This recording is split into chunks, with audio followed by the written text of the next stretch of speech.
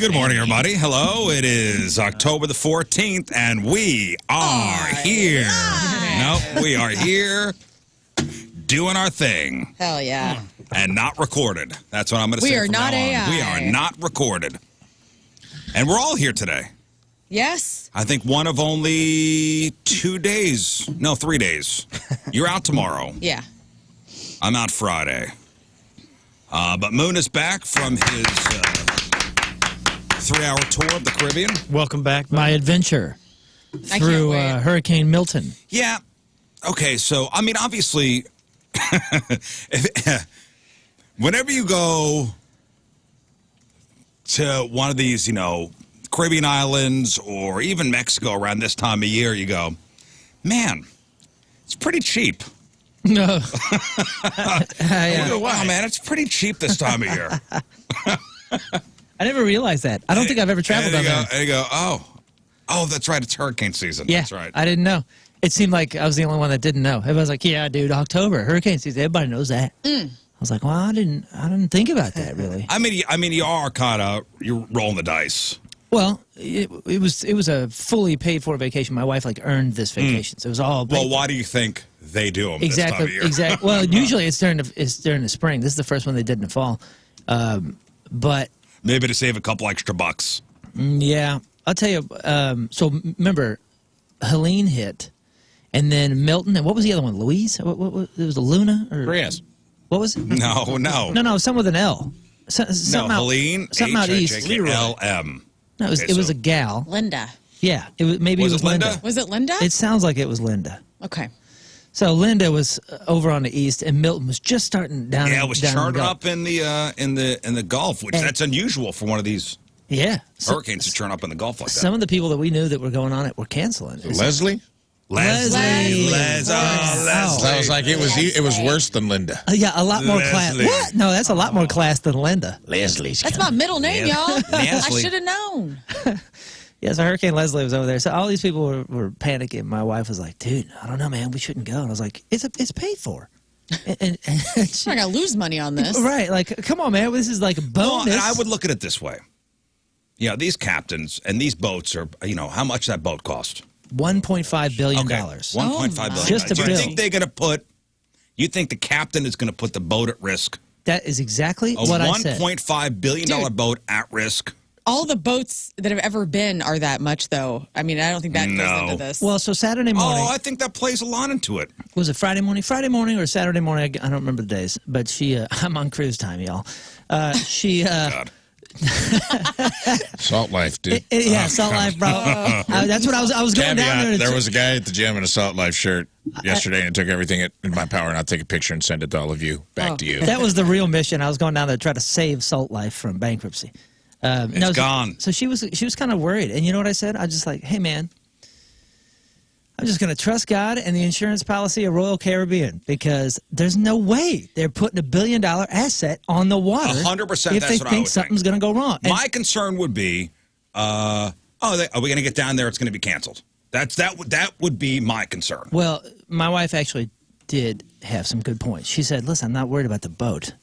I'm worried about the airports. If everything is destroyed and all these people are trying to get out of Florida, and then we pop up with our vacation stuff, back at the port on Friday, and we can't go anywhere, we're just going to be adding to the trouble. Well, you're out of Miami, right? Yeah, this one went out of Miami. This is the first one I've done out of Miami. Okay, so... Well, Kat, to what you're talking about, we did get an email last week from a guy that was a naval fleet officer, and he said that they put ships out to sea during a hurricane to keep them from being battered against the shore, because they'd rather risk sinking than having them crushed against the docks and crushed against the coast.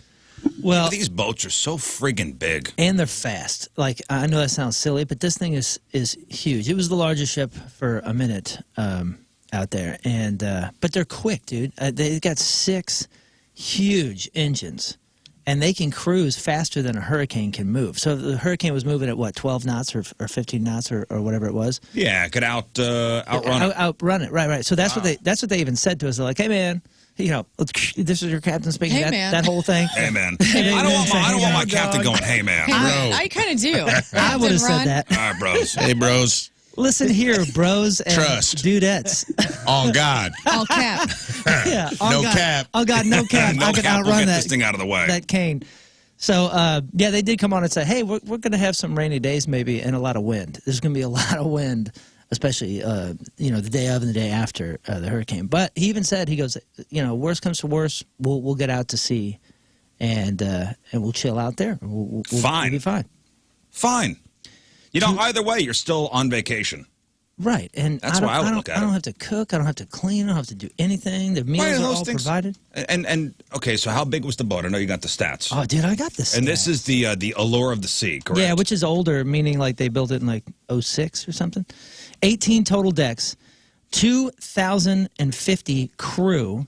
There are 2,800 staterooms. At double occupancy, there are 6,800 guests. It is 225 gigatons. All right, 6,800 guests is capacity. How many do you say were there? Oh, it was full. It was a full. Oh, so nobody canceled. A few people canceled. I'd say probably an average amount of cancellations. Right, there was over 6,000 guests. Okay, it was. But did it feel like? No, the thing is so big. It's so dude. big. It's got a mall. It's got a zip line. What kind of stores at the mall? There's like fancy jewelry stores and watch stores and handbags. It's all the same. all designer it's the same. stuff. Watch It's the store. same tourist crap. I mean, they're all the same. Yeah, but it's like handbags and jewelry. Things that can fall off the boat. We're only that selling things that you can throw off the guess boat. so. No, it's things clothes? where you go to the casino and you win some money and you go up and buy a handbag. Yeah, it's a Oh, yeah. $4,000 purse right when you walk in. The $4,000 purse that would normally be $1,000 on shore. I don't know. We were actually looking at those comparisons. The price was a little bit higher, but you're not paying any taxes. It's duty free. You're paying So for the convenience. Pretty much evens out. There's no cruise tax? Nah, Interesting. because you're out in the middle of the sea. International waters, Yeah, baby. You're shopping. International waters. You're They don't shopping tax here. in a no man's land. That's the other thing we learned we had bad weather on the cruise we did this year. They like to shove off even in bad weather because they can't start the casino till they're out to sea. Oh, yeah. So was it 3 miles out? Yeah, that's a big part of it too. Like if they're tied to the dock or in U.S. coastal waters, they can't fire up the casino. But as soon as they reach international waters, it's go time, baby. Well, what you don't know too is like there is not a single minute that the boat doesn't have people on it.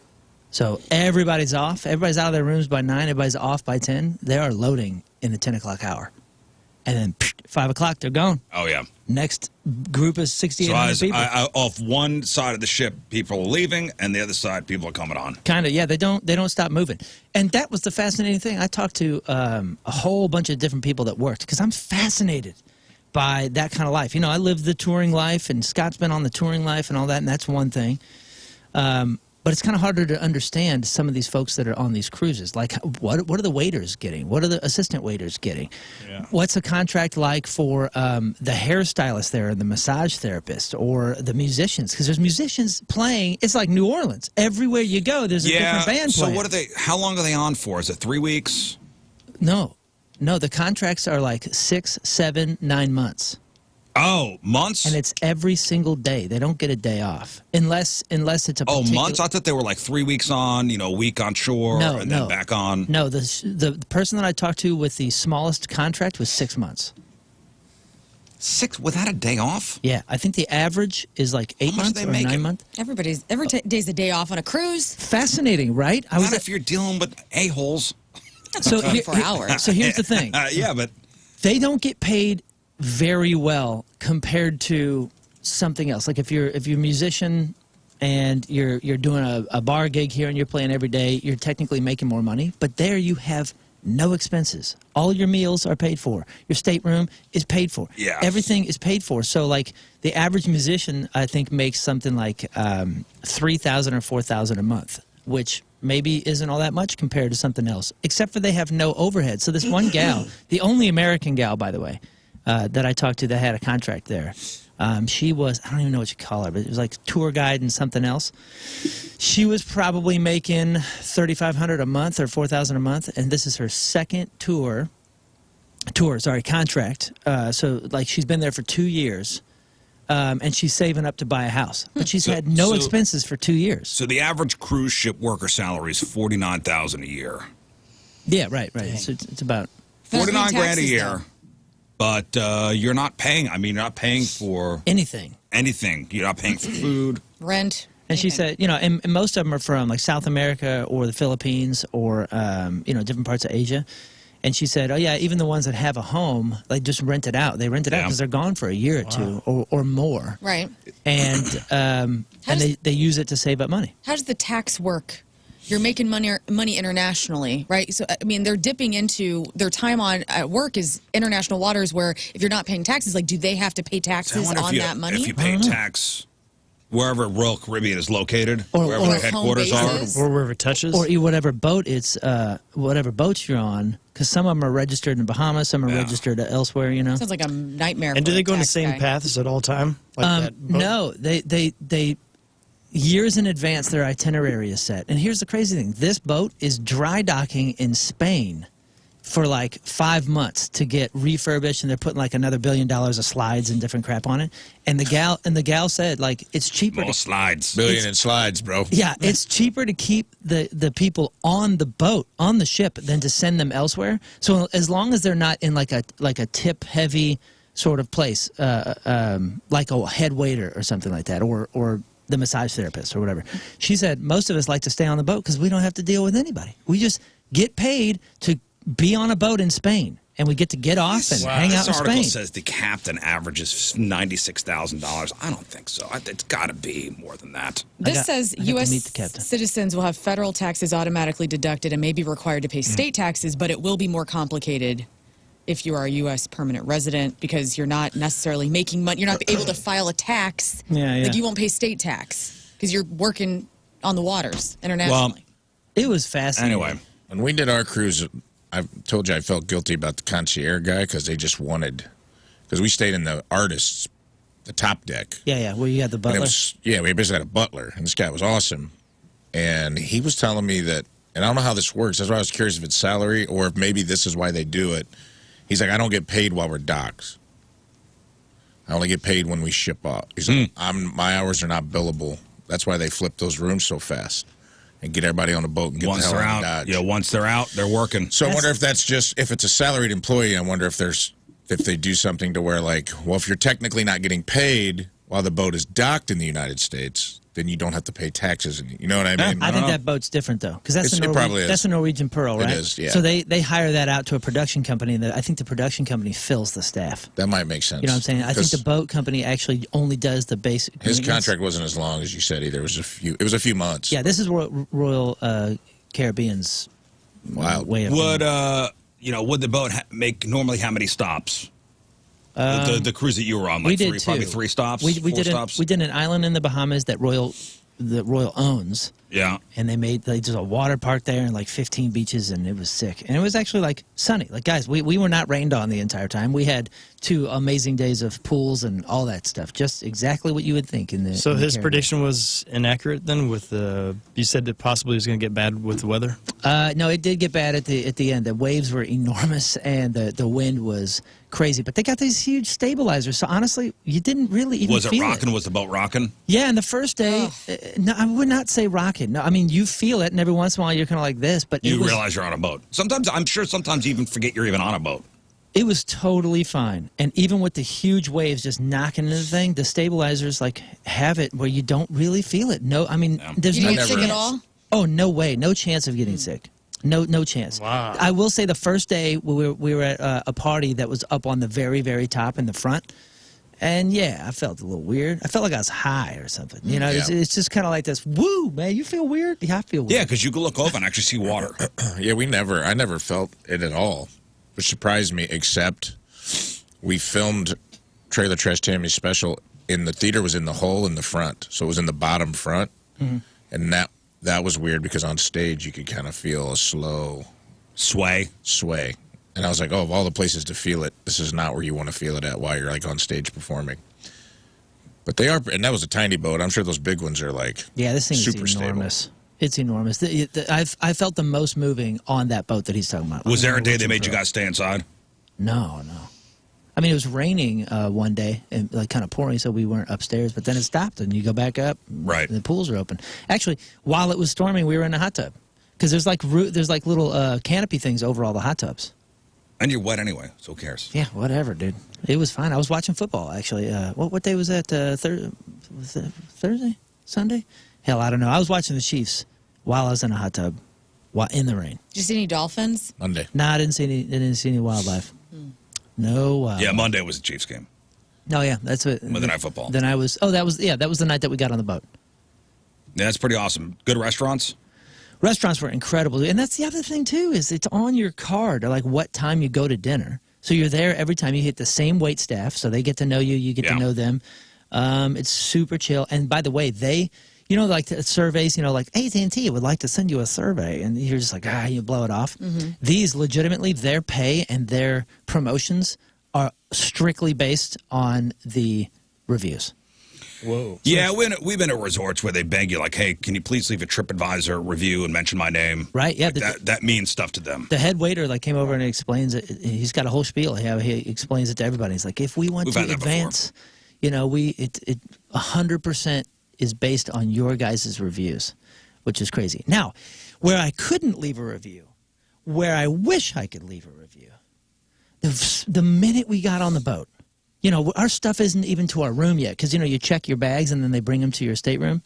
And we're like, oh, dude, I need a massage. Let's go straight to the salon and spa and see what happens. See if we can get a spot. And they're all out there like selling it. Like, oh, you need a massage? You like this? You like this? Here's our packages. So I was like, all right, I'll go first. And then my wife's going to get one. And while she's getting one, I'm going to get a haircut. I'm going to look and feel so fresh Dude, for this you trip. love a vacation haircut, and I think it's like the coolest thing because nobody does that. I'm going to hear about the massage. Don't get off track. Oh, I'm not getting off track because it's burned into my memory. So you guys know about my worst massage experience with the Good place up in St. Charles. And the credit carding and the it was awful. Anyways, this one brought back some memories because we get in and first of all, when they walked me to it, the one guy goes, "Hey, this is our most experienced massage therapist." And I went, "Sweet, man, this is going to be so good." Was the boat still docked, by the way, or you're already out to sea? Let's see. No, we were not even out to sea yet. We were still docked. This is in the 3 o'clock hour. Okay. Boat leaves at 5. So you getting the most experienced woman or man? It's a gal. I would say in her 60s, but when she asked my age, she said, "Oh, we're the same age." So was it a larger? I'm trying to paint the picture. A larger woman? No. I would say from the Philippines, about meaty hands. 5'1". How big were the hands? Yeah, I want a massage honestly, from a woman with meaty hands. I looked. She did have short, stocky, like really strong looking hands. Little George Costanza hands. Yes. Yeah, I need like meaty hands. Yeah, little hair. It's like small bratwursts, right? Yeah. And I thought, Smokies. I'm in good hands. This is going to be awesome.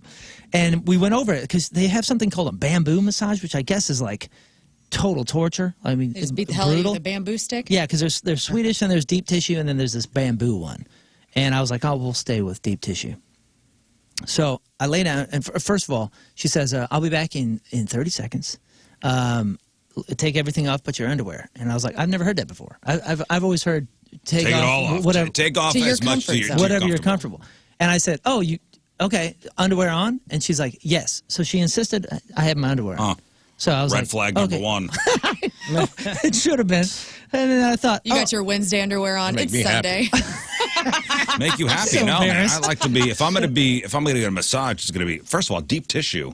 Why would you go for a deep tissue massage for pleasure? oh, because I Swedish. want my ass kicked. Swedish. Why am I there? I can but roll Swedish- around on the ground. Yeah, but Swedish, you could tell them like give it like good amount of pressure. Swedish. No, Deep tissue, they're like getting in there. I want pain. I want physical therapy. thanks. That's what I'm there for. Yeah. What? I Check out need, your lymph nodes. Absolutely. I Get in need there. some I agree with PT, that. dude. I got all sorts they of could do back that with issues. Swedish. He If you wanted tell deep them tissue. like, but deep tissue is pain. But that's good pain. That hurts. No, I need to feel like I got run over by a small truck. You know, like an old Toyota. I get Anyway, you. I'm still sore from John, dude. Yeah. Yeah, and Today. it's in a good way, right? Well, Okay. who's John? John was his massage Oh, you're a therapist in massage guy Chicago. in Chicago. I forgot. Okay. So Go deep on, tissue, please. right? So who's John? So I get. John. I'm face down. I get under the sheet, and then she comes in, and she goes, "All right, you ready?" And I was like, "Yeah, I'm clearly." And all of a sudden, first of all, they're supposed to have the music going, Right. and I could barely hear the music, and it's supposed to be like an atmosphere of calm. Right. And usually you don't hear somebody like opening cabinets and slamming drawers and like click and like. I think you got the massage too early in the trip. Yeah.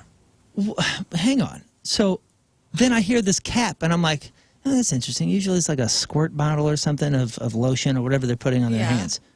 And then, guys, my back gets uncovered, and she just dumps a bucket of oil. I mean, it just went whap. I mean, I could hear it dripping onto the They ground. got all that like Diddy excess Dude, baby oil. and it was They have to hot. get rid of it It was somewhere. hot oil. Royal Caribbean. And I thought, well, that's entirely too much. My back isn't that big. And then she kind of goes and just throws her hands on my back like a mop and kind of mops it around and then dumps more on it. How And long then- was the massage scheduled for? 75 minutes. Oh, that's a good. You're getting fried up, dude. Fried. I mean, it even smelled like chicken oil. It was so, the whole thing, I was That's like, the this grease. doesn't That's smell the good. bacon Ew. grease from the cruise before. That's what it felt like, that temperature and everything. Okay, so then I'm thinking, oh, my wife is going to be pissed because she doesn't like oil. You know, she's got sensitive skin, and she is Right. very particular about what's on her skin. And all I thought is, she's going to be so mad about this. So then I got the P. Diddy oil all over me. And then Hot oil, all she right. starts going and kind of massaging me, kind of doing things, whatever. So I'm grossed out. I mean, it's like the oil is seeping down my sides and over to my belly, you know, and like I'm sticking to the Did you sheet. speak up? What am I supposed to say? Please don't use oil. No, I mean, was she not enough pressure? What was going on? The pressure was whatever. And I thought, well, we'll see what happens. Then she gets to my calves, and for some reason, she thinks that's where I need the pressure. So she painfully massages my calves. Then, like, does all sorts of weird feet things. What do you mean? Which felt good. Did she put them in her mouth? Did she put her fingers between your toes and like have all five? Yeah, but then she's like grabbing my toes and yanking them out of the socket and like doing all. Popping 'em. It was so strange. It was. Did It she was. stick her tongue Did between she grab each individual toe? Yes, Like each little individual- piggy? Yeah, this little piggy went This to little market. guy. That's weird, and man. she would wiggle it and they go pop, and I was like, oh, she's gonna rip a toe out. Kind of felt good after, though, didn't it? No, I've had a to be masseuse do honest, that it didn't. before, and I said, let's not do the other foot. Well, and then she would do one, and like I'm like bearing down. You know the mental focus it takes to not be ticklish when your Right. feet are normally ticklish. I'm just throwing all my focus in the center of my foot, and then of course I react and do tickle. And she's like ticklish, and I was like, yeah. Oh no. And then she keeps going, and She's I'm like, how's this feel? yeah. So now, fight. So now, my body is like doing this thing. Like she has my foot as a controller, and I'm doing these. Wait, are you up or down? Are you I'm down belly still. down? I'm belly Okay. down still. So this is all going on, and then I'm just gonna fast forward because it was just garbage. And then I turned over, and she's doing upper chest, but then This like story better end with an erection. no. So the worst part is, she's doing the back of my neck, and then she starts rubbing my hair. Oh, so I love now, that. No, not with oil. No, with the Oh, grease. yes, I do love it. I had my hair all did. I was looking nice for my wife's pictures later. This and is after the cut.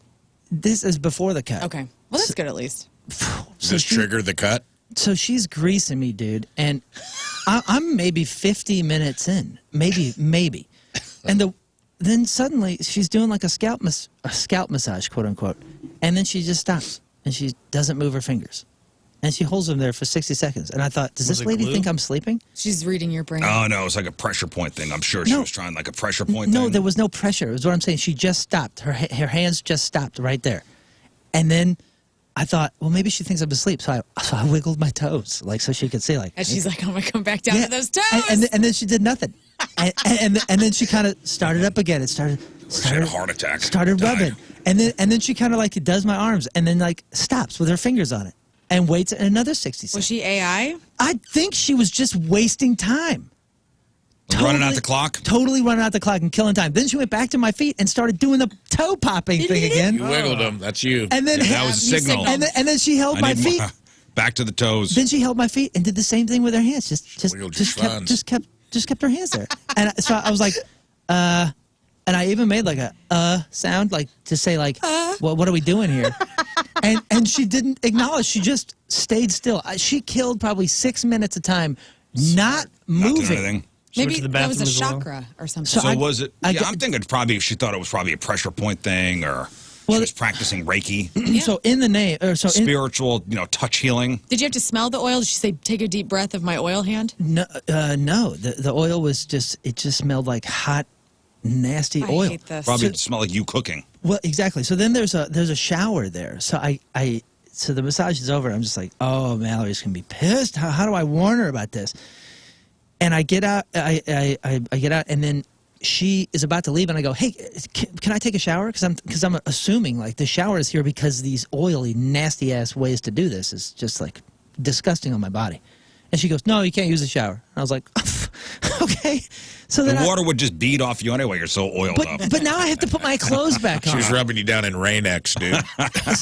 Yeah. So I put my shirt back on, and it sticks to me like a wet sheet. You know what I mean? It's Yeah, just yeah. like, Smelling like chicken. and you guys know how I am about my socks. I don't like putting socks on if I've already taken them off, and I already have to do that. So I'm already going against. know that. I'm going against my code. You got wet foot, too. So now I got oil foot, and I'm putting dirty socks on oil foot, and then she comes in. She's like, "Here you go," and she hands me this big old bottle. She says, "That's the oil that I use," and I was like, oh, "Okay." In case you love it. It actually dripped off of you to the table into a new bottle that is now your oil. Yeah, yeah. And she goes, no, take it. Recycle. And I said, oh, this is for me? Okay. So I set it down here by my watch. And then she's like, and this is the one that you should do every night to relax your muscles.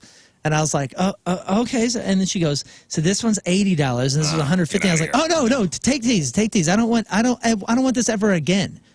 And it was just so freaking gross, dude. Then I had to go straight up to the hairstylist.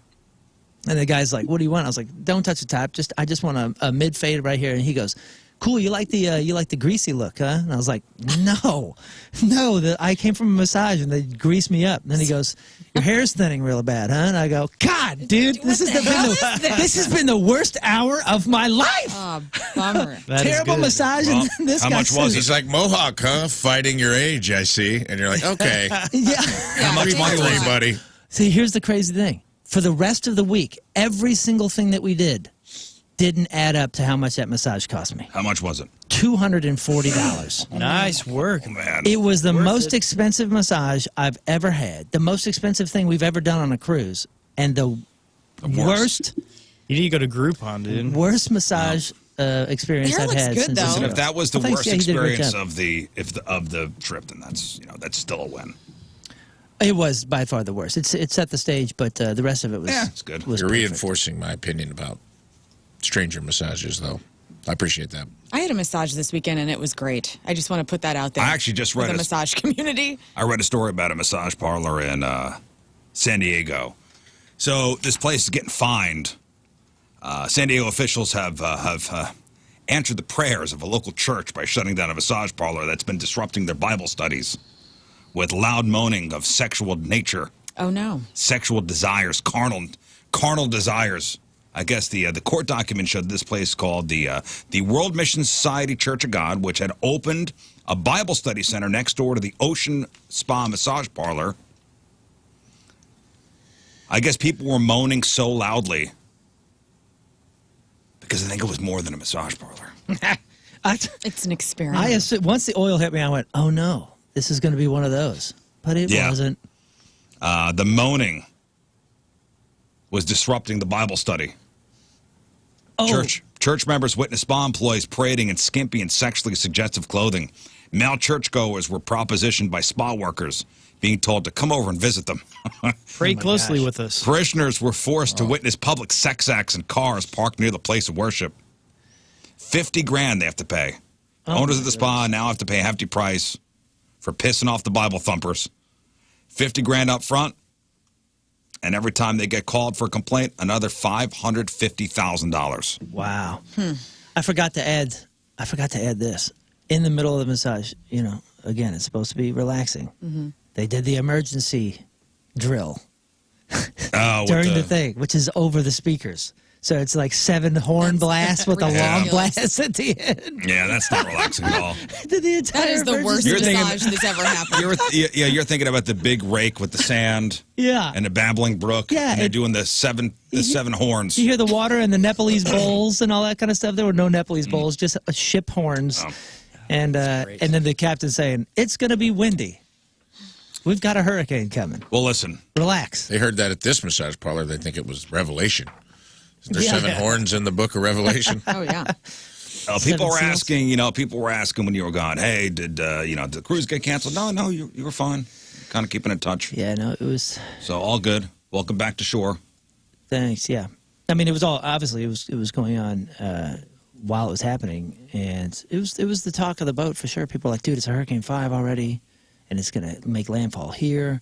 But I mean, if Miami wasn't affected, it was going to be fine. The boat. He even said, "We'll just go deeper out to sea." Yeah, and probably one of the more safer places. I'll be honest with you. That's what we thought, man. And honestly, as far as the whole area, we had very little weather. Kind of nice. We saw you for the first time on Saturday over at the RizzShow Film Festival. Yeah, High out Point. there at the High Point Theater. Which thank you guys for coming out. Good crowd for both the Goonies and Lost Boys. So much fun. I was super stoked to see the Goonies In the theater. I'd never seen it before on the big screen, and it really was truly a new experience, and it was like watching the movie for the first time again. It really was. Really was. That's cool. It really was. And I forgot how dirty it was in some parts. Well, I couldn't wait. Is that a PG? That's a PG-er? Yeah, I thought it That's was, an right? 80s PG. That might have been. That's an 80s PG. Yeah. That might have been an 80s G. No. You got to have Big Bird in something to be a G. In the 80s? Well, Yeah. I think that's Look an it up. 80s PG. It's for because- sure PG. It did not get a PG-13 rating. Follow That Yeah, it's Bird was PG. almost PG. Yeah, there's some pretty suggestive things in there. And there were some young kids in that theater for Goonies. hey, man, that's not our problem. That's the parents' problem. You brought your kid to Goonies. Dude. You'd seen it before. You knew what to expect. We got emails immediately, and I loved it. As soon as the statue got knocked off the table And the penis fell off. and the penis fell off, I go, I bet a lot of parents in here forgot about this. That's I forgot about that That's part. the first scene, isn't it? It's It's very early it's in at the movie, beginning. yeah. And also when Corey Feldman's translating for the housekeeper who only speaks Spanish, Oh, there's that's all these right. drug references and There's a sex dungeon in sex the attic. dungeon and stuff. Yeah, do they have an F-bomb? I don't mean No, I don't no, mean the there's 4-letter. just I the mean S the, word a the lot. 3-letter F-bomb. No, No, Teen Wolf does, and I thought this one does too. no.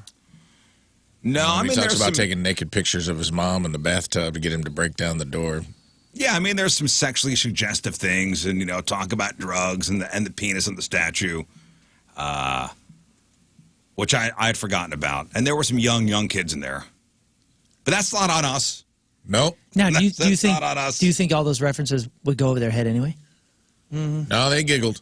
I guess so, because we were kids. We watched that, and somehow you don't remember any of that. Yeah, none of it. So maybe it just flew over our head as well. I heard a guess. lot of young laughing when they glue his wang upside down, and he gives the peeing in his own face joke. And oh man, it hit with the kids. Yeah. Yeah. The kids loved it. And it was really cool. I tell you what, that theater's awesome. It was fun. It is old school. No reclining chairs. Yeah, you can't press a button and the seat goes back and the legs go up. I mean, you're sitting there, Raw dogging a raw movie. dog. It was weird. As a popcorn connoisseur, by the way, some of the best movie theater popcorn I've ever had. Yeah, that popcorn smelled. Did you hear what the reason why? Why? The butter. Did you get extra butter in yours? They actually use real butter. It's That's none of why. the synthetic stuff. You know what? It really did make a Yes, difference. it makes 100% difference. They say they're like, yeah, we spend a little bit more on the butter, but at least it's You know legit. what? Honestly, I didn't know that. Yeah, Pretty cool. Good. I didn't know that, Game and I changer. tasted the difference. They also sell Boyer peanut butter cups, which were Reese's predecessors, and they freeze them. So you Yeah, get the 'em brand cold. is Boyer. I never even seen these things before. I saw them in the cabinet. I go, what are these things? I go, oh, these are the boy liked 'em. OG peanut butter That's cups. awesome. Fed one to the offspring, and he said he thought they were better than Reese's. Oh, to my kid? I don't know if that's just proximity. He's like, they're better because I have one, or if he Yeah, it could actually be. thought that. He said he liked them, though.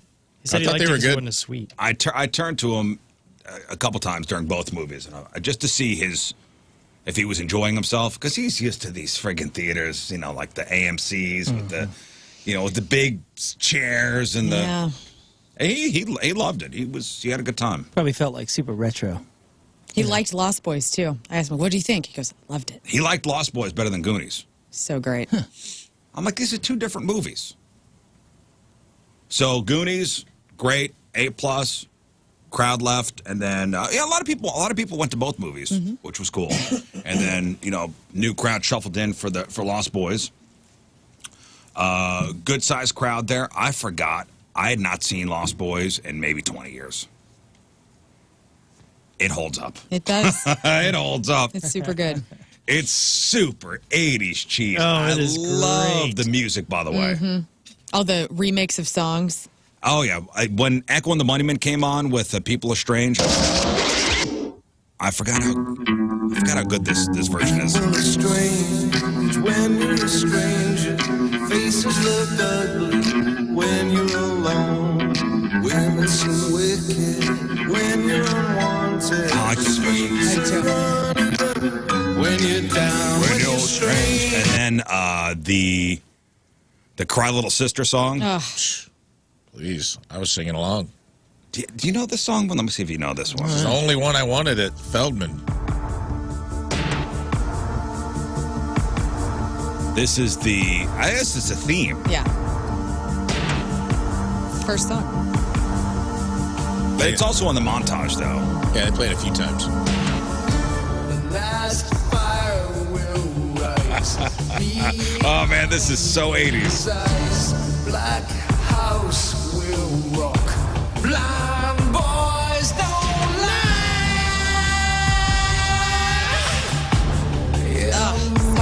So good. The scent. That voice so clear. Sweet. Through broke I want to get to the hook. walls. That scream I hear.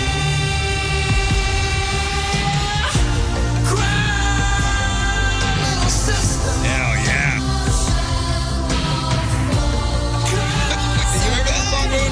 I remember from watching the beginning of the movie. Dude, Kiefer Sutherland, I've never been attracted to blonde dudes, but his mullet and his earring and his trench coat and gloves, like, all of that feeling, I remember, watching that movie in the 90s for the first time, and, like, all that heat came back. I was like, gosh damn it, Kiefer Sutherland. His sweet eyes. So hot. Ooh. What about Bill Esquire? Alex Winter first. Yeah. I don't think he spoke in the movie. No, he just does the Look. villain henchman like. They all do that. Oh, so good. Actually credited as Alexander Whoa! Winters. Before he grew up. I did a deep dive into Lost Boys after. And Joel Schumacher is the director.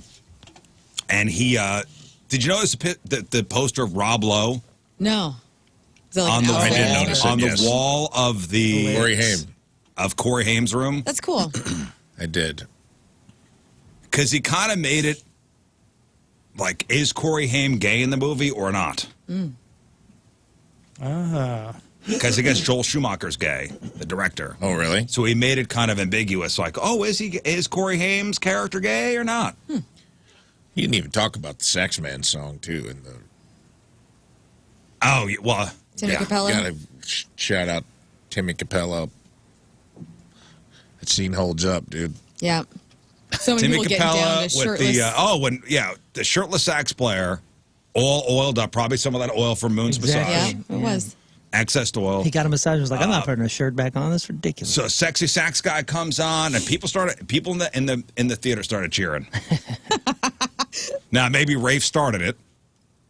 Hey, respect. I give respect where respect's due. Maybe Rafe started that cheer in the theater, might and have. Timmy Capella came on. But all in all, it was a great experience. Dude, it was great. It was great. We were talking about during the Goonies too. Like, Chris Columbus wrote the script, and I didn't realize that. And I was like watching the Data torture the two criminals, the two brothers, and I'm like, that's the seed for Home Alone. Today's Chris Columbus's day, actually. That's pretty on brand that we watch Goonies. That's good. Yeah, same guy who Yeah, same exact guy. discovered America, wrote the Goonies, which is crazy. It's Talented about guy. adventure. Real Renaissance man. But I didn't realize that, and I was watching when he's doing all the booby traps with slick shoes and punching them in the face with. I was like, oh, this is probably the seed that planted, like the Data torturing the Fratelli brothers, later became. That's the whole plot of Home Alone. is just a kid All little torturing booby traps. two inept criminals. And I was like, he just took it to the next level. He's like, that's what everybody loved about the Goonies. I'm going to make a whole movie of it. Yeah, and I was trying to explain to my son how most of the people in both those movies went on to giant careers. Yeah, Josh Brolin. Josh Brolin said, that's Thanos. I said, Sean Astin, Rudy, and you know, he was in Lord of the Rings. Samwise Gamgee. Data. He just Data won- he just won an Oscar. That was a long time between, though. Well, Yeah, nobody- still He going. didn't work for 20 years. Still, I said even Lost Boys. I'm like, Kiefer Sutherland, you know, the head vampire guy, went on to a big career. Jamie Gertz owns the Atlanta Everything? Hawks. Yeah. And I think she owns the Brewers, too. She owns everything. Jason Patrick had a decent career. He had a decent career. Still working. I hadn't seen The Lost Boys. You guys and my buddy Brian have been preaching to me that I need to see The Lost Boys, and I finally did. Like a couple months ago, my son and I found it on one of the streaming services. It was available, so we watched about 35%, maybe 40%. We went to finish it, and it was for rent. Like whatever streaming service had dropped it, and I was like, man, I'm not going to pay for it. It'll come around. And then when this opportunity came, I was like, this is going to be great. Wasn't sure if I was going to make it because of the cruise. But we're in the studio this week, so I had to write a song. So I still haven't finished it. You'll never finish because when it. the movie started, I had to go. Yeah. That's your Pretty Woman, dude. So it is my Pretty Woman. I watched more than a half hour of it. Still haven't finished Lost Boys. I do like Goonies is like an hour and a half. Lost Boys an hour and a half. That's when movies were 90 minutes and out. Tell me something though, and I've always wondered what this phenomenon was. Is it because of the movies, or was it because of the era in which we watched the movies, or our age? That a lot of those good classics that you're like, oh, best movie ever, you don't know the ending.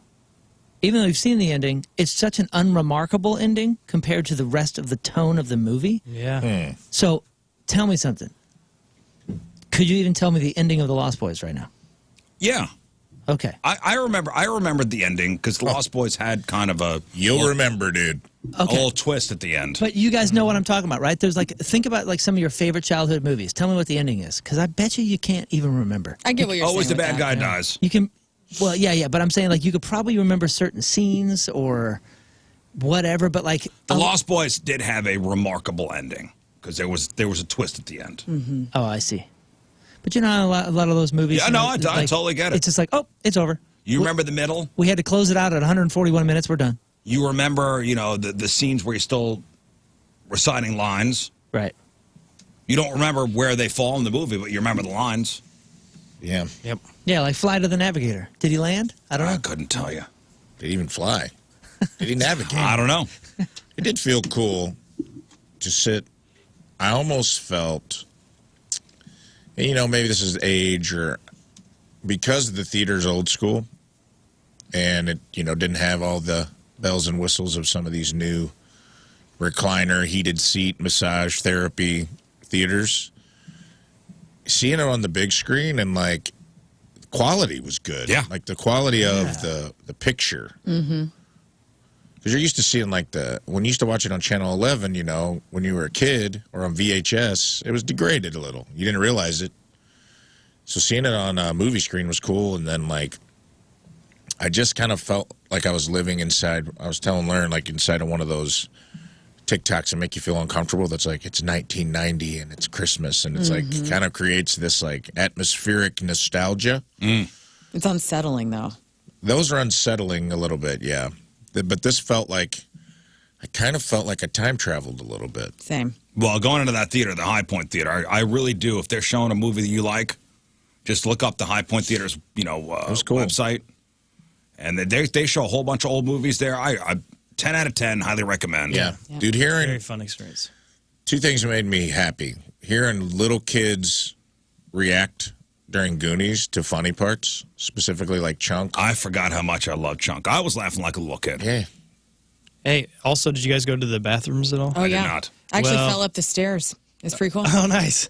Yeah, no, the men's bathroom, it's top ranked in St. Louis, according to Post-Dispatch. Is that true? Yeah, it was a picture of their award and everything. Whoa. I don't know. Because they have these two old what a missed urinals right opportunity. next to each other where you have no room. If someone's there, you have to turn sideways to use What a them. missed Yeah. opportunity not to pee on the Hip. up It's in the, awesome. at the It's High beautiful. Point. Hip to hip, rivet to rivet. So if you got to go, that's the place. Well, listen, now we know people will come and we'll do it again. It was cool. Yeah, We'll thanks do it for again. voting those movies then. Yeah, great people were- great choices. Encouraging us to have a Christmas one. So Okay, listen, we could do it. They were like, at the high point, they were like, hey, whatever you guys want to do, you know, yeah. we'll give you the theater again. Cool. It was awesome. And other news over the weekend, did anybody see that video of the dog pooping out the rainbow of Orbeez water toys? Yeah. No. Yes, poor guy. See if you can How'd I pull miss that this? up. Oh, man. I don't know. I felt so bad. Yeah, me too. Because I got the story. I don't know if anybody saw this video. A dog in Colorado went massively viral this weekend after eating something he shouldn't have.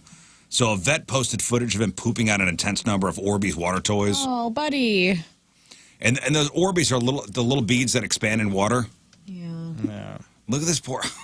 Well, first of all, look at his face. He's like, will you quit Shame. watching me? Stop recording me.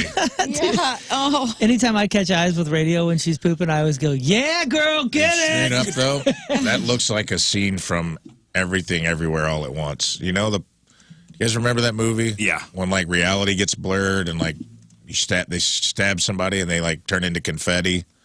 Like, the two things just don't go together. Like, you're watching a dog poop, but it's pooping out, like, these beads that are flying all over Yeah, the see if place. you can actually find the video, Moon. Like the actual video itself. That would be a wild...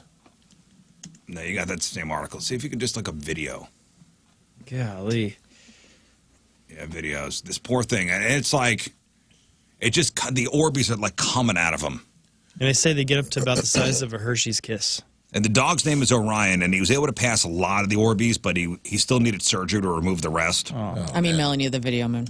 An X-ray revealed that he'd also eaten some Staples. This is one of these Oh, dogs that my eats everything. goodness. Staples. Yeah. Ryan's belt.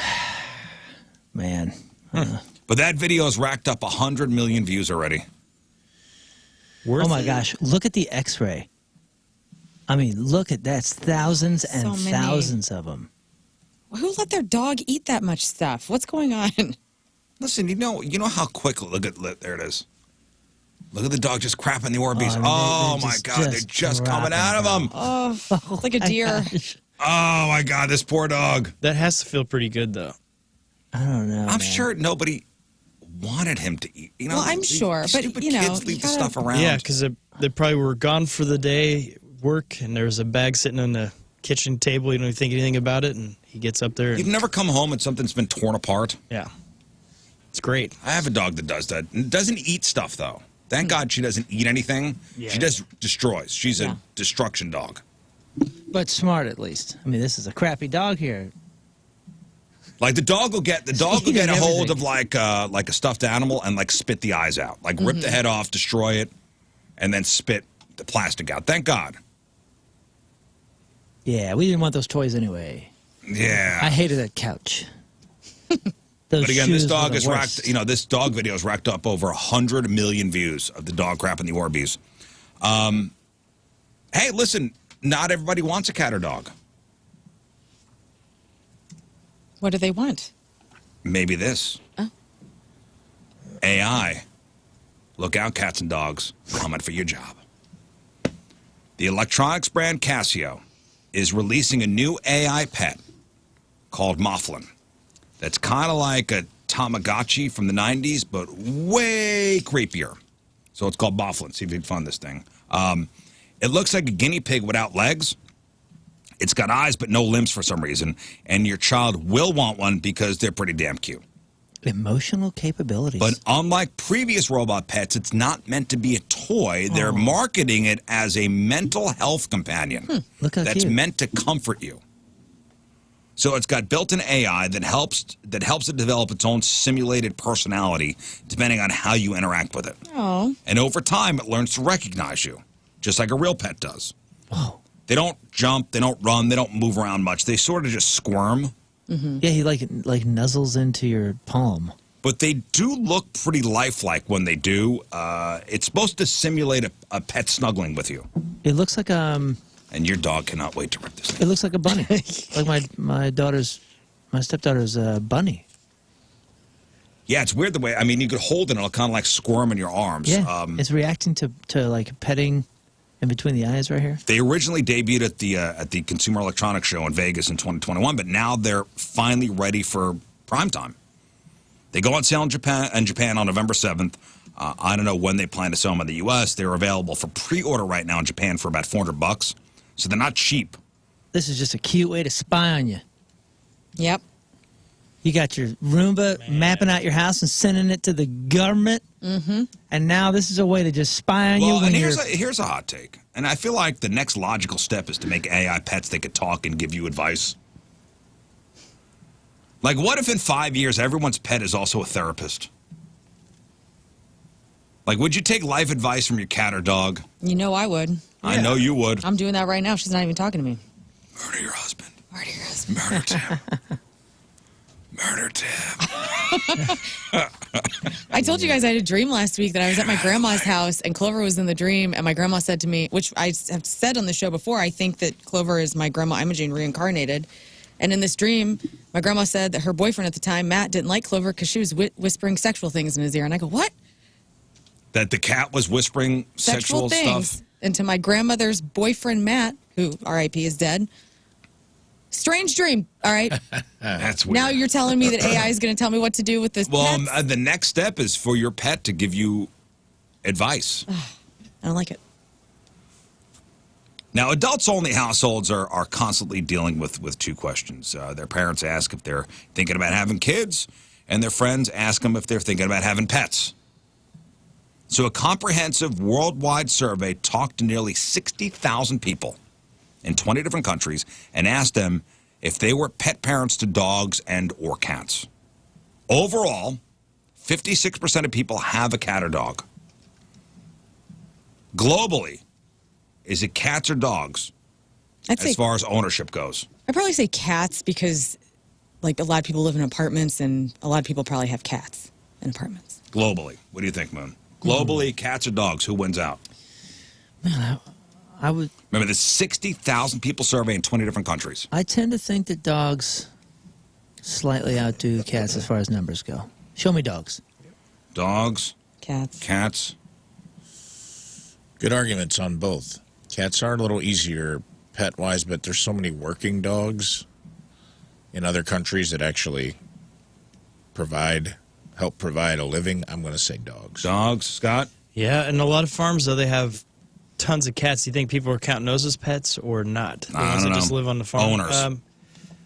I'll say dog, though. I think there's more Okay, dogs. There are more cat owners.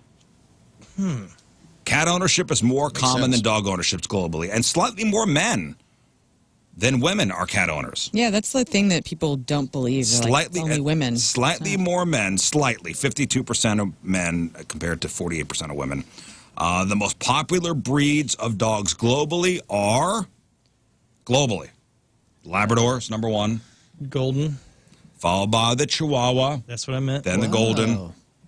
Chihuahua's number 2, huh? Chihuahua's number 2 globally. They're pretty chill and easy. If you get the right one.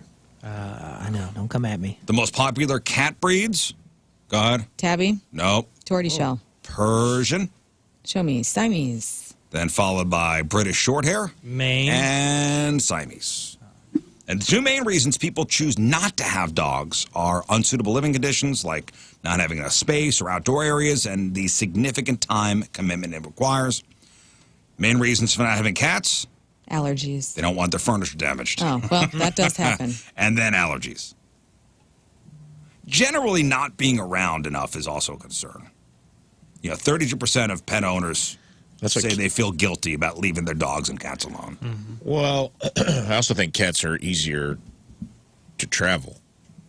You can leave a cat for a week and damn near only have them checked on maybe once or twice. Maybe not at all. As long as they got food and water. You got an automatic feeder and water thing. And, I don't know, man. And That would enough make me litter nervous. box. Cats are like just way more because they don't have to go out to go to the bathroom.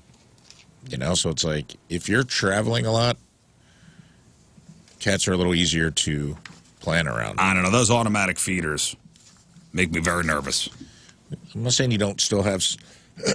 I mean, yeah, but now you can have a camera. You can be checking in on them. That's true. Are Siamese cats idiots? Learn. What do you mean?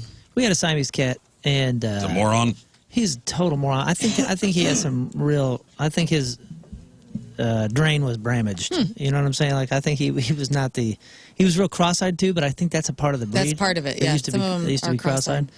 So he was an idiot, and he looked like he was confused all the time. But he really was kind of a dummy, and I don't know if that was a breed thing. Yeah, I don't know. I mean, if you think back to remember in Lady and the Tramp, there's the Siamese twins, the cats. And they're like super smart and like mischievous and stuff. So I always thought that they were a smarter cat breed, but Just because of the cartoon? We are Siamese, if you please. Yeah. their little tails are intertwined. Small- Adorable. Small Never sample trusted him size. because of that. But I've never had a dumber cat than that one. Says they're I just intelligent. wasn't Tell you sure. what, I saw a TikTok of a guy found a cat on a 30,000-mile road trip.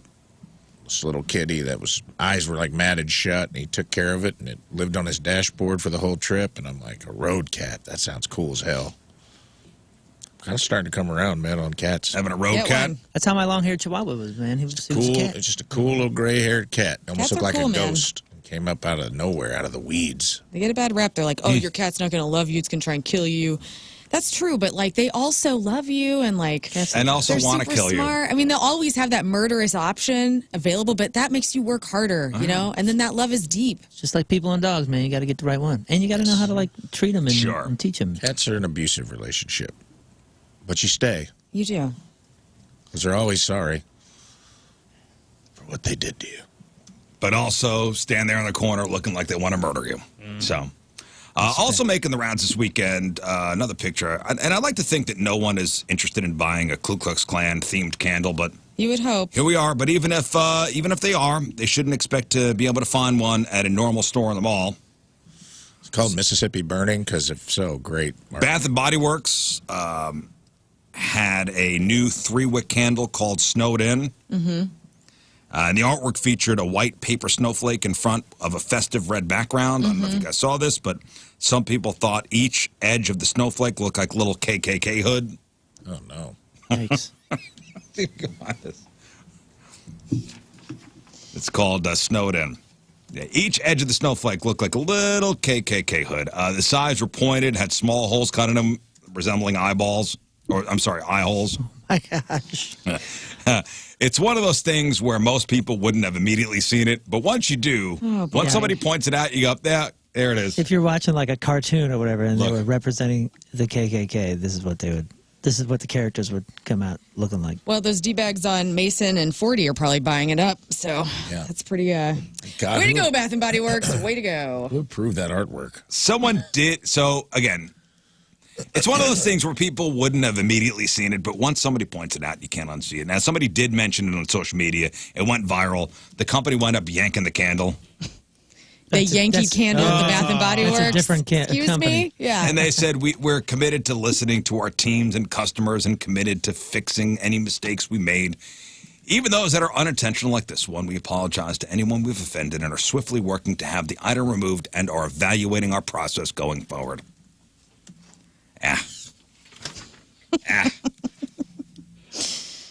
So that went around this weekend. How did it smell? Like I don't know. I don't know. We'll never know. I want to know if the people that work at Bath and Body Works, because I love going to Bath and Body Works, do they have a headache at the end of their shift? Have to. They have to, right? have to. Or they Either get that or used to they- that perfume smell. Or they smell the best ever when they leave. They're like, can go anywhere because they're like, I smell fresh. I don't know, man. I feel like they're trading now time for later time. They're shortening their life for sure. Have to be. With that, I'll walk into one of those places. I'll go, I got to stand outside. Yeah, dude. It's a risk. I got to stand outside. I think I got 2 minutes before the timer starts going. Hey, before we move on, we got to talk about the RizzShow Fastlane Pick'em Challenge. And yesterday, Sunday football. Anybody park themselves on the couch and watch all day? I watched a little bit of the Commanders game. Okay, watch Commanders game. They wound up losing. Did you pick? Who was it? Ravens and Ravens Commanders. It was the Battle of the Beltway. Yeah. They called it the Battle of the Beltway. And the Ravens wound up winning. I don't know who you picked. I don't know either. Well, I will say that every one of the competitors on both teams, all 10 of us, as far as winners picked, all in the double digits. Every single one of us. Yep. That's great. In fact, all 11 was the least amount picked on both sides. So congratulations on making decent picks, everybody, this week. Thank you. It helped that all the favorites won. Really? Yes. This was a week in NFL that every favored team won their game. Now, as far as Fastlane goes, and tonight you got the Jets and Bills for Monday Night Football. But they had 4 people with 13 correct picks. 4. Holy cow. BK, Jamie, Carrie, Andrew Marsh, all had 13 out of 4. How many games? Out of 16 games? That's what 14. it takes. Yeah. It's 14. That's what I'm saying, dude. That's crazy. These picks are insanely good on both sides because everybody played the Oh, there were faves. 14 total games? 14 total, and there's still one to play, Oh, so they picked everyone as a winner. Except for one. Wow. Jeez. Wait. except for one.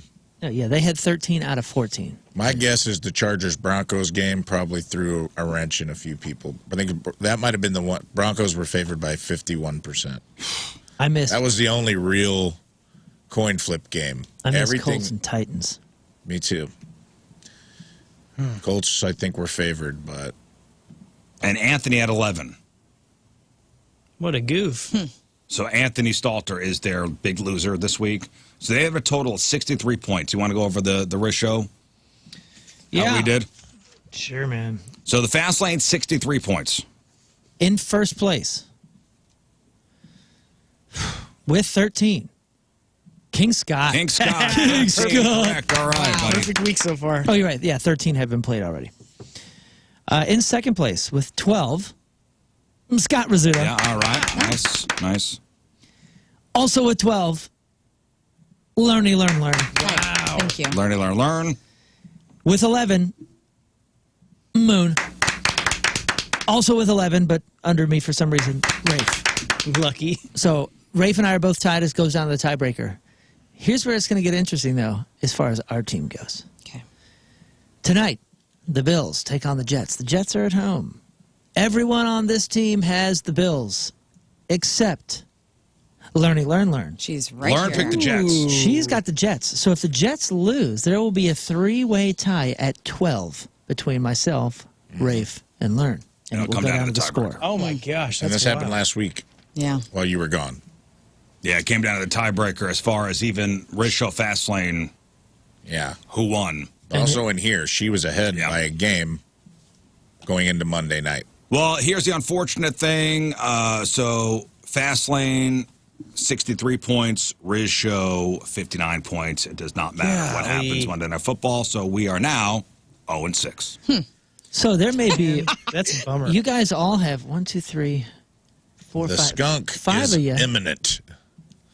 5 of you. So everybody except for Stalter and the rest of us. So Scott and their team, their entire team, could go 14 for 14. Is that the first time ever that undefeated? I don't think I've ever seen that. You got none incorrect. Yeah. You picked every winner yesterday. Yeah. Yeah. I knew. I just had a feeling. I was like, this. And if the Bills win tonight, How many you do they a have? perfect week. They have three Three people of them. They have 4 people. 4 of them. 4. All of them that have. could go perfect. yeah, go all of them perfect. could go perfect except for Stalter. And I don't think anyone has yet, right? I don't the think thing, it's dude, ever. like, you I don't know. I don't remember ever a perfect week. Wow. Yeah. Wow. This has been a weird week in the NFL because there were no upsets. There just weren't any. Well, I'm you gotta, upset. You got to. I'm very If the upset. Jets win, if the Matter? Jets win, that would be an upset. Why So would there's I- a chance. I'm upset we're 0-6. Yeah. would I What pick the are we going to Jaguars? do? I mean, Why this would I is do that? stupid. I mean, you can't just when you're behind. I don't know. I struggle with it because if you just go and pick the favorites, that's what they're going to do, and they're probably going to.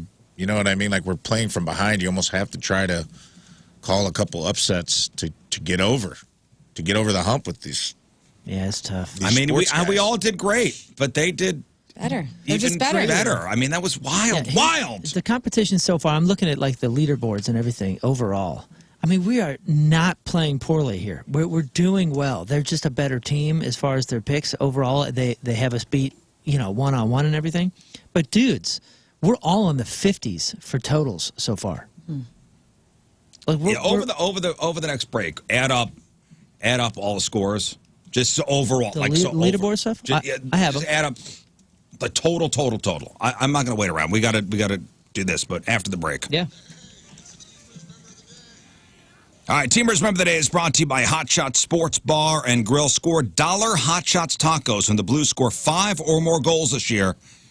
Get in the game at hotshotsnet.com/blues. From Breeze, Illinois, Jason Bostic is our Team Rizz Member of the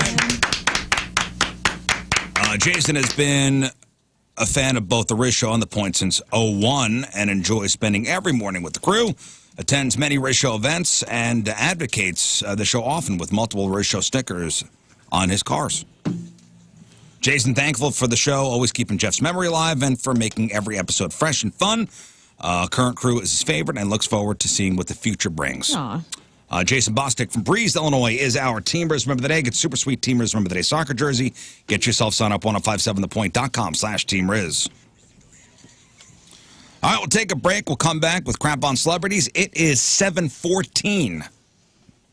Monday. First look at the traffic and weather. Moon coming at you. Traffic is brought to you by Golden Oak Lending. Do you need extra cash? Golden Oak Lending can convert your home's equity into cash in as little as 14 days. Let Golden Oak Lending cure your blues. The highways are clear for now. Your Point forecast, mostly sunny skies, but cooler. High of 63. Right now it's only 47 at the Point studio.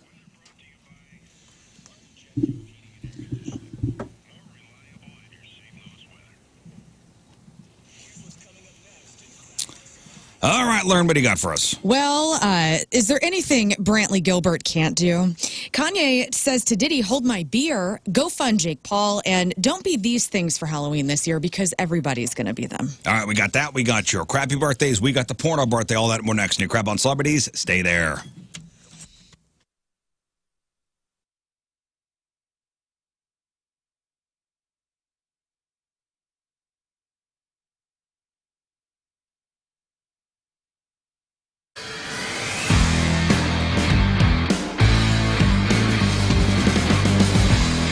So last time you saw the garage, the place was full of stuff. It was dirty, it was dingy. So this is the inside of the garage. So what we're going to do is we're going to keep some of this structure here and then kind of build around it. And now look. It's a house! So the Fed lowered the rates, and what does that mean to you? That means, hey, maybe it's time to refinance a house you're in. That means maybe it's time to pay less every month on your mortgage. Maybe it's time to take your 30-year loan down to a 15. Well, this is what Kevin Putney could do for you. Kevin Putney at the 123 Mortgage Team. Give Kevin a call.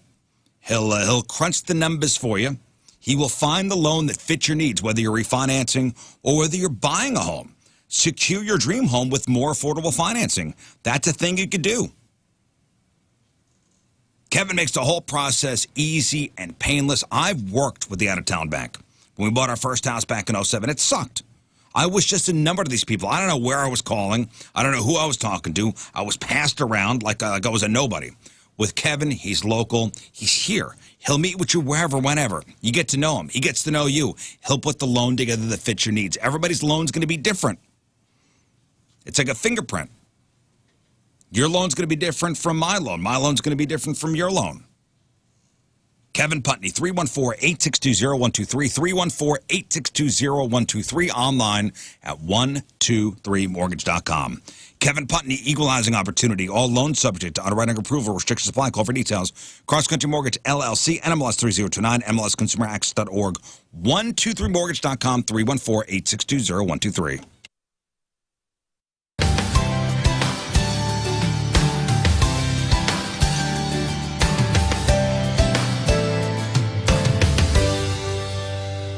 All right, it is Memorial Day weekend. We just got up to the farm. Job number one, feed the chickens. Let's go.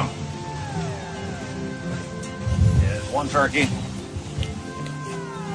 2 turkeys. Yeah. All right, come on. To the chicken house.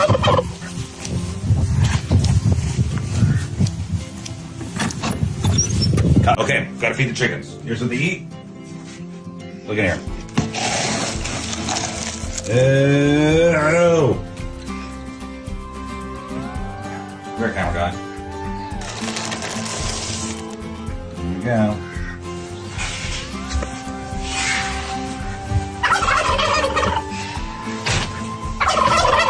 All right, chickens. Here we go.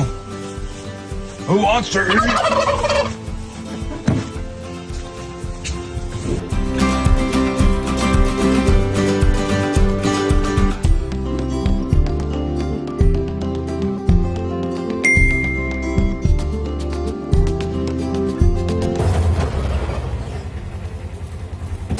Hey guys, welcome back to the forum, and I think it's time to check. Mentalityhealth.com. 2 area locations to make it easy for guys just like you, just like me, just like Rizz, to go and make sure that you are staying at 100%, that you have that edge for life, for business, for extracurricular activities, in the bedroom, whatever your goals are. Let Mentality Health help you get there. Now, maybe you qualify for TRT therapy, the old testosterone replacement therapy. Or maybe you're looking for some peptide therapy or tadalafil or semaglutides. They even have at-home test kits right there. They make it so very simple at Mentality Health because they are very men-specific. They're very this type of thing, your health-specific. They're not trying to be everything to everybody and, can I attract these people over here by doing this and blah, blah, blah. They are just trying to help men make sure that we look, feel, and perform our very best. You go in there, you talk to the board-certified physicians, you have a blood draw, and if your numbers are perfect, they're going to be the first ones to tell you and say, you don't need us, and send you on your way. But if you need something, they'll help you. They'll educate you on how to get back to 100% and help maintain that. So if you want that edge, you go to the best. It's Mentality Health, mentalityhealth.com.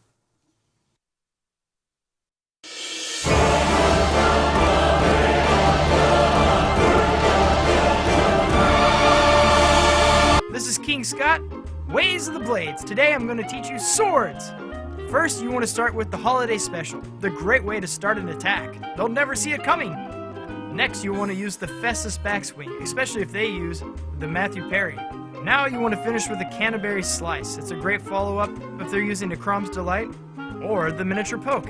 Thank you for watching. This is King Scott's Ways of the Blades. Now you know swords.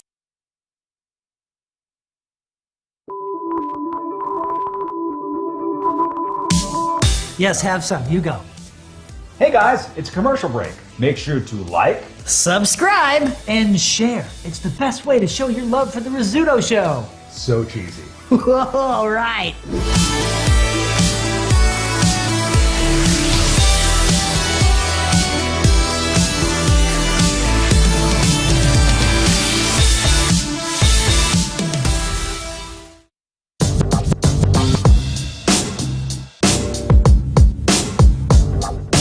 All right, backstage at Point Fest, and for the first time playing our fantastic festival, a rock and roll band that we have come to like quite a bit in the last 6 to 9 months. Gentlemen, it's great to see you from Bad Flower. Welcome to St. Louis and welcome to Point Fest. It's great to have you. Thank you very much. Here. It's great to be here. So I want Talking into the fart mics. talking into the fart mics, absolutely. The first thing that I just want to kind of cut straight to it. The song Promise Me, we're playing right now, and I love it. Thank you. I absolutely love it. When we play it, I honestly feel like it jumps out of the speakers and just, I don't know, man, I think it just sounds great, but it definitely sounds different than the first 2 singles before it. I'm assuming that was a purposeful move on you guys' part. I think if it was up to me, Promise Me would have been the first single. But there were tactics involved and as to why we went and did it in the order that we did. And I'm glad that we did it in the order that we did because Ghost was such a huge success. And then Heroin, we didn't expect to also be such a huge success. So it was cool to sort of seal that and now come out with our song that is way less on the rock side that everybody knows us to be. Mm-hmm. And it shows more of who we really are, which is a more diverse group. Right. And I believe, if I'm not mistaken, Promise Me went #1 at Active Rock over the weekend. Heroin went number 1. I was like, it did? There we go. Hey, already screwed up this interview. Yeah, no, Heroin is currently number 1. We just went there. The reason that I say that is because on the alternative side of things, Promise Me is the one that we are playing right now. Totally. But when you see those kinds of things happen, when you see the song move up the charts and see people start to play it and really react to it, as a young band, I just cannot imagine that sort of feeling. Blues hockey. Get pumped for your St. Louis Blues and watch every game at the #1 blues bar in St. Louis, Hot Shot Sports Bar and Grill. They're bringing the energy all season long. with incredible specials, exciting games, and non-stop hockey action. Play Blues Roulette during every game, and every time your player scores, you win big. And you know it's time to bleed blue with the most passionate Blues fans in town. Don't miss a second of the season. Hot Shots is your ultimate game day destination. Game day specials. Enjoy Blues-themed specials while you cheer on your St. Louis Blues. That's right. You can... Oh, sorry, Rafe. Yeah, you had me muted because you know I was so hyped about this. I thought you would just yell the rest of the commercial. Score $1 tacos with dine-in only all year long after the Blues score 5 or more goals throughout the season. So pull up a chair, put on your Blues sweater, and head to Hot Shots, home of the St. Louis Blues and the Blues fans since 1990 LGB. Plus, you can win Blues tickets. Ready to catch the Blues live in action? Join Hot Shots for St. Louis Blues Ticket Tuesday. Anytime, every Tuesday Blues game this season is a chance for you to win a pair of tickets to an upcoming game for you and your squad. They got the drink, the food, the enthusiasm to cheer on every goal with you, so don't miss out. See you on Ticket Tuesday. Hot Shots is a proud partner of the St. Louis Blues.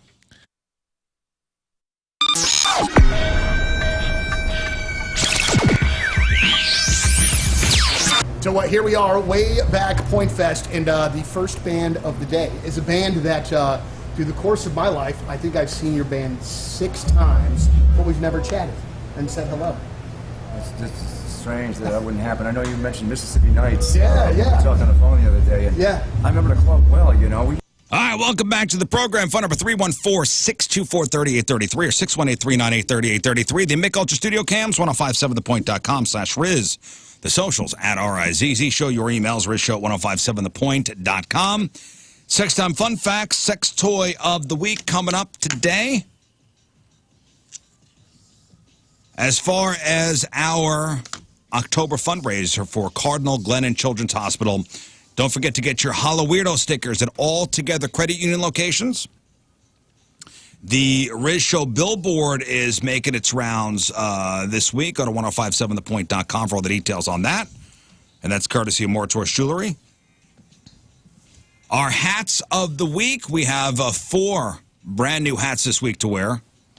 4 brand new companies who have made generous donations to Cardinal Glennon Children's Hospital. We'll start with Moon, and your hat this week is sponsored by Accredited Roofing.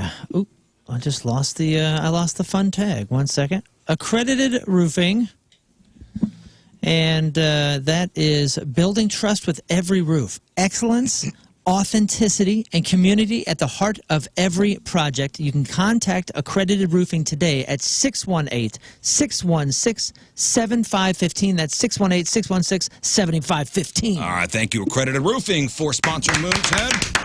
Learn. By State Protection Corporation, protecting lives, safeguarding futures, our fire protection promise, and you can find them at bystatefire.com. Thank you very much. Nice. Rafe. EcoFlow Gutter Solutions. EcoFlow Gutter Solutions. Reliable gutter solutions for every home, providing top-notch gutter installation, repair, and cleaning to protect your home from water damage. All right, thank you. And sponsoring my head is Ives Towing, 24/7 tow truck service in Southern St. Louis Metro. Emergency towing services and roadside assistance. Call 636-942-9989. That's 636-942-9989. That's Ives Towing. All right. Hey, on the instant feedback here, Joseph writes, y'all suck at the Pick'em Challenge. Just stop playing, give up, never do it again. Love it. Oh, thank you. Thanks beg to for differ, that. Joe. Listen, there have been some very close weeks, and Aren't we tied for doing this? 2-2? Haven't we won 2 years and they've won 2 years? maybe, unless I don't like to keep scoring. We don't suck. We don't suck. We're just I don't like to keep we're scoring. getting beat. It's very close every week, and Moon added up all the wins for the season so far, six weeks in, and it's got to be very close, right? So total for Fastlane. For this week or total? For total, 6 weeks. 290. 290. Okay, for the RizzShow, it's got to be like 285 or something. Unfortunately, it's not that close. To right now. 70. Go. On the this guy. Okay, so King we're Scott is the guesser of all guessers. Maybe it's not as close. So we're down by 20 overall, Hey, but there's listen, we had a couple I did bad have weeks. a perfect week so there's far. like 23 weeks to go, so we got plenty of time to come back. Maybe 10 weeks. Yeah, guys, we need to get it together.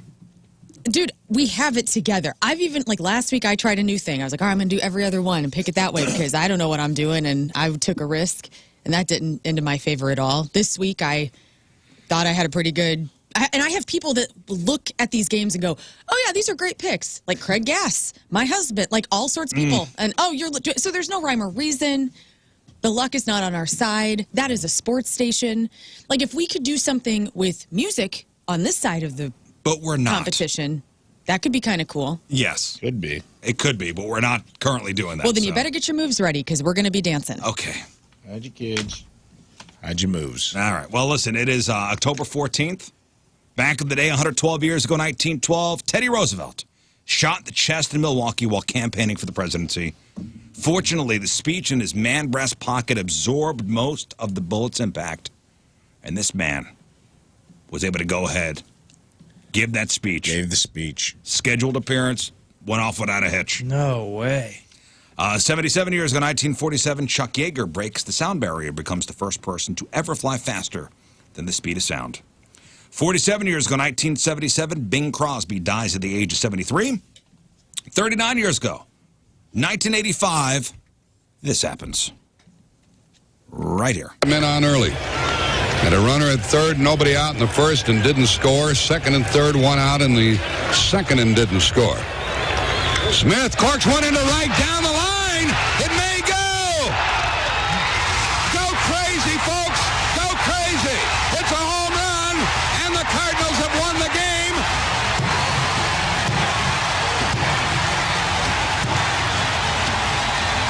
$39 years ago today.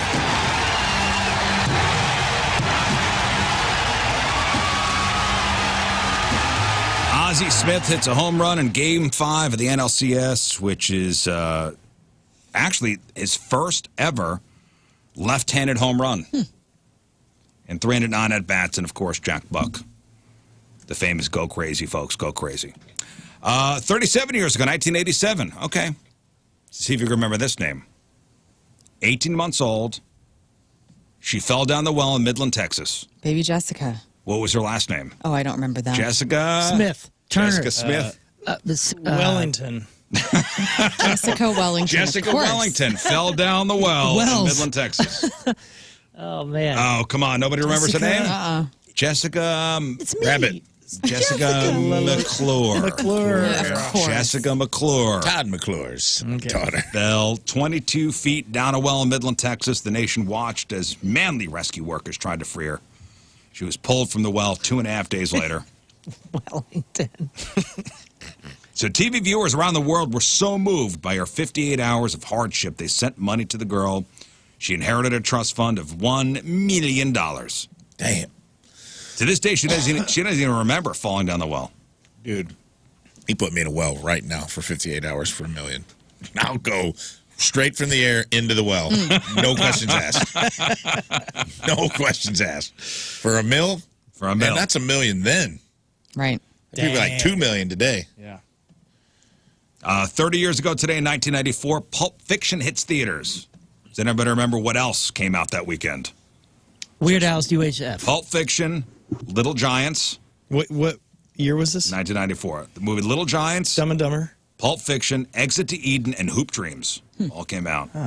Man. All 30 years classics. ago. All classics. Exit to Eden. Is that Dan Aykroyd and And Rosie. Rosie O'Donnell. Yeah, dude. That was a naughty one. Hoop That Dreams was an is a audio one. local guy, man. The guy that made Hoop Dreams went to Carbondale. You ever watch that movie? You know what? It's like a documentary about remember it. these the Chicago Farragut guys that got hurt. Corey Fields, I think, it's about like these high school prospects and like putting all their eggs in the I don't think any of them make it either. Oh, so not a happy ending? Well, I think there's like some blue chip. There's just problems. Like some of them get vaguely hurt. remember that movie. He made another movie. If you want to, I know I recommend Gummo a lot. If you Hoop want Dreams, watch Hoop Dreams. No, you want a real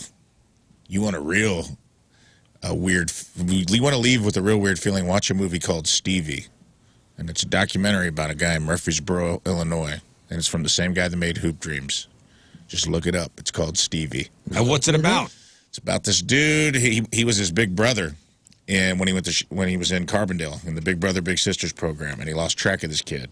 He's like, this kid came from a bad home life, so he goes back to find him. And just to kind of, he thought the documentary was going to be about like reuniting with this, and turns out the kid's embroiled in like sexual, like the guy Bad stuff. The guy's in bad, like he's Some real embroiled in him. uplifters, He's in the middle of a trial for like some real uplifting movies, huh? Yeah. Gummo and Stevie. Very uplifting. If you want to have an uplifting movie night, watch Stevie and Gummo back to back.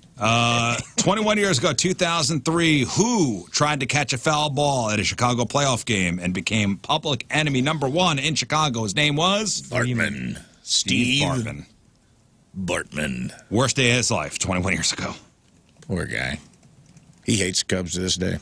Does he? Big fan. And now he's like, they've tried to apologize. After they won the series, they tried to bring him back, and he's like, anybody would have done the same thing. He wants no part of it. 'Cause, dude, he had to move. He had to move out of Chicago. Wow. Anybody would have done the same thing. A ball's coming your way, you'd reach up to catch it. Of course you would. Had his little headphones on. Yeah. He's like, I got great seats for the game. This would be the best. I might even catch a foul ball. Yeah, great seats today, huh? 17 years ago, 2007, the first episode of Keeping Up with the Kardashians premiered, and 12 years ago, in 2012, Felix Baumgartner jumped from the stratosphere and set a new world record for the highest and fastest skydive. And that's what happened back in the day. All right, time to find out what's going on in the world of music and entertainment with your Crap on Celebrities. And we start with this. A bunch of Brantley Gilbert fans in Tupelo, Mississippi got to be part of a very special moment Friday night. The guy had to run off stage in the middle of his concert when his wife Amber went into labor on the tour bus. He posted a video where he stops the show for some sort of emergency, and then it cuts to him calling his mom to tell her that she's got a new grandson. His name is Abram Howell Gilbert. So she gave birth on the tour bus, huh? She did. It actually really is a cool story. So his son was born. Everything was okay. Brantley went back to the stage to finish out the show. He was gone for about an hour. Wow, that's cool. So his wife started pushing, had the baby on the bus. And he So said, the audience just sitting there for an hour? For an he hour. said, listen, I got to go. Yeah. But then he came back and he said to the show, you know, we got a baby, Mississippi. Crowd went nuts. That's weird. He joked that all the moms in the crowd were probably thinking, what in the hell is wrong with this dude? But he felt like he couldn't abandon all the fans who supported him for so many years. And he said that his wife told him to go back out there and finish. They No, got I 3 get kids it. now, Did so they he better get his butt to Go work. back out Did they there, Gilbert. explain They're to the waiting crowd? for you. There's just an emergency situation to hold tight. And they're like, all right, so we should stay here? Are we staying here? Yeah, that would have been What- strange. What's going on here? Are we staying? Are we going? The fans are depending on you, Gilbert. Hey, Gilbert, Go. get out there. Get out there and sing for our son. It's going to be great. Sing for our son. All I'm hearing is Arnie from What's Eating Gilbert Grape in my head right now. Dad's dead. Gilbert! Instead, Gilbert. Ice Nine Kills have released a new single, a work of art from the film Terrifier 3, and it comes with a 14-minute music video, which has graphic content warning because of all the blood that is spilled. More on Terrifier 3 and how it won the weekend here shortly. Sammy Hagar's 2015 custom-designed, one-of-a-kind LaFerrari sold at auction Saturday. How much do you think it sold for? He bought it for $1.6 million in 20... It's a Ferrari? It's a Ferrari. He bought it for $1.6 million. What did Sammy Hagar turn around and sell it for on Saturday? How many miles did he put on it? This thing only had 2, let's see. 2 miles. It had like under 2,000 miles. Did he keep a good record of the oil changes? He did. Okay. It needed a new engine. He definitely didn't go 55 because he can't drive. No. He did actually not go. He said, I never went 217 miles per hour in it, which is where it tops out. So he bought it for $1.1 million? He bought it for 1.6. You And get then a he turned it I'm around. going to say 2.3. 2.3. Okay. Moon? 1.8. 1.8. Rafe? $3 million. And King Scott? Well, I'm assuming he put had a full gas the tank in there, so I'm going to go. Full gas the tank. Full gas Full the gas tank. the tank. Exactly. Yep. Let's go. Is it full gas the tank in there? Full gas the tank. I'm going to go 2.8. I'll give you $4,000. You Ladies said your and impression of gentlemen. the lady that did my massage. None of you are right on the money, but the closest one was Rafe Williams, $4.25 million. Nice. It's got 1,100 miles on it. It's got 11 miles on it? 1,100 miles. Weezer was one of the first music groups to have a presence in Fortnite, opening Weezer World in 2019, and they are back. And this time, part of an open world crime simulator game called Sweater City that's inspired by the Blue album. The feature in the game includes being able to use weaponized guitar that plays Buddy Holly, a battle with Rivers Cuomo using a sweater yarn gun, and a blue wall where players can snap selfies to recreate the album cover. You can check it out on YouTube. This is what, Fortnite? This is called No, they Sweater were one City. of the first bands to do something with Fortnite. Now they got this new thing coming out. I mean, good for them. That's brilliant. But, like, Strange. I mean, just like the audience, like, who the hell knows Weezer as far as, like, Fortnite? You know, my son doesn't know Weezer, Yeah. and he's playing Fortnite. I don't know. Maybe now he Interesting. does. Great for them. Maybe they got kids or grandkids that play Fortnite and they're like, we want to get in their world a little bit. I don't know. Yeah, maybe. That's a heck of a move. Good We're job. going to take a little time off of Diddy today to talk about Kanye West. Kanye West is being sued by a former assistant named Lern. She claims Kanye drugged and raped her during a studio session with Diddy. But she also makes another wild claim that Kanye West wanted to have sex with his wife, Bianca Censori's mother, and he wanted Bianca to watch them have sex. So this was before they were married. Kinky. And Lauren, the personal assistant who's suing Kanye, claims that he showed her a text he had sent to Bianca that said, quote, "I want to F your mom before she leaves." And then he asked Lauren if she should send Bianca a follow-up text saying, quote, "I want you to watch me F your mom." According to the lawsuit, one of Kanye's sexual kinks is wanting to get the moms of the women he's involved with involved. And Bianca texted Kanye back saying that her mother was married, and she added, quote, "I'm going to F someone this weekend and tell you the next time you're inside me." What? Yeah. So pretty cool that they're like married and naked in public and getting divorced, and now he's being sued for possibly sexually things are assaulting an going- assistant. They're getting All right. divorced? Yeah. Well, allegedly. Allegedly. That came out last week. Huh. Okay. In TV news, Jake Paul has issued a $5 million challenge to heavyweight legend Mike Tyson ahead of their November 15th bout. He says, Mikey, if you can last more than 4 rounds with me, I'll give you an extra $5 million. But if you don't, then you have to get a tattoo that says, "I love Jake Paul." Tyson hasn't responded yet, saying that it would take $20 million to get an "I love Jake Paul" tattoo. And again, you can watch this all go down on November 15th on Netflix. Can't wait. I'll get that tattoo for $20 million. Would you? Yeah. Yeah. I'll me get too. that tattoo in a well today, right million. after the show. For $1 million. For $21 million. $8,000. Moving on into movie news, Terrifier 3, featuring Art the Clown, came in first at the box office, pulling in $18 million its first weekend of release. The new Joker tumbled from first place with only $7 million in ticket sales to second. A wild robot, Beetlejuice, Transformers round out the top 5. Kind of a So lame Joker weekend. down 81% from the first week to the next week. They said it's the biggest Crushed it. drop in like a comic book movie. Didn't we all call this? I can't wait to watch it on streaming in about 3 days. Yeah, didn't we all call this? Didn't we say There's just no excitement for nobody it. wanted this? Yeah. And you're just shoving it down our throat. You did good enough. You did better than you should have with the first one. Yeah. The hype oversold it. And it was good, but it wasn't the greatest You thing. gonna see it? You gonna watch Like it? the hype made it to be.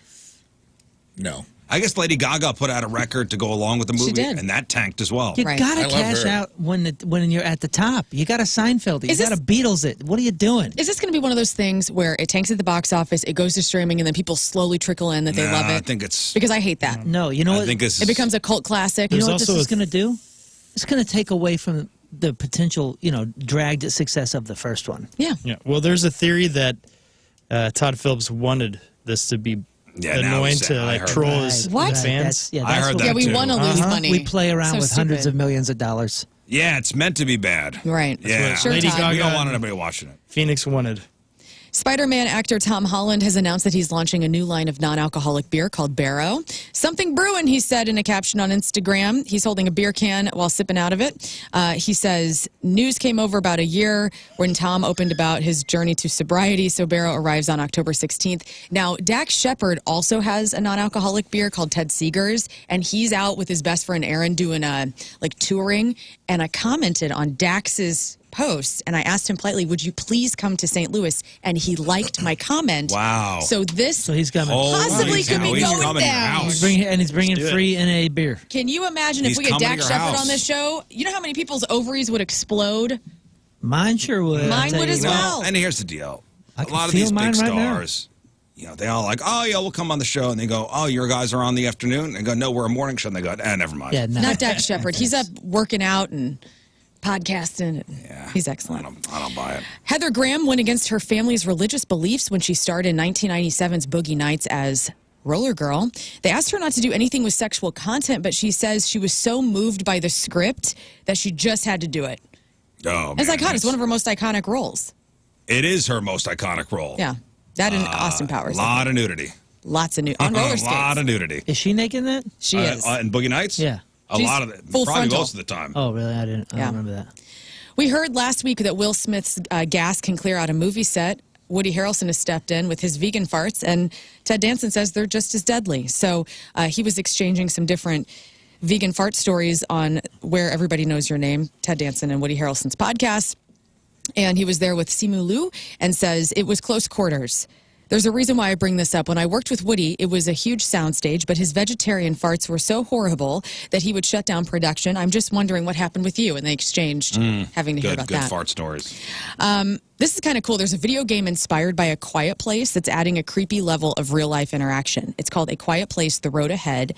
It's a setting where players can turn on their microphones on their headsets to detect the volume of sounds that they're making in real time, and that will attract the game's monsters that are sensitive to sound. Whoa. And so it comes out on Thursday. I think this is kind of cool. There's a whole genre of those types of games, especially in the VR realm. And my son was building a game, and he built a game that scared me to death. Really? Yeah, and it's like a hiding game, and you're walking around real quietly. What? And then you really died? when this thing catches you, it chases you and speeds up the faster you run. It is freaking incredible. My son built it.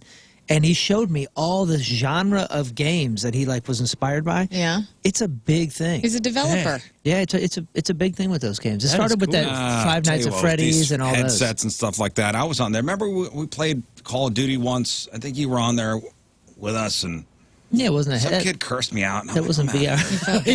Oh. I'm out of here. Because he was carrying you. He was sick of carrying you. These 11-year-olds are killing These it. kids are cursing. and you're all like right, 40, old timer. so- I'm like, I own my own house. I'm in my own basement that I own. Yeah, which is sad.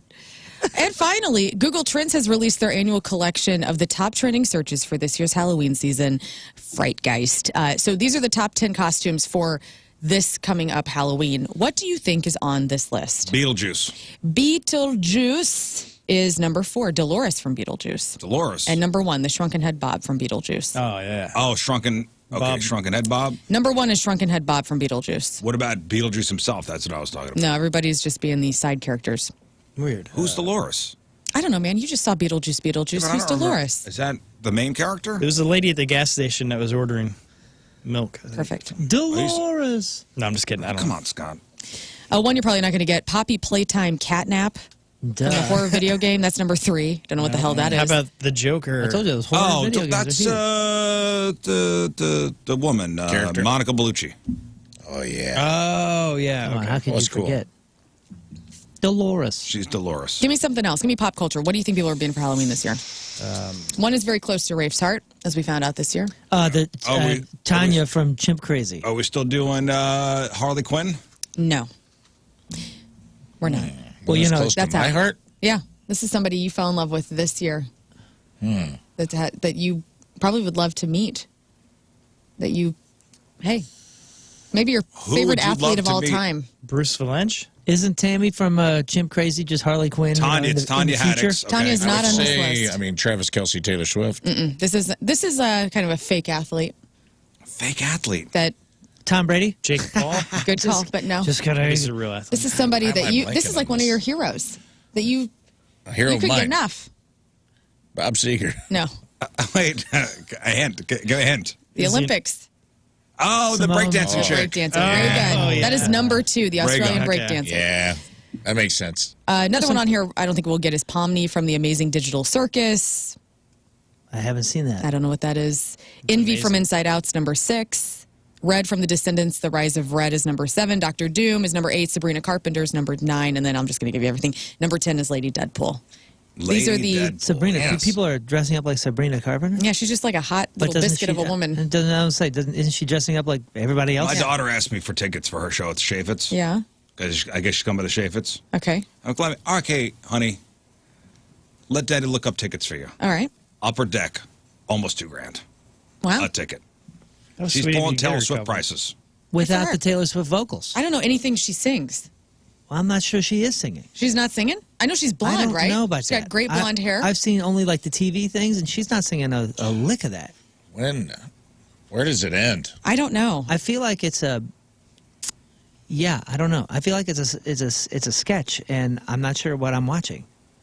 It I looked feel like. old as hell right now, dude. Yeah, I know. Sabrina I know. Carpenter. I was looking up tickets. I'm like, all right, Bothersome. honey. October 17th. Okay, so that's in a couple days. Let's see here. Where do you want to sit? You want to sit as close as possible? Okay, no. Okay, $946 if I want to sit in section 209, row J. Okay. Correct me. $946. I'm sure there's a lot Each. of carpentries out there or whatever. Like, correct me if I'm wrong. Like, is she singing? Because I understand the songs are good. You know, my daughter listens Did you to say them in her playlist. carpentries? I don't know what they're called. Carpenters. Yeah, carpenters. $379. Okay, $379. Not I don't know bad. what they're calling $379 themselves. for a ticket. I'm sure they're aggressive though. And listen, I'm asking. Tell me what it is. Yeah, tell what are we missing? Well, yeah, exactly. Please explain I to get the her old people. mixed up with Frances Pugh or Florence Pugh. What's her name? What is Florence it? Pugh's Florence an Pugh. actress. I know, They but they look very kind of look the similar. same. I was thinking just the same imagine thing. they're the same person. And isn't Sabrina Carpenter an actress? Yeah. For I've- Disney? Okay, that's what I thought. Formerly of Disney. According to Listen. IMDb, Oh, she's Maybe a they're not Disney gal. $2,000 each, but they're expensive. We better get those tickets. And that is your crap on celebrities. Thank you. Celebrities celebrating a birthday today. Rowan Blanchard, that's Alex on Snowpiercer, also in The Goldbergs and Girl Meets World, is 23. Ben Whishaw, Q in the latest James Bond movies, is 44. That's also Rabbi Milligan on Fargo. Stacy Keibler, former WWE beauty, is 45. Ursher is 46. Natalie Maines is 50. Shaggy Too Dope is 50. Steve Coogan Boy. from Night at the Museum. He's the tiny little Roman soldier, Octavius. Yes. You know this guy. He's a big-time actor. Also in Tropic Thunder, a bunch of other stuff. He's 59. Lori Petty, Lolly on the Orange is the New Black, and also Kit Keller in A League of Their Own. You know Kit. Lori Petty is 61. Thomas Dolby, Blinded by Science, was 66. Justin Hayward, Rock and Roll Hall of Famer, Moody Blues singer, is 78. And Ralph Lauren, fashion designer who is not to be confused with Kenny the Copy Guy. Oh. Ralph Lauren is 85 years Who? old. Kenny the Copy Guy. Who's that? I don't They know, look that's the what it same? says. That's what it says. Who was Kenny the Copy Guy? Makes Duh, a lot the of guy that copies. looks like Ralph Lauren, who's 85. Today's porno birthday, which is being brought to you by Patricia's, where fun and fantasy meet, is Jessica Drake. And today's birthday girl's been in 548 fine films, including The Accidental Hooker. She's in a lot of great movies. The Anal Ambassadors, The Ass Assassin, Baby's Got Rack, A Breast Side Story, Grand Theft Orgy 2, Lesbians Out of Control 3, Massage School Dropouts, Meatless in Seattle, The Osbournes Go to Hell, Saturday Night Beaver, Silence of the Clams, Trailer Trash Nurses 1 and 2, Lern's favorite, Welcome to Tuna Town. It is so great, you guys. And who can forget her role? In 2020, it's, I'm not a slut, I'm a people person. Hell yeah. Jessica Drake is 50 years old. That's your porno birthday. Those are your crappy birthdays, and that was your crap on celebrities. I've never heard that before. That is a good. I'm not a slut, I'm a Yeah, people yeah. person. A classic film. I'm a people person. All right, we'll take a break. We'll come back, and we have your Sex Time fun facts. Cuffing season is upon us. We'll go into that. What the hell is cuffing season? Also, ladies, sex on the first date. Yeah. Good or bad? Thumbs up. Good or bad? As far as your prospects with this fella going forward. And AI able to summarize your texts, and one guy shared how that looks for a breakup. All that and more. Sex Time fun facts are next. Oh, Kenny the Copy Guy is from Friends. You wouldn't understand. And does your partner know your body count? Body count. Body count. All right, 7:53, Monday, traffic and weather. Moon coming at you. Traffic is brought to you by Golden Oak Lending. Do you need extra cash? Golden Oak Lending can convert your home's equity into cash in as little as 14 days. Let Golden Oak Lending cure your blues. The highways are looking clear still. Your point forecast, mostly sunny skies, but cooler. High of 63 right now. It's 49 at the Point Studio. The great battles of our time. Man versus nature, intellect versus instinct. Burrito versus butthole. Here in this fortress of solitude, we reflect and ponder tough questions about life and ourselves. And the toughest question of all may be, what do I wish I could accomplish before I die? Mine eyes have seen the glory. The proverbial bucket list. Why is it called that? Do you have one? Should you have one? If so, what should be on it? Let's dive into those questions today on the Number 2 Show. I trust Anton's in my home. Anton's plumbing, heating, cooling, and energy experts. And I don't trust half of my family or half of my friends in my home. But I do trust Anton's because they have treated me so amazingly. They've treated my home so amazingly. They've saved me a ton of money in the long run because I started with an energy audit. They do these energy audits. They come in, they find out any sort of inefficiencies that may be going on in your home. My house is the same age as me, so it's, you know, it's getting up there a little bit. And it's in its 40s now. So inevitably, its back and its knees were starting to hurt a little bit too. So Anton's came in and was able to help me make some adjustments immediately within the first 5 minutes of the tech being inside. They said, oh, here's a few things you can do on a house like this to really maximize the efficiencies of the house. Right now, you can save 25% before 2025 and get an additional $4,800 off of a new system when you choose Anton's. Go look at all the services that they can do for you: the plumbing, the heating, the cooling, the energy audits. NATE certified technicians, 43 years in business, and 100% satisfaction guaranteed. There's just a couple of the reasons that you should choose Anton's. AntonsHVAC.com, ANTONSHVAC.com.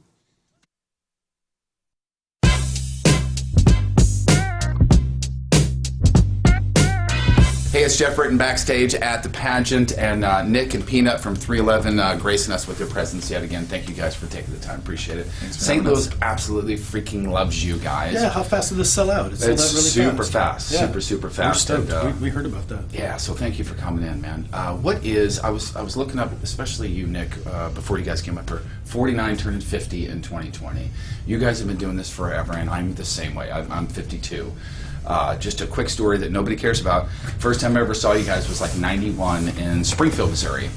Blacktop of a parking lot of a place called the Regency Showcase, under a tent. No, do you remember that? Yeah, what was that band we always used to play with there? It wasn't Big Joe Carr, but something Royale. Slugworth, Well, maybe? Slugworth was like a Springfield band, yeah.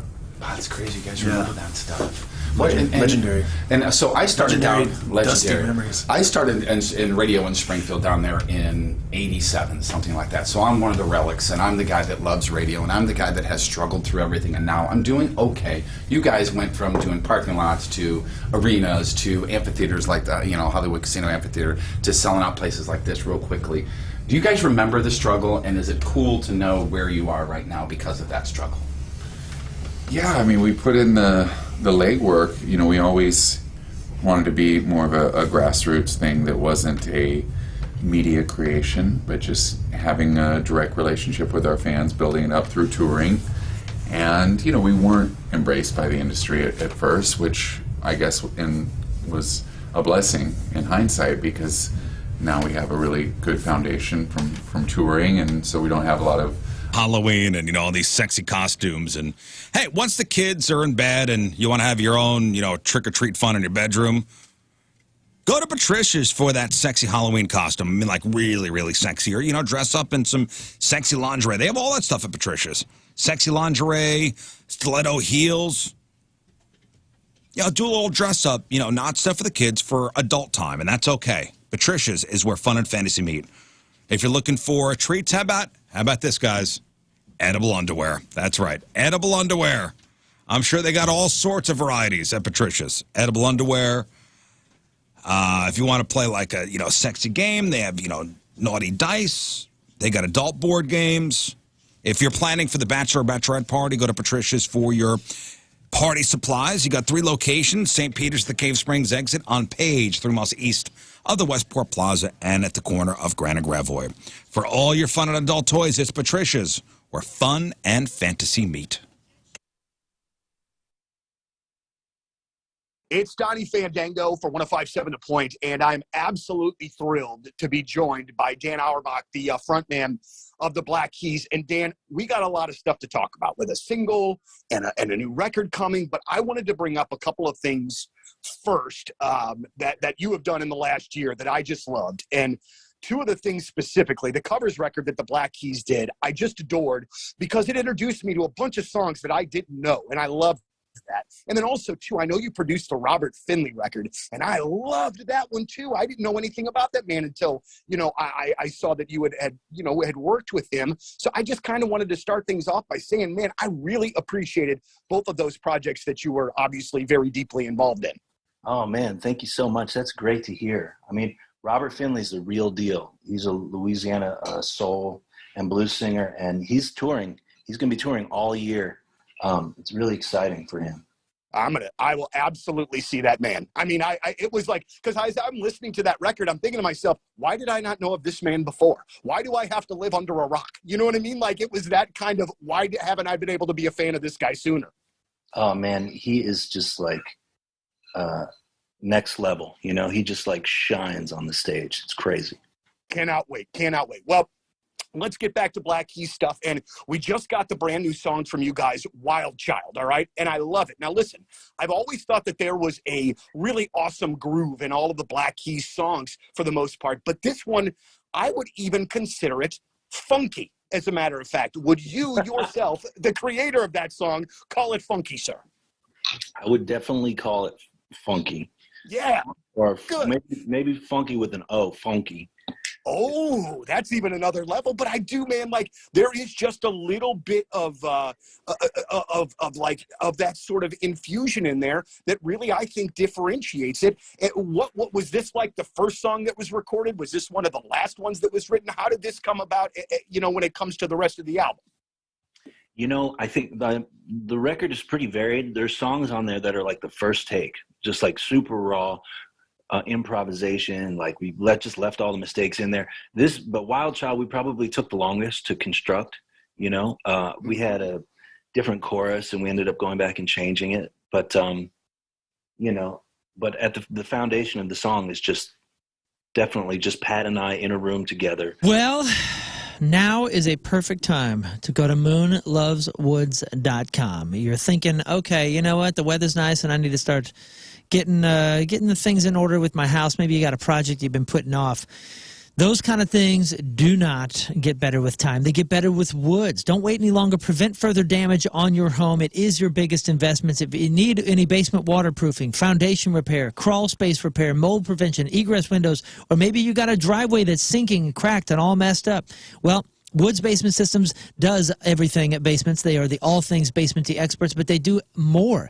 For me, they raised an entire giant slab as my whole front porch, and they not only did the concrete leveling, but they installed piers. They did the project right.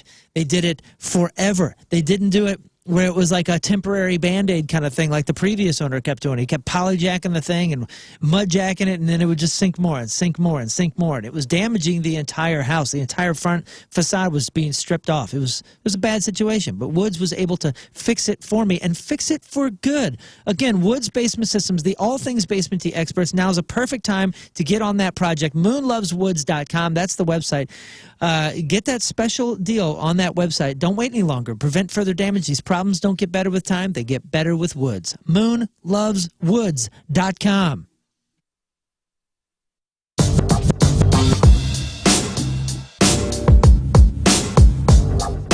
Joined by Seether. Gentlemen, how are you? It's great to see you, and thank you for being here with us. The first thing I want to bring to your attention, and I'm sure that you guys... A good question during the break. So Kanye West, I guess his former assistant, is saying that He wanted to bang his wife's mom. Yeah, that he had sent a text to his wife before they were married that he wanted to bang her mom. So do you think he sent a text to Kim Kardashian, when they were married, saying he wants to bang her mom? And she said, which one?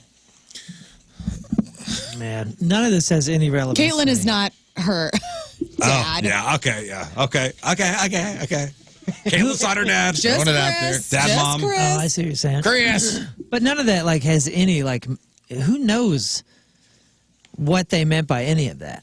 You can't take any. We all take that at like this like factual face value. I don't know. Can I bang your mom? That's pretty on the nose there. No, it's not, because I have no idea what their relationship looks like. I know that I have all sorts of weird inside jokes and all that if taken out of context could be. Let's just take it for what it sounds like. But that's what I'm saying. Why? Why? I mean, like, we're burying well, the lead. that's He what- was accused of rape. That was the big story. Well, there. yes, but But that was the secondary. why? Because I like to pretend. right, but I'm saying like I'm in the asking, real and Rafe world- asked a question. Do you think he wants to or asked to bang? right, yeah, that's Kris a funny Jenner. joke. I get that, but you understand my point. It could have been a joke. People It could have been a joke. I'm just taking it for what it is. But For now what- we for have to face- know about it, and we don't know. Like, to be honest with you, I don't know Kanye West's sense of humor at all. Like, I mean, Now I he's want to not know, a did he funny bang guy. Kris Jenner? Maybe And he's so the now funniest guy out there. We just don't know. Maybe he is. I have a feeling he's not. He has Yeah. a sense of He could be humor. I Andy saw Kaufman. it, but at the same time, Yeah, we only see the rants at this point. I saw like an interview where he was like saying something about, will you speak to this person if you ever see him? I know some other rapper, and he goes, no, if he ever sees me, he better. And he just stops and he goes, I don't even know the man. I just wanted to sound cool in the interview. And he started laughing. And he's like admitted that he was lying in the middle of a lie. And I was just kind of like, that's kind of All endearing right. in a Yeah, way. okay. But That's hilarious. still, let's take at face value. I'm going to take his body of work. Wanting to bang his girlfriend's mom isn't even top 10 weirdest things Kanye's done in the last few years. Right. So let's just say there's a world where this could be A reality. I almost feel like he's taken the page out of the Michael Jackson book, Maybe. which is taking a page out of the P.T. Barnum book, where he said like Just taking a page out of. But you know what I'm saying? Like, I mean, Michael Jackson even talked about how like P.T. Barnum was such an inspiration, and like he was such a master of the media and such a master of headlines that's why he put. Remember, he got the chimp. Then he put himself in the hyperbaric chamber. Yeah. And the whole thing was just to get in the tabloids, to be this crazy, larger than life persona, and that was the shtick, and everybody bought To it. cover up possible crimes against children. But But you know what I'm saying? Even when it's explained to you, Never mind that, Rafe. everybody buys it. So I'm wondering if this is just more I don't know. crud that's into, because negativity doesn't matter anymore. People aren't even trying to stay out of the negativity realm. They're trying to stay in it because it lasts longer. well, I just wanted to know if you I just thought we'd have a fun conversation. That's it about it. Nothing too serious. Okay. I just wanted to know if Kim Good God, man. was like, Just trying to make Just a want to point. know if Kanye West banged Kris Jenner. That's Right. it. It's possible. all we wanted to know. Possibly. It's That's po- it. I mean, if I we, didn't, we'll I didn't never know know. P.T. if Barnum we and don't, Michael Jackson if, were dragged into if this. we don't start the rumor, he will. we might know. There'll be a book. If there's money to be made, it'll come out. Hey, you probably heard about somebody complaining about, I don't know, something costs an arm and a leg, Yeah. right? I mean, that's a good saying. That's a turn of phrase that's been around for a long, long time. How much is an arm and a leg worth? We now know the answer. Oh my goodness. You got a dollar amount? Yeah, I got a dollar amount Let's hear because that. 6 years ago, a 56-year-old drunk guy in New York City fell onto the subway tracks, and a train operator didn't see him and didn't stop, Oh, and the train ran him over, So this is what the city paid out? severing one of his legs, his hip joint, most of his arm. Oh my gosh. Dude. Don't tell us what it's So worth. okay, but he was drunk. He falls onto the train tracks. Oh, he was drunk? He was drunk, and he gets run over. Yeah. And he's getting paid out, by the way, which it should be less, right? which is wild. I feel bad. You been there, never fell on the tracks. But Thank could God. have. But could have. Could have. Wow. Could have. But if I was hammered on a subway platform and I fell onto the tracks, I would figure that's on me. And illegal public drunkenness. Sure. So he should get a lot less, right? How much did he get? It's a lot. Drunk guy falling out of the tracks. Okay. New York City. Arm and a leg. By your face and your Loses posture, an arm and a leg. it's a lot. New York? In New York. $100 million. Can I ask Whoa. Whoa. What did he do for a living? 'Cause I do believe that gets Balance beam guy. doesn't say. I don't know. Okay. I don't know what he did for a living. I bet he got gymnast. $2 million. He got. Specializing in rings, pommel horse, and balance beam. I'm going $2 million is what he got. $2 million. $2 million? No way. You get $2 million for doing nothing if the city's responsible. Man, that's hard to Public say. drunkenness. I bet you it's wild. Crazy number. Crazy. Pain and suffering's where things are gonna get weird. Well, think of the. But think he was drunk and he fell onto the tracks. I'm with you. Dude, I was blown away. My friend is a workman's comp attorney, and he gave me a small peek behind the curtain one time of like how insurance companies value different body parts. And depending on like how old you are when it happens, how many years of work, if you were a laborer if literally you swung a hammer It's a big and you math lose your equation. arm, it's a lot different than if you were a lawyer. I would think he should get $2 million because he was So drunk. I'll say, But $5 million. $5 million. Whoa. Well, I was gonna say something super low just because I thought maybe you're trying to trick us. I was gonna say 600,000, but I'm gonna go with. I think the appropriate number is 33 million. 33 mil. Wow. Well, Moon's the closest. This guy got $90 million. Holy smokes. So in a literal sense, so the train runs him over, severing one of his legs, most of his arm, survived, not able to work again.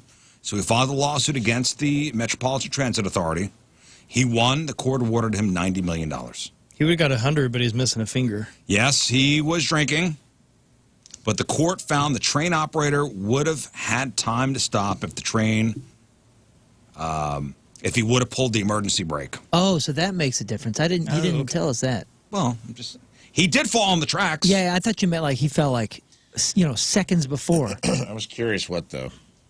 It was going to be like no guardrail. Like what? How were they found? No, they said that the train operator should have stopped because the train operators didn't expect to see a man. He thought it was a bag of garbage. Oh, he did? On the tracks. So he hit it at full speed? I mean, he was coming probably into the man. to the stop. So it's an expert estimated that the victim's lifetime medical expenses alone could reach about 17 mil. So yeah. Do you have any idea where? I know that's a super morbid question to ask, but like Most of his arm, they said. What about the leg? I don't know. Golly, man. It'll sober you up 90 very million. quickly. 90 mil. Okay. Rafe? Okay. I know you'd be down in a well for a mil. I was just going to say, They put me in a well with a train super clean. You're right after work. You're 46. You're 46, right? Yeah. 46. Every bit of it. And we'll even say painless. Yeah. Clean arm. Like painless. Like Usually just you're like right-handed. We'll take your left. We'll take most of your left arm off. Crush on America's Got Talent. Like a Mr. Comedian Potato loses arm and leg. Yep. Faces the odds. Already got 90 million banked, and No, I no, get no. to go on AGT. Not 90 million. What's your price? Oh, We're negotiating. I'm gonna pop. I don't know, man. That's Arm and leg of your choice. Yeah, that's not really gonna make. Well, yeah, of course it Yeah. would. You know, I'd want my left arm chopped off. So I'm a righty. And then your right leg? Right leg, so you're balanced out. Yeah, I mean, you wouldn't want to. Wouldn't want to. You still No, dance. because I'm you still dance at a wedding like I drive that. at my right. You don't want to foot. dance. So you're gonna just be all righty. Yeah. Wow, interesting. That's Yeah, interesting. well, I mean, That's an Do that. interesting Stand up and choice. feel what that feels like. This feels way better. This feels a way more better equilibrium than to have both. Yeah, you're right. I know. Yeah. Yeah, I think you got to go left arm, right leg. You're right. Okay, so I'm what's your doing it. price? $500K. I jump off my left leg too. So 500K? No $500K. way. Painless. hell no, dude. I don't even know. I don't even know if 90 million will get it done. Whoa. Oh, okay. That's a lot. That's a big. That's a big ask. That's a big ask. Arm up to the shoulder, leg up to what? The crotch. We'll give you arm up to the elbow. Oh, okay. And Something to the lean on. advances in prosthetics. Yeah, I mean, if I could get a cool like robot arm out of the deal and 90 mil, that'd be sweet. Yeah, the prosthetics nowadays are Sick. Incredible. Yeah.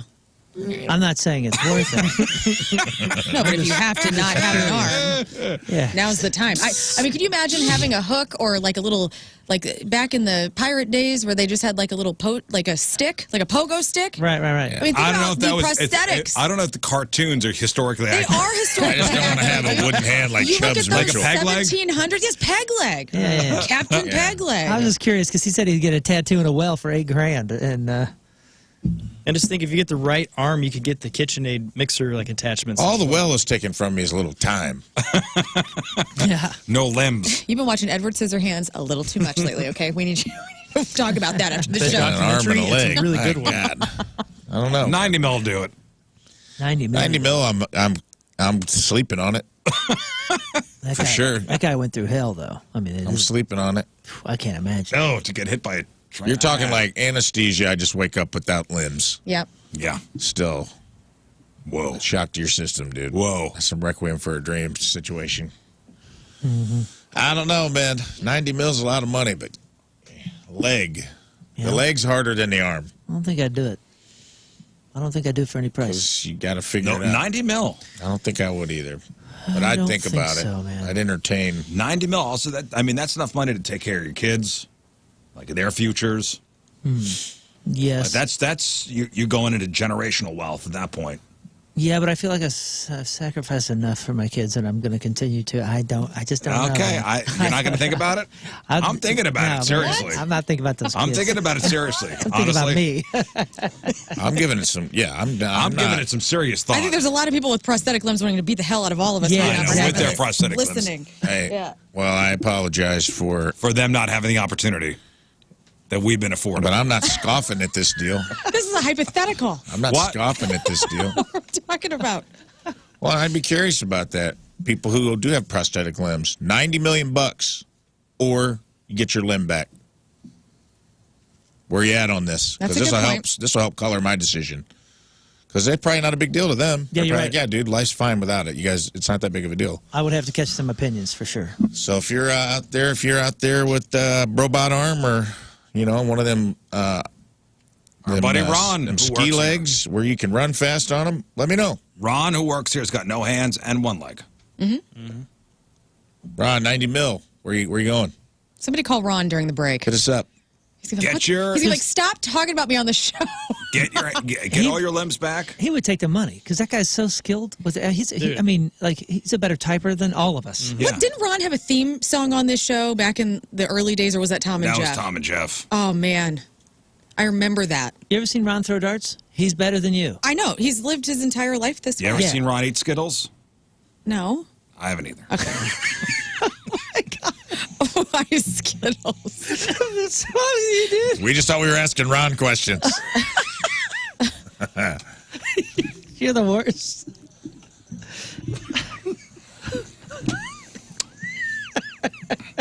I love you, Ron, dearly. I talked to him last week. He's a Yeah, great that guy. sounds like a Jeff joke.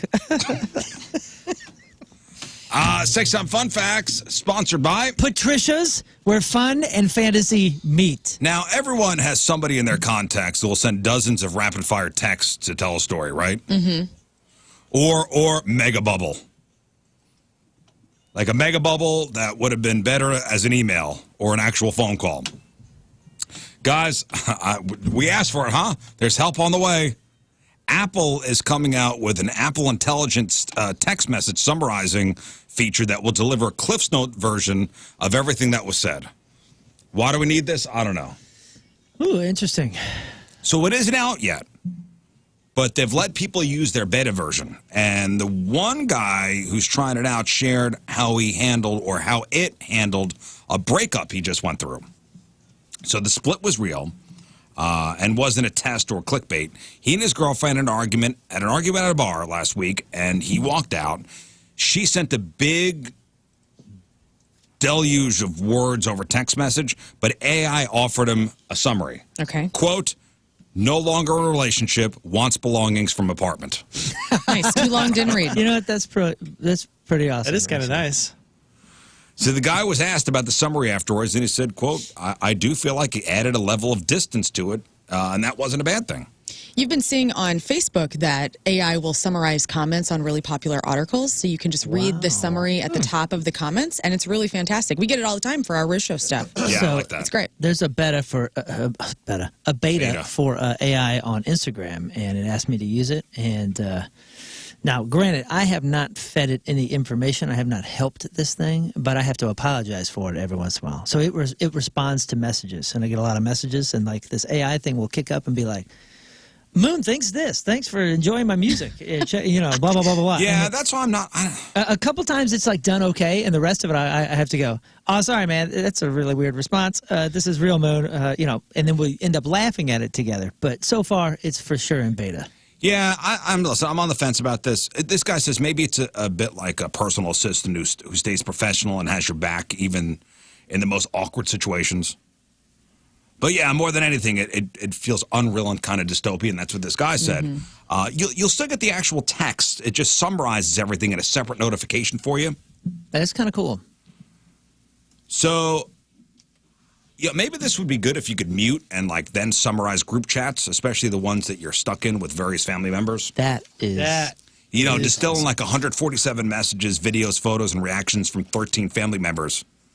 Oh, little Bobby had an athletic event last night. You know, they did well, but the team lost. Just give me that summary.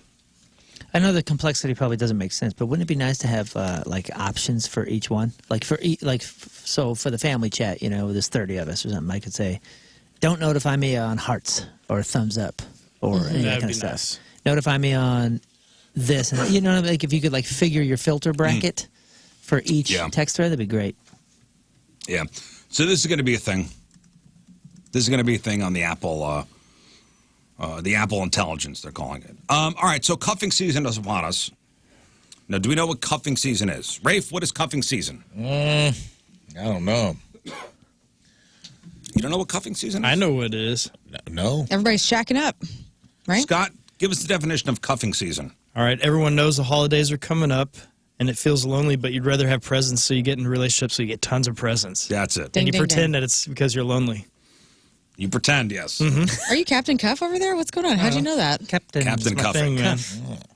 You haven't heard of this before, Rafe? I thought no, I would have went a whole other direction with that, so I'm glad. You thought handcuffing season. You probably thought cucking. No, not cucking. That is kind of what... It's cucking season, ladies and gentlemen. Cuffing season kind of sounds like cucking season in a way. So, although this phenomenon was named in the early 2010s to describe the time of year when people feel pressure to couple up, the trend has continued to grow, I guess, on social media. Somebody wrote on TikTok, it's the first day of fall, which means cuffing season is upon us. This professional matchmaker in this article I read says it feels like every year cuffing season gets even bigger than the previous year. And I think it started as a trend in the beginning, but has become a really good excuse to motivate people to find a partner, I guess, for the holidays. So what is cuffing season? By definition, cuffing season refers to a period of time when single people begin looking for short-term partnerships to pass the colder months of the year with. Cuffing season typically begins in late September, aligning just in time for Halloween, which is often the first couple photo opportunity. Ooh, yes. Couples costumes. Hello. Sounds good. Yes. You need a partner for that Halloween photo. Last until just after Valentine's Day. So do you work this out ahead of time where it's like, okay, after Valentine's Day, we're done? Yes, actually, and that is when people break up right before Valentine's Day. Well, in this particular thing, they say after. Like Valentine's Day, and then you're done. Just in time for spring. Spring fling. That's interesting, man. That seems like costly in so many ways. It's just the mating ritual of humanity. I mean, this is all just caveman stuff. Really? I think so. Cavemen were like, boys, I think I'm going to date Catwoman till about late Jan. I'm not sure it's so conscious. You know, I'm not sure majority of people even realize they're probably doing this. Right? Right. You know Yeah, that's what I like, mean. It's like in our blood. It's in our DNA that this is just how we roll through the seasons. I think it's just probably a phenomenon that was finally like noticed and recognized and then named, and then now we're like acting like it's some brand new thing. Actually, Lern, you are absolutely 100% correct. They're talking about how this is in our DNA. It's our natural DNA that when it gets cold, we want to hibernate with somebody. Yeah. We want to hibernate with somebody when it's cold out, and There's probably a good Couple up. amount of people listening to you talk about this, Rizz, that are reviewing the last couple of years and going, oh, my God, I did this. They didn't realize they were doing it. Right. Like I got with somebody in October. I broke up with them in January, and it felt pretty comfortable both times. So cuffing season first appeared on Urban Dictionary in September of 2011. Describing the desire to be, quote, cuffed during the winter months, it stems from handcuffing, symbolizing the idea of, metaphorically, being tied down to somebody. But The old ball and chain. And then they saw that ridiculous, asinine, expensive February 14th coming up, and like, check out. We got to check out before that week. And a lot of people regretted that in 2020 when March hit. Oh, yeah. After they broke up with their cuff, it was like, ah! Yeah, they're all alone. Well, Then you got a cough. I'm alone during a pandemic. in recent years, people are like likened it to cuffing season to go alongside with football season. So scouting runs from August 1st through 31st. Yep. Drafting is from September 1st to the 30th. Tryouts take place from October 1st to the 31st. Preseason runs from the 1st to the 30th of November. Cuffing season lasts from December 1st to January 15th. The playoffs are from January 16th to February 13th, culminating in the championship game on 14th of Valentine's Day, and then you're out. It all makes In the sense. third round of the 2024 cuffing draft, That's right. Rafe has selected Diane, the waitress at Chili's. You have to go up to the podium. If very few Diane people make comes it to up, the she gets a Super little Bowl. T-shirt. That'd be kind of fun. That would be fun. But this is a real thing. I always thought it was, kind of like Yeah. a joke, but You see the one fact of- that it's actually in our DNA. It's the season. You see one of your buddies, February 4th, you're like, hey, made it to the playoffs, huh? Yeah, we're getting married. We're getting married. Haven't broke up yet. Dude, we've gone deep in the postseason. A lot of injuries. Now, if you're cuffed to somebody, are you guys both fully aware that this is a cuffing season?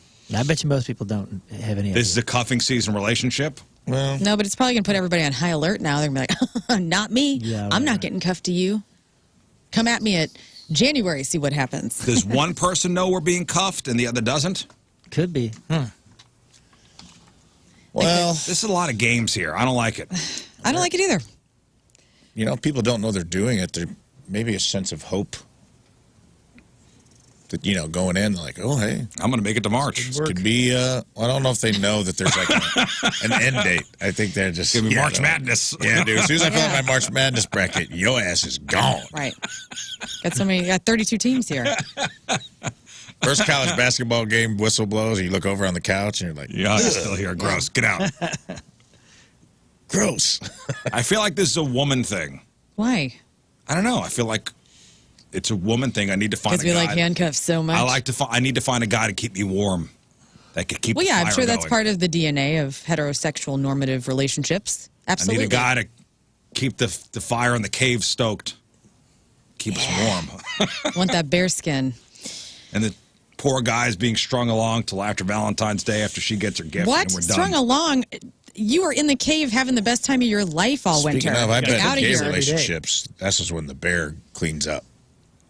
This is built for this. The gay bear. Oh, the gay bear, absolutely.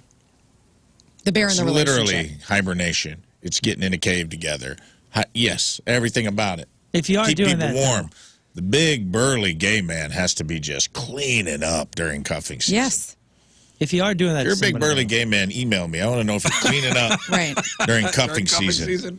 If you are doing that though, and you're doing it on purpose, I mean, have some mercy and let them go before Valentine's Day. Have some respect and don't do it at all. What are you doing? Well, I'm just saying, if you're gonna be that guy This or whole gal, thing is horrible. put them out of their misery before the 14th. Come on, what? I mean, no. I'm going to buy you a nice Christmas gift for what?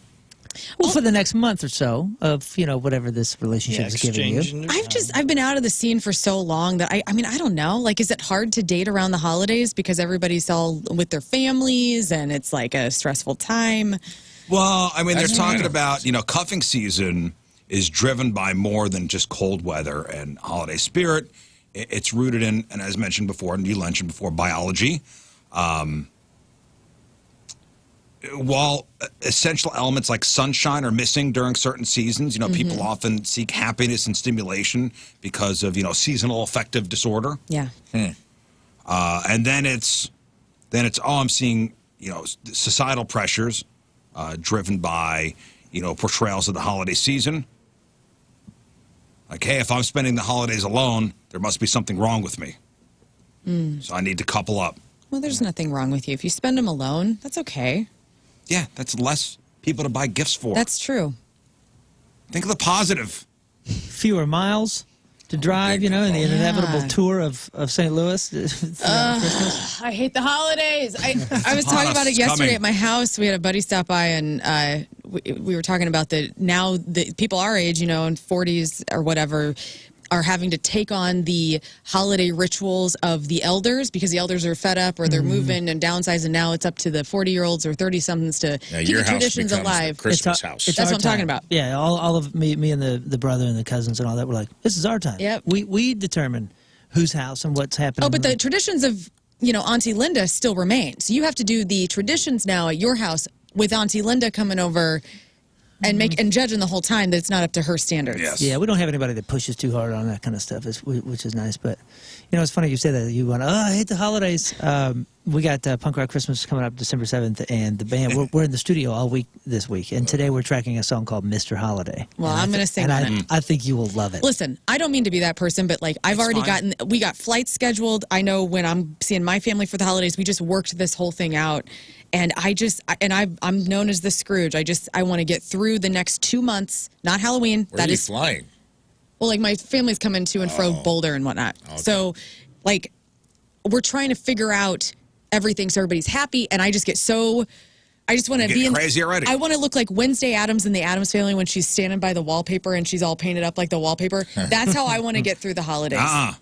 You're front and center. I know. That's what this cuffing thing is interesting to me because it almost feels like a fast track, a relationship fast track. Because now you're gonna be dating just long enough.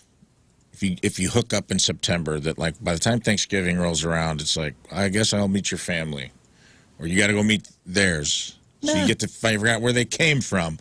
It's almost like a fast track audition. It's like, all right, here's the 5 months. I'm going to meet your family, see how effed up you are, see if I can live with who made you, what's up with you. You're going to meet mine, and then we're going to decide if we're pulling the ripcord or not in February before Valentine's. And then that's a mess because then the next holidays come around, and they're like, what happened to that guy? Well, I got a new guy. Yeah. Or maybe it's just a little too soon to do any of that stuff, so you get the relationship without the baggage. And that's cool. Well, I feel like people don't. People also want dates for holiday events. They do? That's what I'm saying. I think it sounds they like want this is what dates they're to bring doing. home to the family. Oh. All right. For a lot of people, showing up single and alone makes them feel worse. Oh. That's what I think. Just eat the food. Just eat your feelings. You know what? Eat the food. Hang with Spam. How about?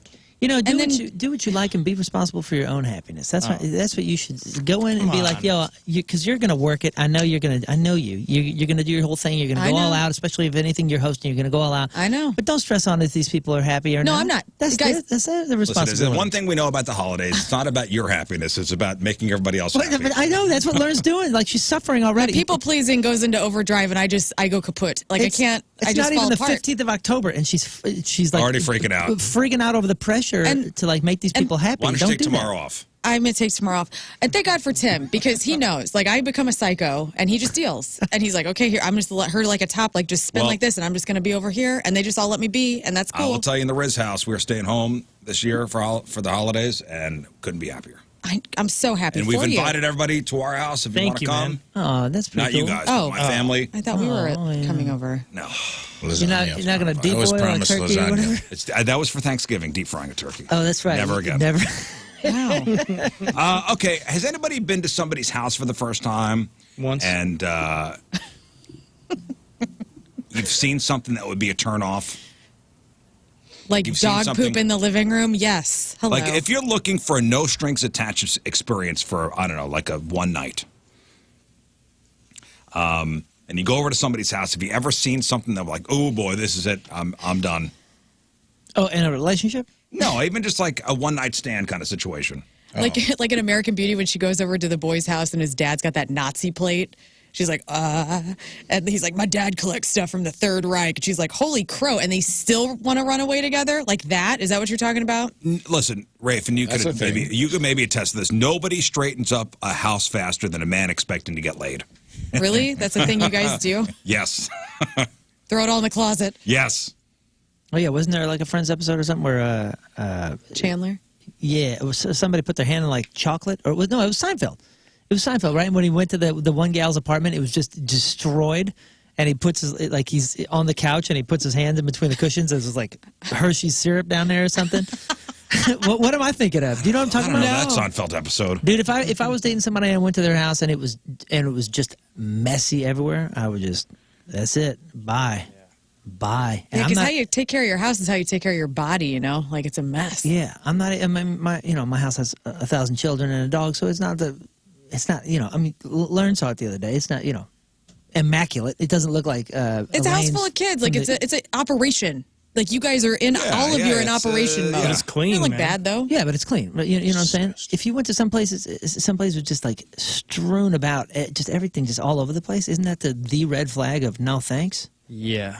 I would think for a woman, if she walks into a guy's place and it's disgusting, or she sees like, Gold Bond medicated powder out, or like, Star Wars memorabilia. I don't know. I dated guys with Star Wars memorabilia, and that's all right. What about antifungal cream? Well, that's a different story. What about a book of pickup lines? Is he a dad, or? Is it on the coffee table? Yeah. That's What great. about Kelly Clarkson CDs, huh? That's kind of fun. Hey, that's not bad. Kelly Clarkson. What about other girls' panties? Honestly, it's just if Maybe it's they're his. gross. My panty wall. Hopefully you'll be on it soon. Yeah, like Hall of Fame panty wall. Right on. Oh, that was okay. You know what? That's actually one of the only episodes I saw of Friends. Was I think Ross went over some chick's house. Yeah. And it was like Rebecca Romaine. Yeah, that's what the chat's saying. Right. Yeah, okay, that's what it was. And her place was a disaster. It wasn't Seinfeld? Okay, I think it was, Ross. There were some girls that we used to rehearse. There was a girl that was like a PA on a sketch show I was on. All these girls lived together. They were all really good looking, but they let us rehearse in their basement of their house. And dude, their house was like, they had 2 dogs and they just let these dogs, they literally would be like a pile of dog poop and they'd just put an open box upside down over it. Oh, no. Like That'll straight show up it. Big Daddy style, just like I The newspaper? It stinks down here. And then I sat on a crate, and then I was like, looked under this milk crate, and I'm like, just a pile of turds out here. Oh. They're like, yeah, the dogs get down here, and I'm just like, there's no way. If you can live in this, I ain't trying to slide them panties off anytime soon. No way. I couldn't, that's something I couldn't get over. Lazy. Just pick it up. Messy throw it out. it would depend on the level. You know what I mean? Like if someone has a cluttered desk, I ain't sweating them over that. But if it's, as long as the house is clean. Yeah, Moon's got that episode of Friends up. But it's Rebecca Romaine. That's one of the She's only such a babe. episodes. Oh God! See, there is Hershey syrup on the thing, and it's just. That's But one of it's the only Rebecca episodes Romaine of Friends. Stamos. I wouldn't give a damn if it was Rebecca Romaine. I know. She's so gorgeous. Listen, chicks are always trying to be careful about giving it up too quickly. Am I right? Am I right, Scott? Yeah. Thinking that sex on the first date means there ain't going to be a second date. Well, prepare to have your mind blown. Because a new study says that that's not true and finds that sex on the first date has no effect on whether or not a guy will call you again. You heard it here first, You ladies. heard it here first, guys. So, who is this written by, a guy? A guy. Yeah. I may have just made this all up. Yeah. Panty to wall help. guy. This is going to go against everything you people probably assume about me, but I'm kind of a proponent of weight. Only because it's not because I think that it's for slut shaming purposes or anything like that. I just it's kind of nice, the build up, If you like somebody, Yeah, the chase is fun. it's a little fun. Let it last a little longer. Well, this is specifically for I'm not going to give it up on the first date because, well, if he already got it, he's not going to call again. Mm-hmm. Research finds that most dates don't wind up turning into a relationship. And if 2 people do wind up in a relationship, there are way more factors at work than when you had sex for the first time. So Yeah. it really doesn't matter. Bottom line, all that matters is how much the couple, like and are attracted to each other. Yeah, and if that was the factor of why they didn't call, maybe you got some work to do. Yes. Maybe, Get a book. You need that antifungal cream. maybe you're not good. Both, male or female, So again, bottom line, all that matters is how much the couple like and are attracted to each other, which determines how many dates they have and whether the guy calls. It's not whether you slept or not, slept together or not. Good to know for everyone. And with that being said, does the person you're with know how many other people you've slept with? Yes. And I know his number. Do you? I do. And now we know your number. We found that out last week on the show. I've said it before in the past. Oh. I've slept with 5 people. I announced that last week on the show. Last week. And I was 8, and I'm below average. I think I'm below average as well. And I loved every one of those guys. Like, I was in love with each one of them. So I'm totally not like... when I hear about people having like a one-night stand or sex on the first date, I will never have that experience. So do you want to know what the average, as far as body count for people are? Yes. So does this include family members? Somebody had to ask a relevant it. question. It is. We are in the Midwest. Just checking. What? Yeah, well, then that changes things for me. So according to a poll of more than 2,000 people who are sexually active. But with no ages, right? You're just talking about a poll of 2,000 people, not like over 30 or over 50, because that's going to matter, Interesting. right? Of what region? Just 2,000 people? I don't know. Okay, you didn't do the study. All right, it's fine. I didn't do it. I just saw the study. You're reporting. It's fine. And I'm reporting on the average body count of the 2,000 people that were surveyed. Hit it. 2,000 old people. In America. In America. So you want to fashion guesses? Average people that they sleep with in a Average. lifetime? I guess that has to be a lifetime, Average right? body count of the 2,000 people. What age? I'll say... I don't know. Is it just 2,000 people. Is it different for men and women, or do you just have humans?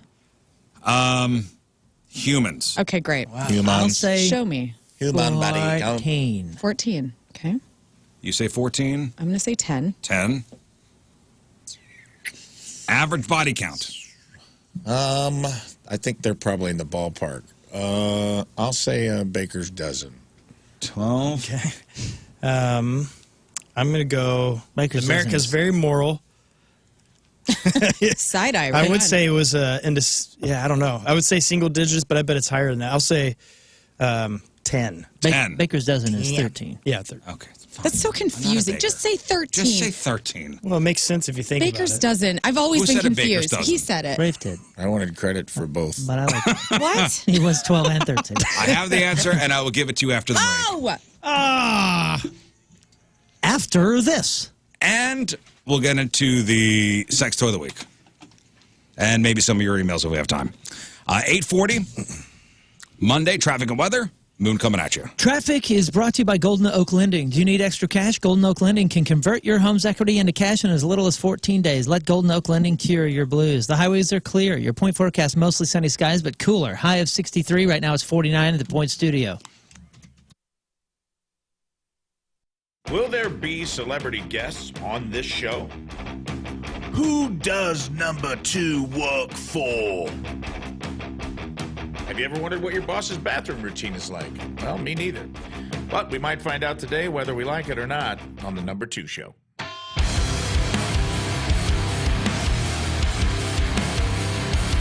In the wild ecosystem of the workplace, there's a unique species we've all encountered and have to navigate. The boss. Ugh. Just as David Attenborough would guide us through the behaviors of lions and gazelles on the African plains, let me take you on an office safari. You won't need binoculars, but perhaps a strong cup of coffee or a sneaky sip of the flask you keep in your top drawer, Frank. That's right, Frank. We all know about the whiskey. Get a handle on things. From the prowling micromanager to the elusive Captain Cryptic, here's a glimpse into a few of the bosses you're bound to run into during your 9 to 5. Hey, to the job you despise. Sitting in traffic, I don't know, you're on 270, you're on 40, you're on 44, I don't know where you are, but you're sitting in traffic, you're going, oh, I'm going to the office for what? I'm sitting in this traffic for what? I hate what I'm doing. I hate who I'm working for. I hate who I'm, what? I hate everything about this place. Well, If you're ready to flip the script on your future, imagine transforming your life and career in just a couple months. And it's all possible with Centric. First off, you decide to make the change. You've got the power to rewrite your story, and you can do it starting today. Dive into Centric's accelerated tech program. Whether it's something like coding or like cybersecurity or network administration, a career in tech, Centric has you covered. In as little as 4 months, you can get the skills you need with hands-on training that will set you up for real-world success. Imagine just after January, just after the new year, you are ready to launch a new career, a lucrative career. Here's the best part. You choose how to learn. So you don't have to quit what you're doing now. You could do training online or on site, day, evening, or that flex option. Centric's flexible learning fits your life. It's not the other way around. And new programs are starting all the time. So the right moment is whenever you're ready. So change your life. Centric.com/Rizz, CENTRIQ.com/Rizz.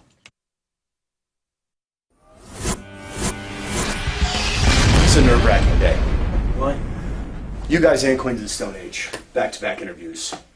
I'm already a high-strung person. Whew. I can't wait to have a beer when this is done. Yeah. Yeah, very much so. You don't need to worry about us. Well, yeah, but I do, though, because, see, here's where the rub is with me and bands that I really like. If it's a band that I'm about, I can power right through. Mm-hmm. But then when it's a band that I really dig, then there's a bit of that fanboy stuff that starts popping out. And that's what I'm trying to control. So here, I'm bringing it down. I'm going to do my best professional interview as I You're doing very well so far. Together we can all do this. We can all do this. So I had the fortune of seeing you guys on Saturday. I was in Austin at ACL. Oh. And I want to talk about this. I got to talk about this. All right. Because I know you guys had troubles. I guess it was with pedals. With cables and amps weren't turning on, basically, yeah.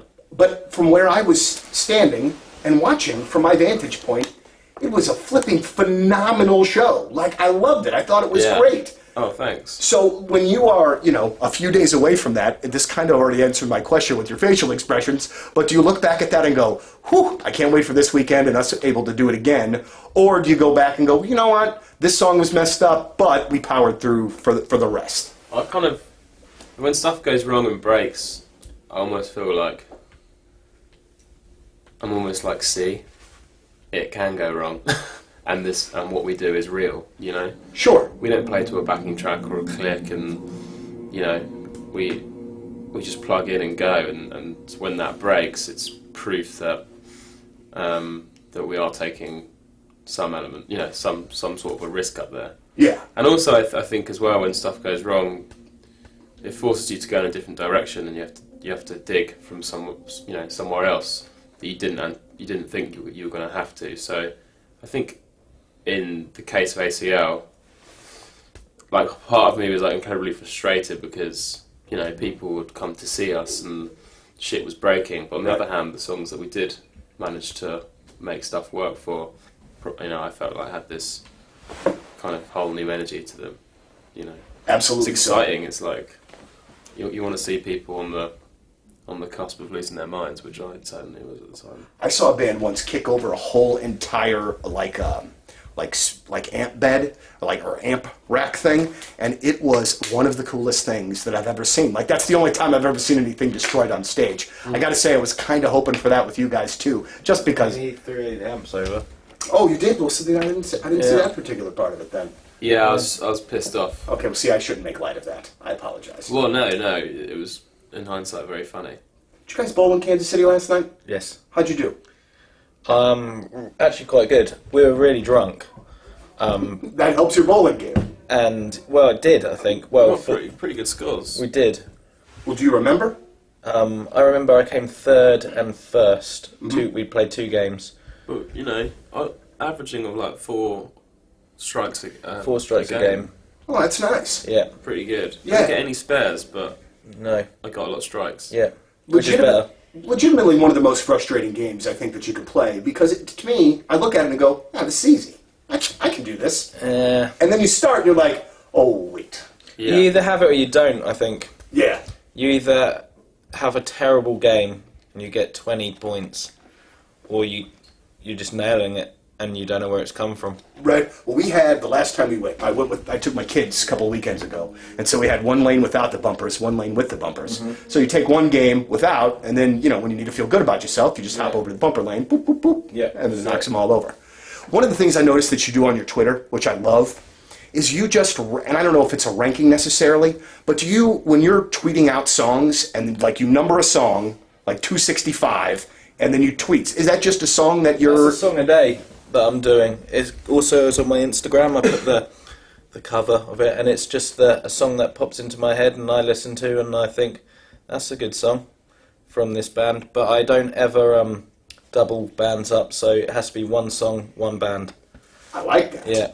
Ooh, wow. So you're not going to repeat like you had Wolf Alice, I think, last week. Yeah. With their new track. So you're not going to. Can't go back to them. That's done now. Oh boy. Yeah. That is challenging. It's a lot of pressure. It is a lot of pressure. There's a Spotify playlist with all of them on as well, if you want to. Oh, I have. You can see that. Well, because I get excited when it's a song that I like. Yeah. I'm like, oh man, this is a good one. And most of the time, it's either something that I have or know, and then now it's to the point where if I don't know it, then I'm like, oh, I got to find out what the heck he's talking about. Exactly. Talk about your tour mates here, Queens of the Stone Age. How long have you known them? And I've read that there's been some drinking that's happened between the bands, so I guess you guys get along okay. Yeah, so we've known Schumann, bass player, for probably the longest because his other band, Mini Mansions, we toured together a lot. But yeah, this whole tour we've been. It's really like the first tour we've done opening up for another band where, like backstage or whatever, there's no such thing as dressing rooms really. Everyone's in and out of each other's, making each. Carpet's looking gross, huh? When was the last time you had your carpets cleaned, like professionally? Oh, but I run a vacuum, over my carpet, once every couple days, or I got one of those robot vacuums. That's just surface cleaning. If you really like look down and like get down on your hands and knees when you get home and look at your carpets. You know what's living and breathing inside those things? Disgustingness, dirt, dander, bacteria. So you got to get a pro in there to do it correctly, and that's Zero Res. Zero Res, carpets, tile, rugs, upholstery, basically every surface in your home can be Zero Resified. So call in the cleaning pros. Right now, you could get your entire home Zero Resified from St. Louis's Ultimate Carpet Cleaner. Get 3 rooms cleaned starting at just $129. And what about your air ducts? Maybe you've never had your air ducts cleaned out. This month, take $75 off that air duct cleaning with Zero Res. That's going to help with allergies and asthma. You're going to enjoy less dust, lower energy bills, and your home's going to stay cleaner longer. And don't forget about cleaning your dryer vent, too. Zero Res will take care of that. Schedule your appointment at ZeroResSTL.com or call 314-474-2020. That's 314-474-2020. And mention the Rizz Show for that special. Spelled backward or forward, it spells the same. It's Zero Res.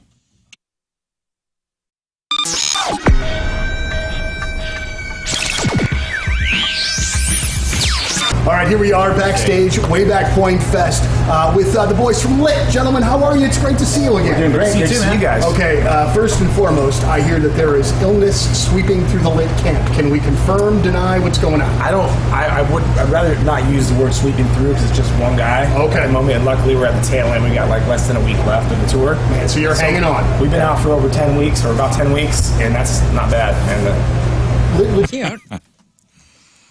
Welcome back to the program. All right, so before the break, I asked this question, does your partner know your body count? Okay. So you said yours does, Lern. Yeah. What about you, Moon? Sure. Yeah, Mallory knows everything about me. Everything. Tina? Yeah. Scott? It's complicated. No. Yeah, It's very yeah, she figured it out pretty quick, I guess. Yeah, my wife does. Now, what is the average body count? According to a poll of 2,000 sexually active people. Okay. So 2,000 people that are sexually active. The average body count is, what did you say before the break? I said 14. I feel like I that's said 10. high, but 10. You You get said credit for both 12 and 13. 12 and 13. I went with 10 as well. Scott, you said 10. One of you is exactly right. Oh, my. Oh, 1. One of you is exactly right. Oh, Congratulations Not us. to Moon. 14, Holy the average smokes. body count. All right. Wow. Now, so again, those are sexually active people. So if you factor in all adults, the real number's probably lower. Honestly, 14's not really that high. I don't think. I mean, depending on your age and how long you've been single. Yeah, that's why I'm curious as to see. I don't think that's a crazy number. If it's 30, like imagine. I don't think it's crazy either. I mean, a survey between a 21-year-old, 31-year-old, and a 51-year-old Sure. would be drastically different because those 51-year-olds, 55% of them have been through a divorce. Yeah. Yeah, but if you factor in all adults, the someone's number's out going to there- be lower. Somebody's hoeing it up. Somebody's like 70. You know what I mean? Like somebody's skewed. Oh, dude. I knew a few people in the touring days, even when we were in our 20s. Somebody's. Remember, I'm not going to say his name, but he had a book. He had a book. And he had all their names down, the cities that they were in. Was his name Moon? And a rating? No, dude. My number is single digits. We had there's also that gal that she Single kept digit. track of all the big stars that she'd been with. Oh, yeah. And The Banger she was Sisters? Very thrilled to tell you about it. But this dude Great had a movie. book, and it wasn't like slimy and dirty. He had it because he basically had somebody in every city, and he would write down like notes about it. He would say like Linda, Pittsburgh, shower, something or other, like the venue that they met. Like, it was just like the basics. What? What an And really organized just, man. Yeah. just like wrote down and just kept track of Right. like what they did. Yeah, kind of. Wow. And he was the only thing I remember is like he liked to shower. Like he always felt like he was like, I don't want anybody to be dirty, so a shower guarantees that everybody's clean. Yeah. That was his thing. But he would like write down what it would happen, and then he would go back because we toured with him a couple times, and he would go back and be like, "Oh yeah, I met up with so and so," and he remembers their name and all that because he's got it in a He's book. organized. Probably He's got got his phone numbers Excel in there. spreadsheet. And I think it was one of those like Rolodex books or whatever you call them, and it was alphabeticalized, and he would have it by the city. So when he was in Pittsburgh, you go to the P's, and they would be. Well, Pittsburgh. Why am also, I if he's turned on ever- by the organization of this Well, man? yeah. Yeah, Also, if he's ever accused of something, or like, hey, Wild reason. kid, or Yeah, he wasn't that kind of guy. no, but I mean, He if wasn't somebody doing ever anything accuses him of anything, you're like, well, let's Right, yeah. cross-reference. I've got what's going on. receipts. I've got the Ha! records. Says right here, Boulder, Leanne, butt stuff. That's not you. That's honestly Nice how it try. read. That's how it read. It was so fascinating because I mean, I have an extremely low number, and I'm not that kind of guy, and so it was like really fascinating to see So- somebody living that lifestyle. 26% of people in relationships said the person they're with does not know their true body count. Most said it's because they never asked. Some people don't want to know. I think most people these days probably Yeah, I don't care. I've wanna never know. asked. I've never asked my wife. Really? Never. I don't need to know. I'm not even curious. Interesting. I wanted to know. I asked all the guys that I had slept with before we had sex because I didn't want to have any. I've been I never wanted to get pregnant. I didn't want to have an STD.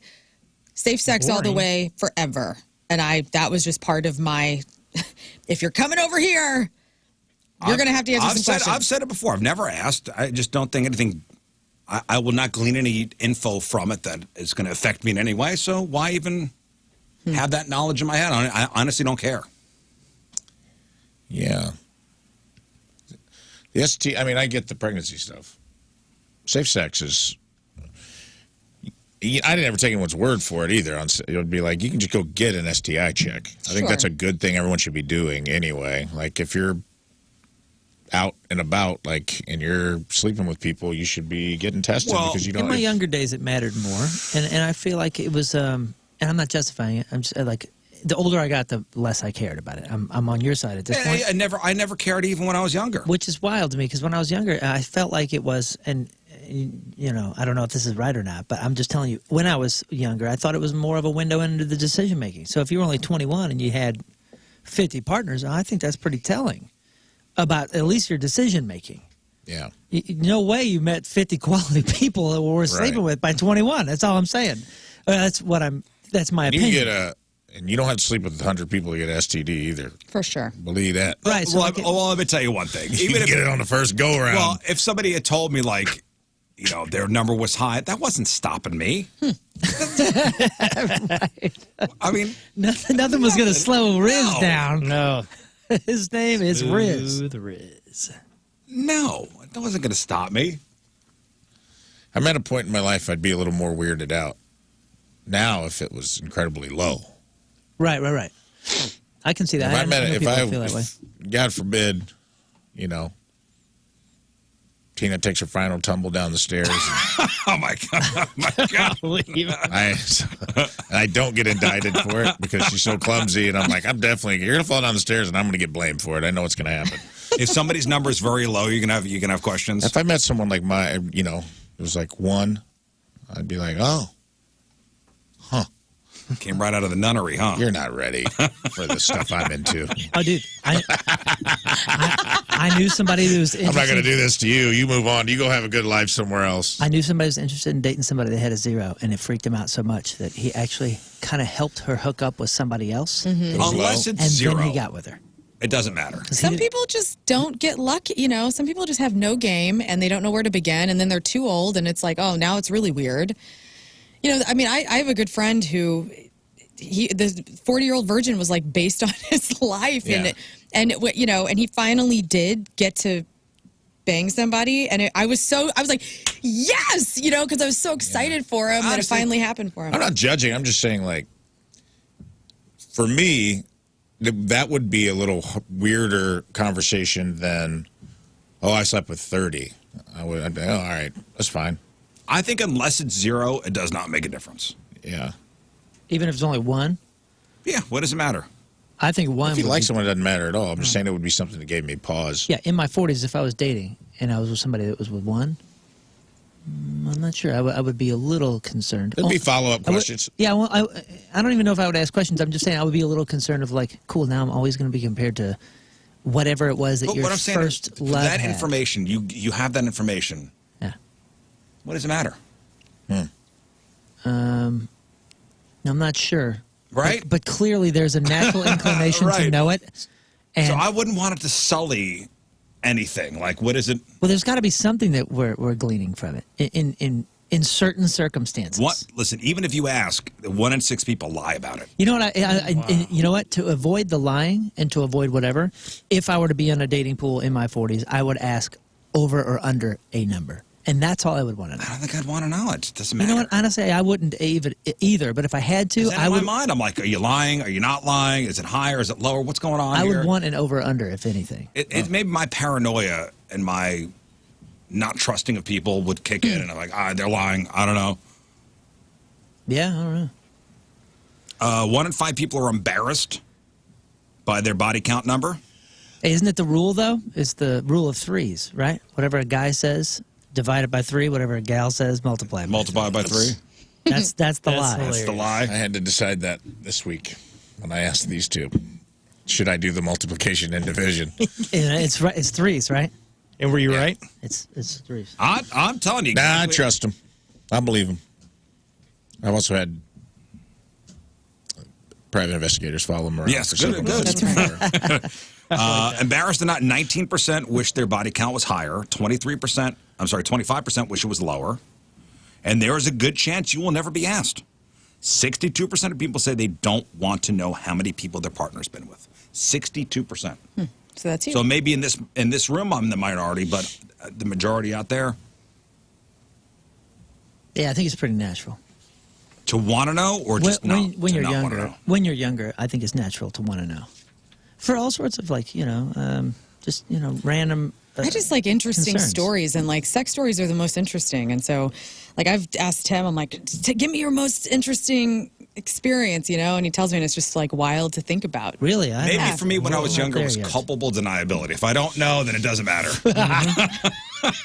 Or was it? I don't want to answer, so I'm not going to ask. Yes. Yes. Okay. I don't think I've ever asked up front. I think that's a conversation that comes later. Yeah, in it a just lot of my happens. relationships. Yeah. When I'm like, yeah, we're good. We're in this thing now. How many for real? That's when I feel more For comfortable real. too. For real. Boom. I'm going to hook you up to this lie detector test. You wait a It's couple fine. years and ask again and see if the number Yeah. matches. Write it down in my Every little 3 book. years I write down my little book. I asked her in a hotel in Denver. She said 14. She asked we ordered Uber Eats. Then I go back and look at it later. Under D for Denver. Yeah, and then 2 weeks later, sore on lip. Oh, Noted. Don't bring up Tina's sore that she had last week. Sore on the. I think he was being general. You just made it about her. Oh, well, yeah, you follow Tina. You She's just always called her got out. her What? cold sores. Okay, well, if I. I love you, Tina. Damn, dude, Lern just called you out on the air. She posts about her cold sores. Okay? Rizz made a general statement. I was making a general statement. I thought you were digging at her, No, dude. not at all. I was gonna stick Lern up for her. dropped the hammer. Hey, are there any situations where you know something that the significant other doesn't? Like if you know your buddy's number, but she doesn't. Like every time I see a picture of this guy with his wife, the dude that I was talking about with the book, that's all I think of is like, Does she know? Does she know the number? Because in 2003, it was 157. I have no idea where it got to before her, but does she know And is that this it's guy in a band? in the hundreds? Yeah. So she probably assumes. I'm just saying, 63% want to know. She probably knows, but does she know the number that I know? 63% don't want to know. Oh, don't want to know. Do not want to know. Oh, I thought you were in the 62% minority. No, in this room I am. Right. In the world, I am with the people. I think about that though. I would be. I'd say it was safe to say that she knows he's in a band touring. Would assume it's high. He was one of the few though that was like in that stereo. I do like the organization. It is nice. It was spectacular. I'm turned on too. Okay, let's do this.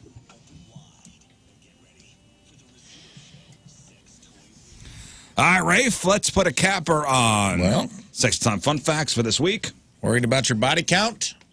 Maybe theirs is higher than yours. You're feeling a little insecure. Fellas, have I got the product for you? This week's sex toy of the week is Tong Bomb. That's Tong, not to be confused with Dong Bomb, even though guess what? What? It is for your Dong dong. Bomb. Tong. Tong Bomb, ancient Chinese remedy. Over 225,000 sold, $9.99 with 4.3 out of 5 stars. They A didn't top performing male delay cream. They didn't just spell tongue wrong? No, it's Tong. Tongue. See, there's You don't put it on your Chinese tongue. writing on this. Tongue bomb. Tong Bomb. Tong Bomb. It's It looks like tiger balm. Forget all the mumbo-jumbo Yeah. talk about special ingredients and secret agent formulas passed down for centuries. Adam and Eve customers have been using Tong Balm for decades. That's the only endorsement that really matters. If Tong Balm didn't work, then we would have stopped selling it years ago. This top-rated balm improves your muscle control so you can take charge of your gasm and end when you want. On your terms. That's right. It's about time I had power of attorney over my own gasms. Most delay creams work by desensitizing or numbing the nerves in the penis, but Tong Balm actually enhances your sensation and increases your self-control by improving your muscular control. Tong Balm lets you take complete charge of your gasm and lets you finish when you want to, not before and not after. You'll be able to fully satisfy your partner, improve your relationship, and never be called a minute man again. For best results, you need to closely follow the directions included in your order. As a general outline, you start by placing a small dab of Tong Balm underneath the tip 3 hours before sex. Another small dab 2 hours before, vis-a-vis a third dab 1 hour before sex. The key to using Tong Balm is to apply a very small amount at a time. If you apply too much, the product won't work. Proper use of Tong Balm requires some experimentation, but don't be discouraged if your first results aren't what you expected. On the positive side, Tong Balm becomes more and more effective the longer you use it, so your experiments will prove beneficial in the long run. Tong Balm comes in a discreet plastic case with pop-open lids so you can hide it easily at home, or trying to get your body count up, carry it around in your pocket if you think you might get lucky. The small case is roughly the size of 3/4 stacked together, but it contains enough balm for dozens of applications and hours of steamy sex. Results may vary depending on user's physical condition, body chemistry, and other factors. Now for the reviews. Let's get to the reviews. Holy cow, use sparingly, 5 out of 5 stars. Whoa. As I've gotten older, my stamina has declined to the point that I sometimes finish within just a few minutes of penetrating. Oh, poor guy. Tried the sprays, but they didn't work. Numbed too much, and the wife hated the taste. Tried Tong Balm based on the reviews, and damn! First time I applied it 3 hours, and 2 hours prior skipped the 1 hour, and it's a good thing. The session lasted 2 freaking hours. Next time I applied once 1 hour prior and lasted over an hour. We were both exhausted, and we're not in the best sexual shape as we used to be 20 years ago. In fact, we had to take a break, watch a bit of TV, and rest while I casually masturbated. Okay, yeah. Casually jode. You know, it sounds like it works because it hurts. on fire. Yeah. If it hurts, it works.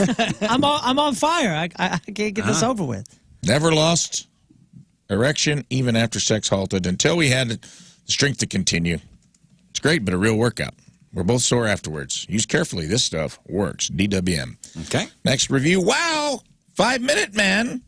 More like 2 hours man. 2 Not the hours. same guy. Seems a bit excessive. Yeah, that's too much. I need a half a dab of this stuff. Works as described. Just follow the instructions. If you're a minute man, give this product a try. I went from a 5-minute man to a 2-hour man, and my wife keeps asking me if I took a Viagra. Mr. Oddity. 2 hours is too long. It's too long. Well, it doesn't work for everyone because the last review says, this is bullcrap. 1 out of 5 stars. I slathered my schlong in this Chinese goo and still busted in 30 seconds. I want my money back. This is no way to treat the king of St. Louis. Signed Anonymous Ginger. I don't know. Who's that, I wonder? No, it's all cool, man. Whatever it is. All right, there you go. That is the tongue bomb, the male delay cream. $9.99, 4.3 out of 5 stars. That's Tongue bomb. The sex toy of the week. Who knew? Oh. All right, we'll take a break. We'll come back. We'll answer some of your emails. It is 9:08. It is Monday. Traffic and weather. Moon coming at you. Traffic is brought to you by Golden Oak Lending. Do you need extra cash? Golden Oak Lending can convert your home's equity into cash in as little as 14 days. Let Golden Oak Lending cure your blues. Highways are clear. Your point forecast, mostly sunny skies, but cooler today. High of 63. Right now it's 48 at the Point Studio.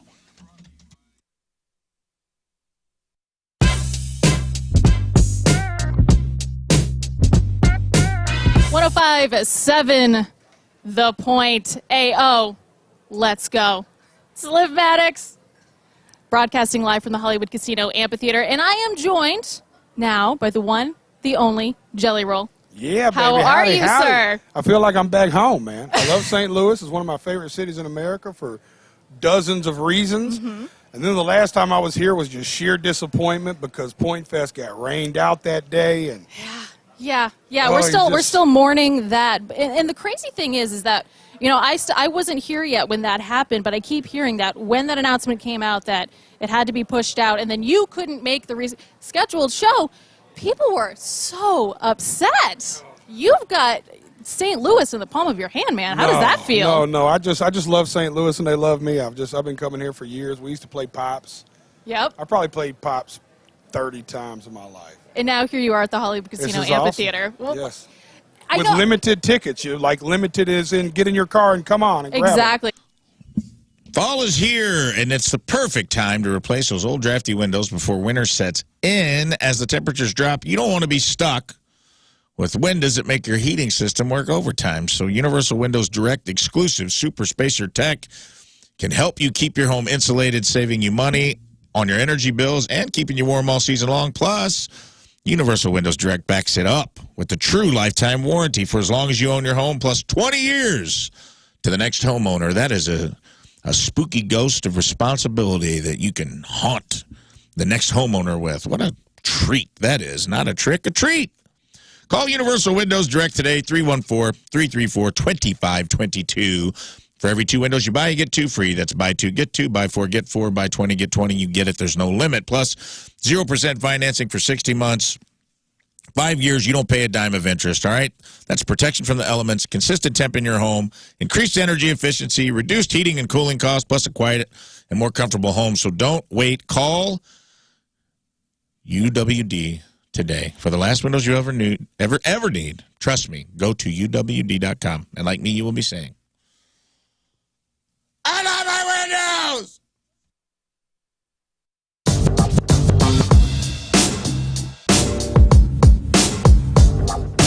All right, so the lead-off interview for Point Fest 2019, my guy Claudio from Coheed and Cambria. How you doing, man? Thank you so much for being here today. Thank you for having us. You know, I believe the last time that you were here, and I so wish that I could have talked to you while that it was happening. Coheed was playing a show at the pageant, and oh my gosh, the hubbub about your hair was on that day, man. Like it was so fascinating to watch some of your fans completely lose their minds about that.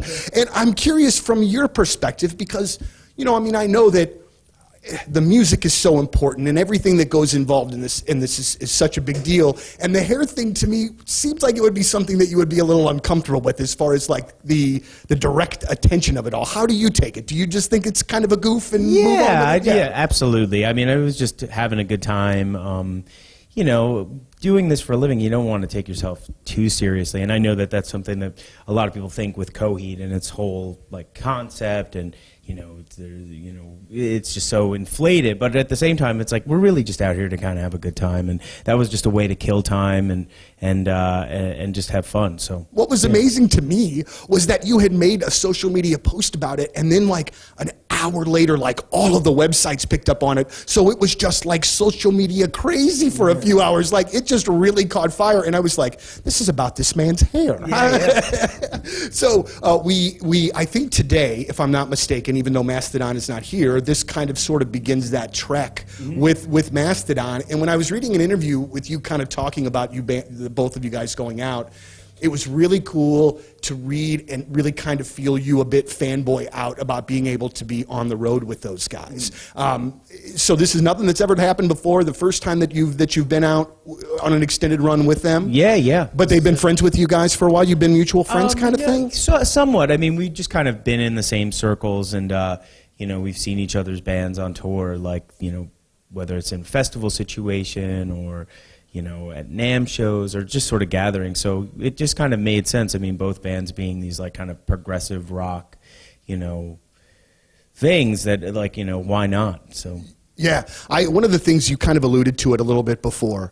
Do you obviously have this intricate storyline that's laid out for these records, but I feel as though that you can love these records even if you don't exactly know the ins and outs of the storyline. Are you okay with that? Oh, absolutely. I mean, all the songs are really written from like a personal experience. So right at the creation of them, they're all very real songs. It's just I kind of take them and then kind of translate them into this other piece of fiction, so people can experience the music and the stories in another way.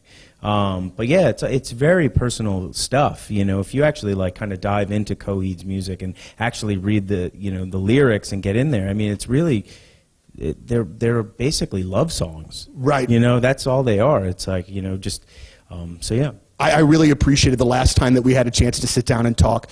You guys had just released the record that broke out of the storyline, and kind of did like the one-off because your kid had just been born and all of those kinds of things. And I think that it was very remarkable to see your band to be able to kind of do that. Like kind of jump off, do that record kind of in and of itself as an anomaly, and then come back and kind of get back into things. And I think it says a lot too about the fan base that they are along for the ride, kind of in however you want to do. That's got to be an amazing feeling to have that kind of trust of the fans. Absolutely. I think they respect us and understand that, again, like the concept stuff was really just a creation.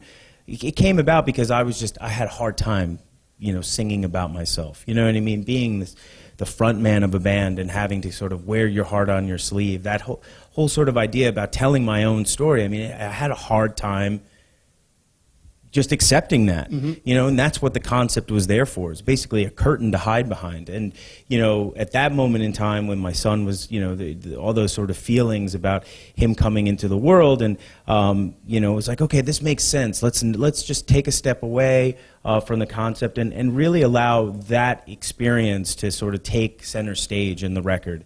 And to see everybody sort of jump on board and be very accepting of that. I mean, it's so great. I mean, to be allowed that flexibility. It's pretty impressive, and I've never met one of the things about your band is I've never met a guy or a girl that like are kind of into Coheed. You know what I mean? Like it seems like they are, because I remember the guys that introduced them to me very early. Another special big 3-day sale this week. So Thursday, Friday, and Saturday. So keep this in mind. Red Hot Deals. The Schnucks Deals and Steals 3-day sale this week, Thursday, Friday, Saturday. So when you go into Schnucks, you will see some big money off. These are specials on sale items that you love, like stuff that you wouldn't normally see. So check out some of these deals, like Thursday, Friday, Saturday. Emo's Pizza is $5.99. Pep's Draft House Pizzas, only $5.99. Brew Pub Pizzas, $5.99. So make sure you take advantage of this week's huge savings and keep your eyes and ears open for the next Deals and Steal sale at Schnucks. So it's Thursday, it's Friday, it's Saturday. Schnucks Deals and Steals, only at Schnucks.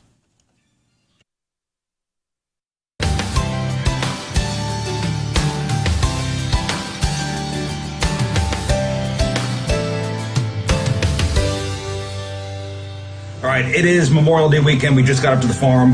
Job number 1, feed the chickens. Let's go. There's 1 turkey, 2 turkeys. Yeah. You, and there's absolutely nothing you can do about it. Happy birthday, Rizz. Thank you, buddy. See ya. So we got the Shipwrecked Halloween party over at Ballpark Village happening not this Saturday, but the following Saturday, the 26th is the date. I got my costume already. I bought it. I got mine last night, too. Can you divulge? You want me to tell everybody? I don't know if you want to. Tim and I are being overboard. I'm being Goldie Hawn when she gets rescued from the Elk Cove awesome. County Okay. waste. Good one. And Tim's going to be Kurt Russell. What does that costume entail? Mine?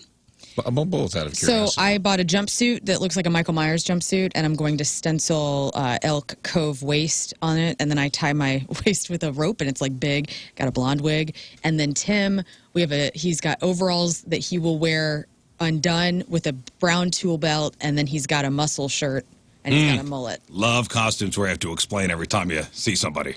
Who they are?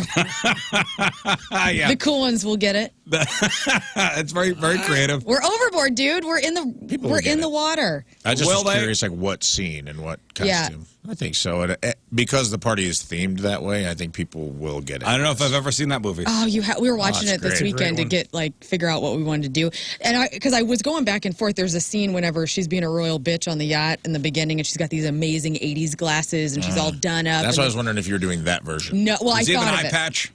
Nah, that's Captain Ron. That's me. Okay. That's Rafe. Are you being Captain Ron? Yeah.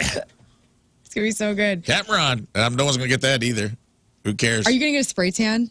I'm going to get a real tan. All right, Scott, what are you going to go I might as? go get a spray tan for this. Still working on that. Still working on it? All right. Yeah. Moon, did you figure out your costume yet? Yeah, so I have it down to 2. I was going to do that G.I. Joe thing that he was talking about.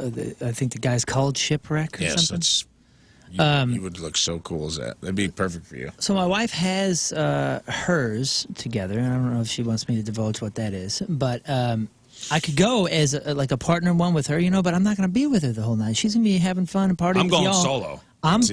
I'm playing the show the whole time.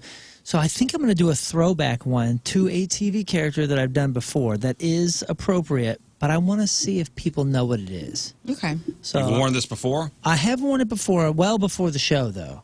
Well before the RizzShow. I want to be the captain from Gilligan's Island.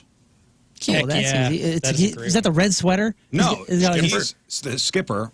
The skipper is just so he's got a certain captain's hat. He's got a black captain's hat, a blue polo shirt, Oh, okay. and that's khaki what it pants. is. Oh, that's We're kind of gonna nice. be loving it. Yeah. Speaking of captain's hat, dude. Did I tell you that I did the tour on the cruise ship? I did I saw the pictures. I saw the photos. VIP tour where you see the bowels of the ship and you see the they took us through the kitchens, which by the way was incredible. Poop deck. Learned about all the food that they go through. I mean, they're feeding thousands and thousands, every single meal, and did all that, and then got to go to the control room where all the marine engineers are. Right.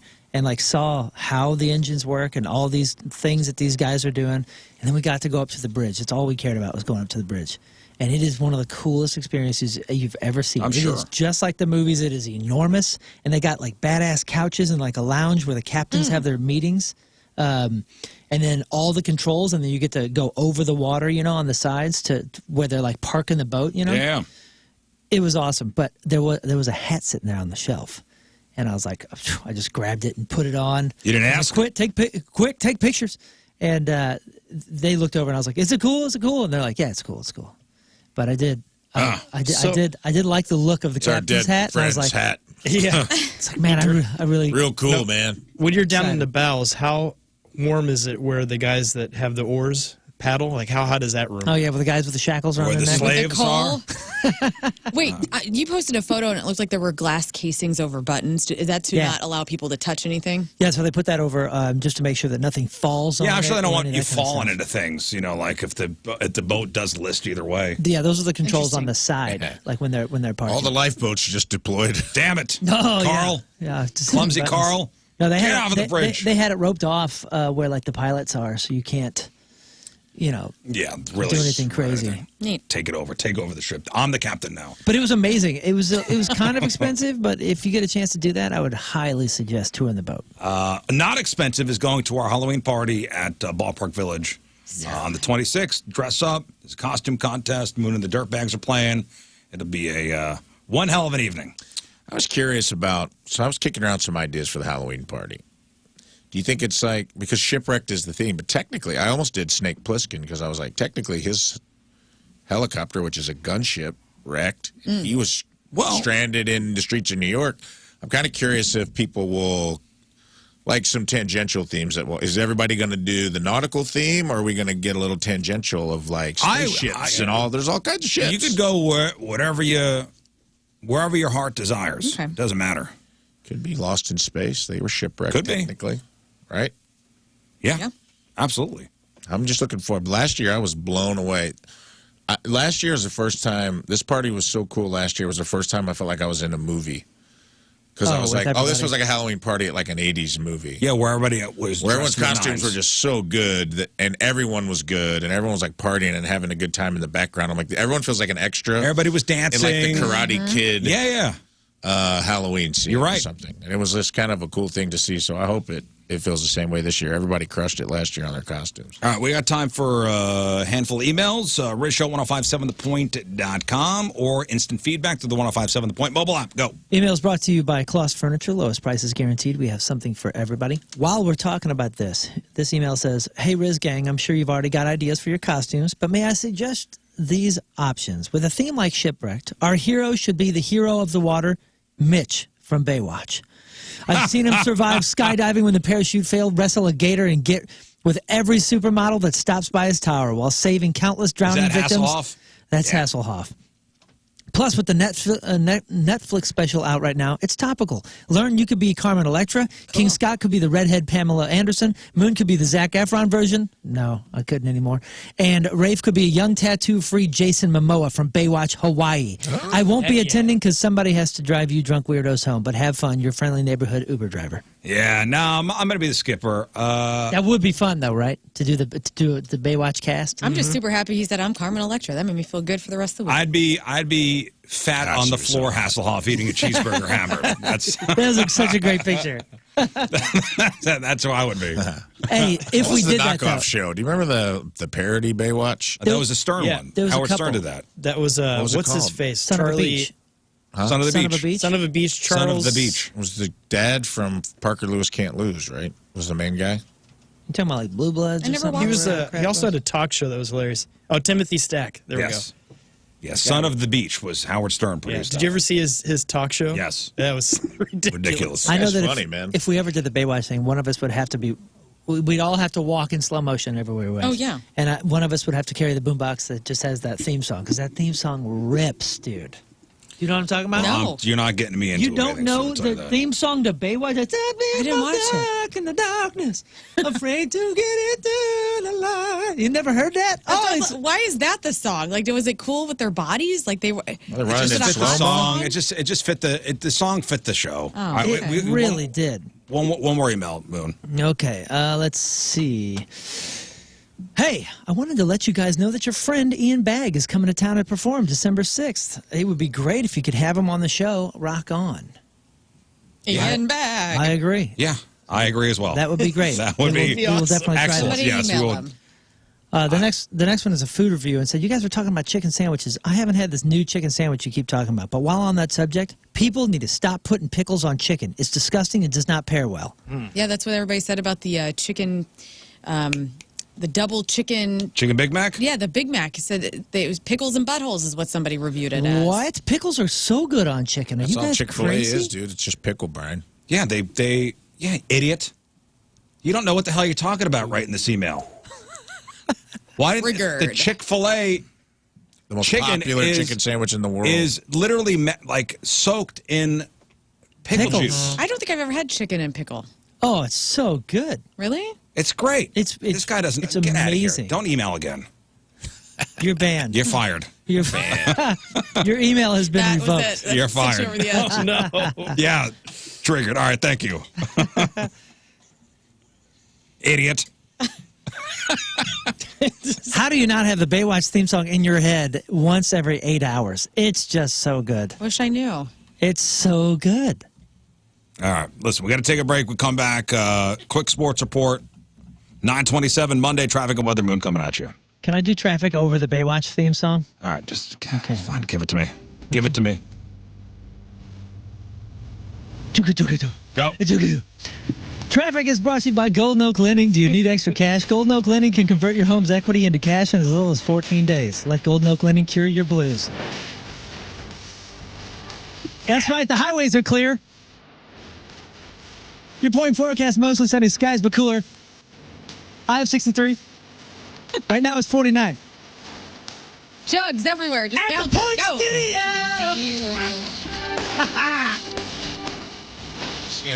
MoDOT workers with really big boobs running around, keeping the streets clean. Free jugging.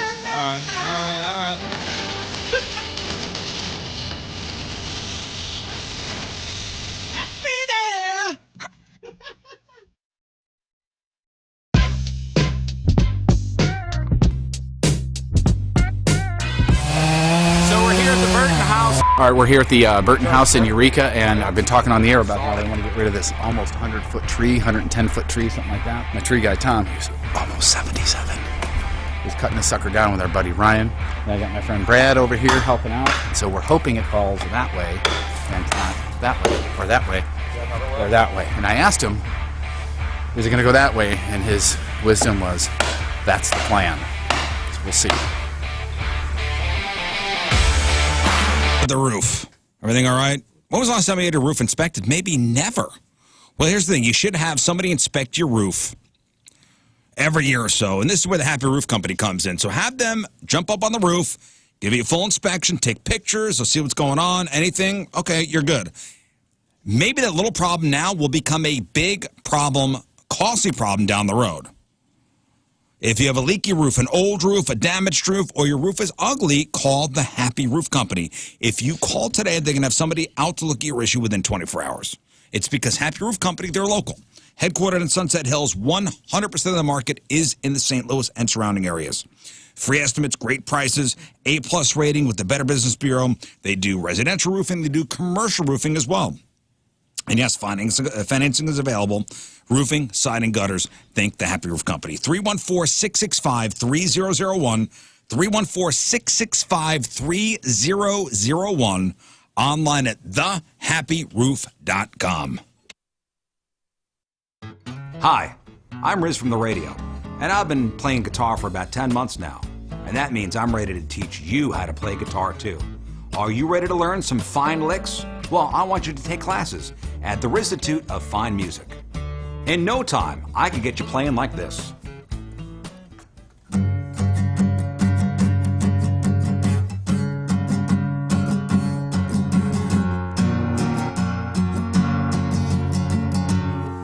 When you sign up for classes at the Rizzuto of Fine Music, I will teach at least one class a week, 15 minutes only, and you'll get this commemorative tote bag. Achieve all your dreams. Learn how to play guitar. Yes, fine licks like this.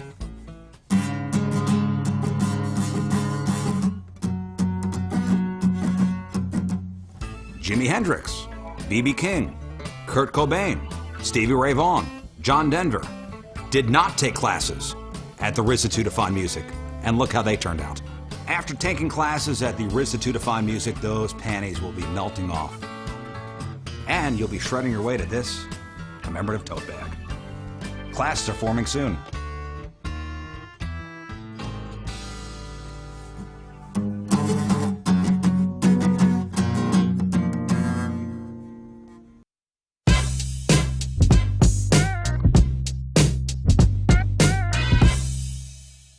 Tim, how are you, man? I'm good. How you doing? I'm doing very well, and I'm going to tell you, that I did something today, and I shouldn't even bring it up that I'm doing it. I wore a shirt specifically to impress you because I was interviewing you, and normally I don't do that.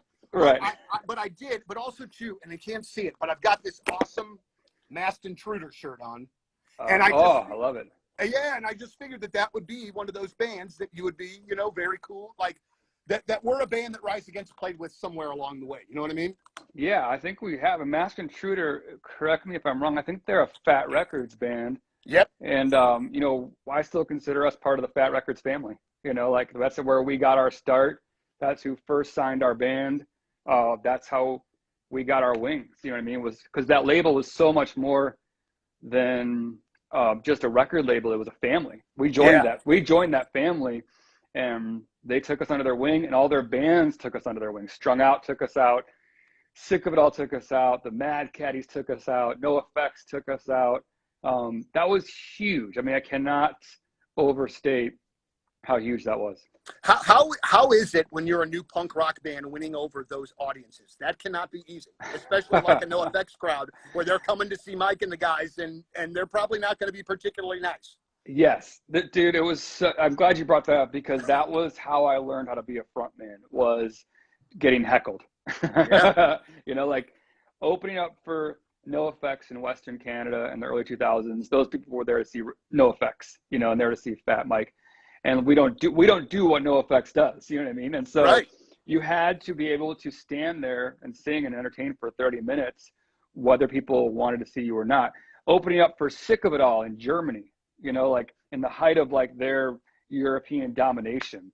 Though, like I got beers thrown at me, I got yelled at, you know, like all that stuff. And that was moments like that. And then you'd shift to like the Mad Caddies tour, and they're a ska band. And so now we're opening up for a ska band, and those people came to see them. So you had to like figure out like, what are we going to do here? And those were the moments where you realize this is where I put my tail between my legs and I go home and I say, this is it. I'm not meant for this.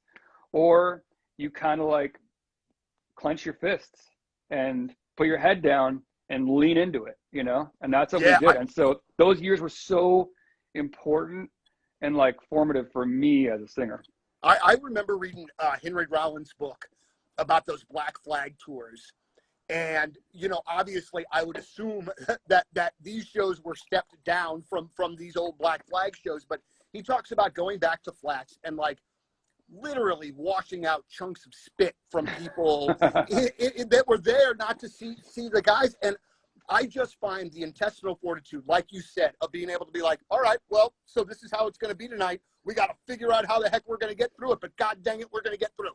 Absolutely. Yes. You need those. You need those concerts, those shows. You need those years to really help you figure out who you are as a band, you know? And for us, it helps because, you know, we stood behind the songs. We were like, these songs, we're going to play them. And you're for the next 30 minutes of your lives, you have us, whether you like it or not, you know, you have us. And I think that eventually that started to kind of pay off and people kind of like, you know, started nodding their heads to what they were hearing. Dig it. Now, today is a big day in the Rise Against camp. Nowhere Generation.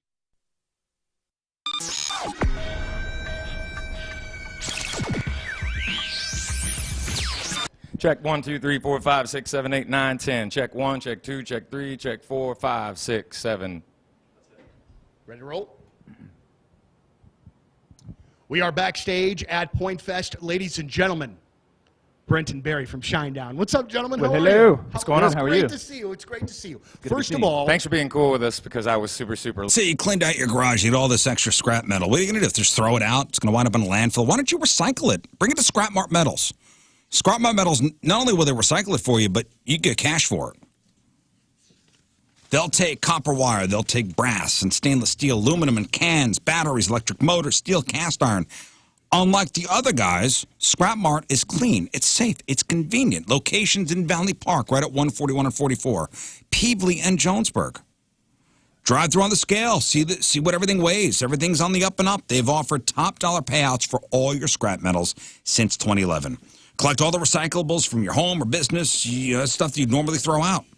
Load them into the vehicle, make a quick drive over to the new facility over there in Valley Park, and pull right into the clean and efficient drive-through. After sorting and weighing your materials, they'll pay you top dollar in cash. Now that's recycling made easy. St. Louis's first and only drive-through recycling. Recycle smart at Scrap Mart. ScrapMartMetals.com. ScrapMartMetals.com.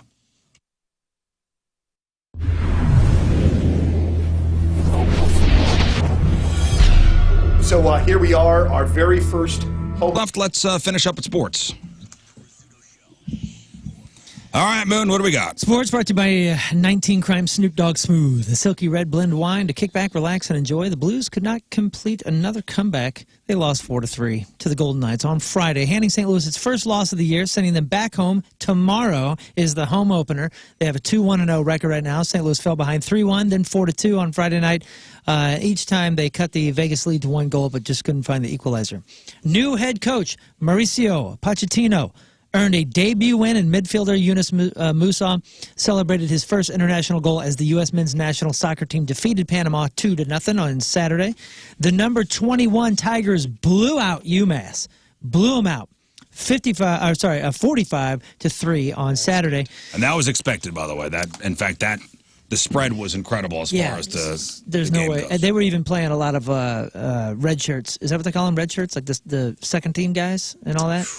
Red shirts are like, but the red shirts are the guys who usually the can't freshmen can't play. They can't get an play. extra year eligibility.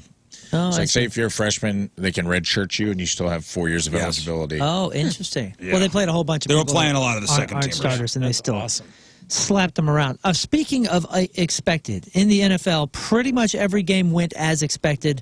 Rafe was mentioning before there were no upsets. All the favorites won. All the favorites won. And you're going to hear a lot about the Dallas Cowboys this week when the most popular team in the NFL gets embarrassed at home like they did. The Cowboys got super embarrassed by the Lions. Now, the Lions, we know, are good. Good team. They looked great, though the loss of defensive end Aiden Hutchinson to a horrible, horrible leg injury. You sent this over, and I wanted to kill you. Man. Well, I wouldn't have done it if you could see it, like under the sock. His leg snapped in half. I know. Under the It sock. was a horrible, horrible injury.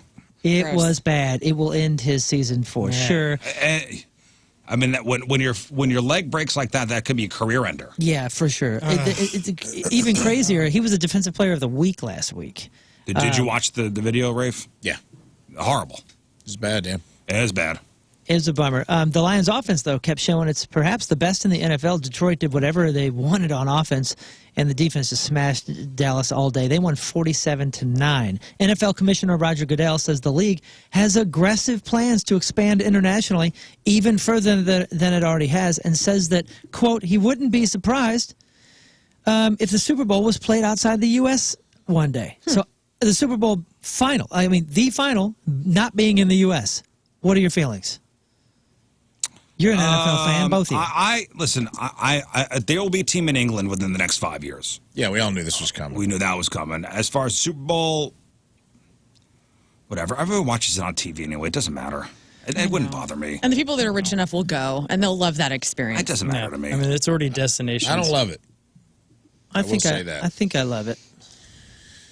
He shared that if the regular season expands to 18 games, 16 of those games could be played internationally. Goodell also added that Ireland will host a game soon and that Rio will likely become a new host city for NFL games as well.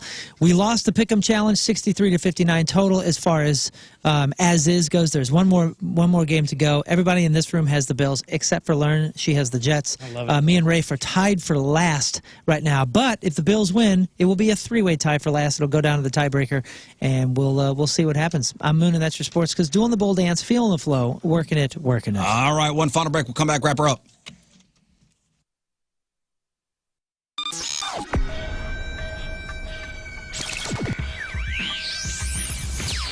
We are backstage at Point Fest, and I am absolutely honored and incredibly nervous, as a matter of fact, to have the pleasure of speaking to Allison Chains. Gentlemen, thank you so very much. It's really great to see you here today. Why is he nervous? Is he owes money or something? I do not. I do not. You slept with my wife, you son of a bitch. Oh. See, none of those kinds of things other than just your... Good, you feel good. It's good for your mental health, good for your self-esteem. Well, Parkrest Plastic Surgery. Yeah, it's stigma when it comes to plastic surgery. That's not a thing anymore. You know, think about 30 years ago. Oh, my God, somebody got plastic surgery. Ooh, scandal. No, not that way anymore. At Parkrest, it's their focus to build your confidence by helping you achieve your goals with the most natural-looking results possible. They want you to look and feel like you at your best, not your cookie-cutter providers where patients all leave the practice with similar results. No, they cater their treatments, procedures, and surgeries to every individual, and they make sure that everyone leaves happy with a major confidence boost. That's the best part of what they do there. If you're looking to minimize fat in these hard-to-target areas, they got you. If you're looking for the mommy makeover, they got you. If you're looking for laser hair removal or even permanent makeup, they got you over there, Parkrest Plastic Surgery. Right down the street in Creve Coeur here on New Balance. ParkcrestPlasticSurgery.com, ParkcrestPlasticSurgery.com.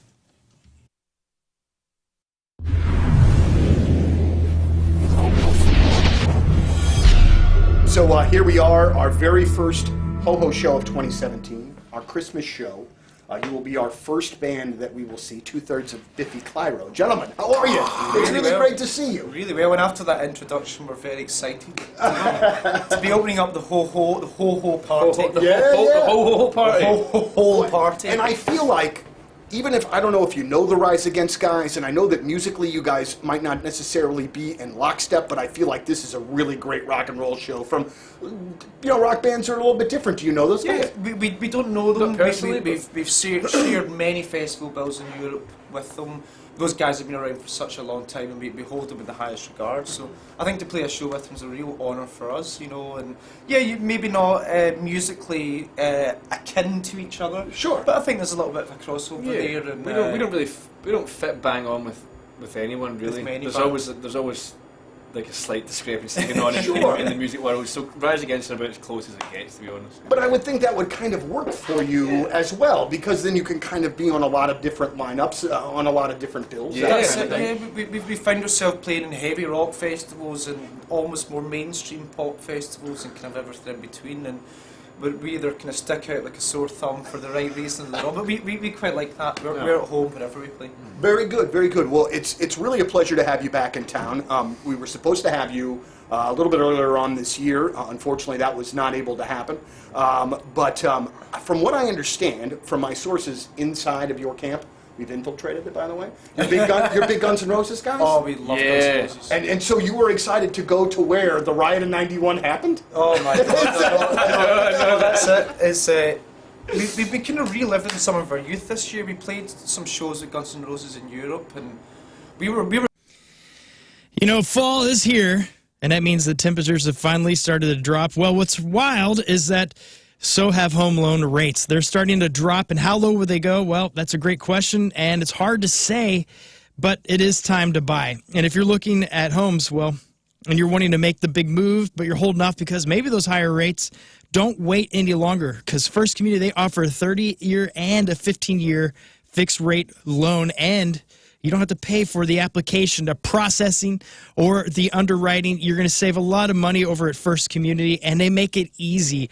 And I love the process with them. And First Community, they also offer jumbo loans and a loan specifically for first-time home buyers, and that's what I used when I went to First Community a few years ago to ask them about getting a home, and sure enough, they were able to do that for me. I got the first-time home buyer loan. Absolutely amazing, and they're so great to work with. They'll walk you through every step of the way, and they're going to put your dollar to work for you and save you thousands and thousands of dollars. So go to First Community.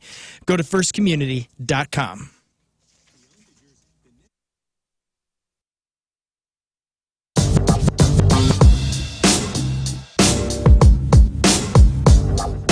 And it's Rizz. We are backstage at Point Fest, and say hi to POD. Hello, fellas. Hello.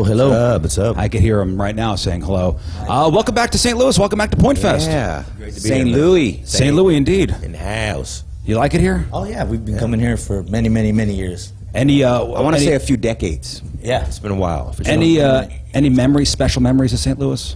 It is, but it's not a good one.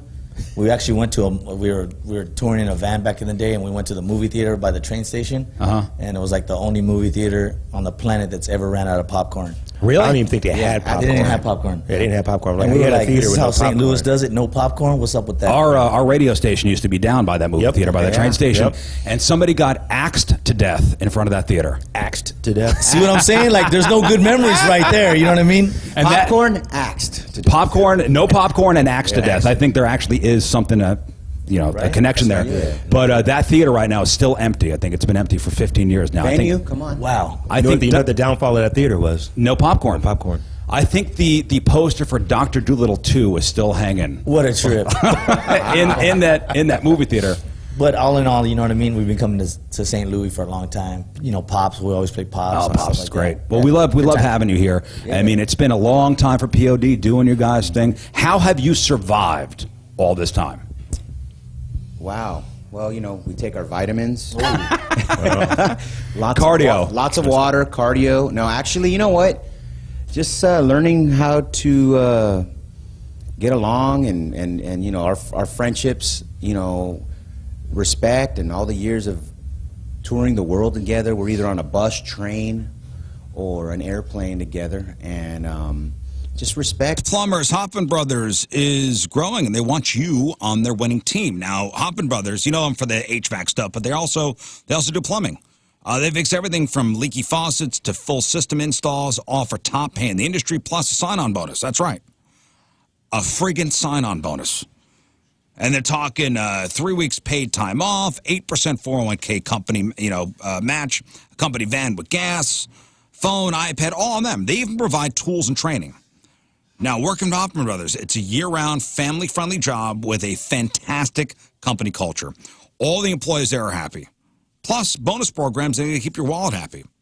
So join Hoffman Brothers and be part of something special. If you're a licensed plumber who's looking for a challenging and rewarding career, then Hoffman Brothers is the place for you to work.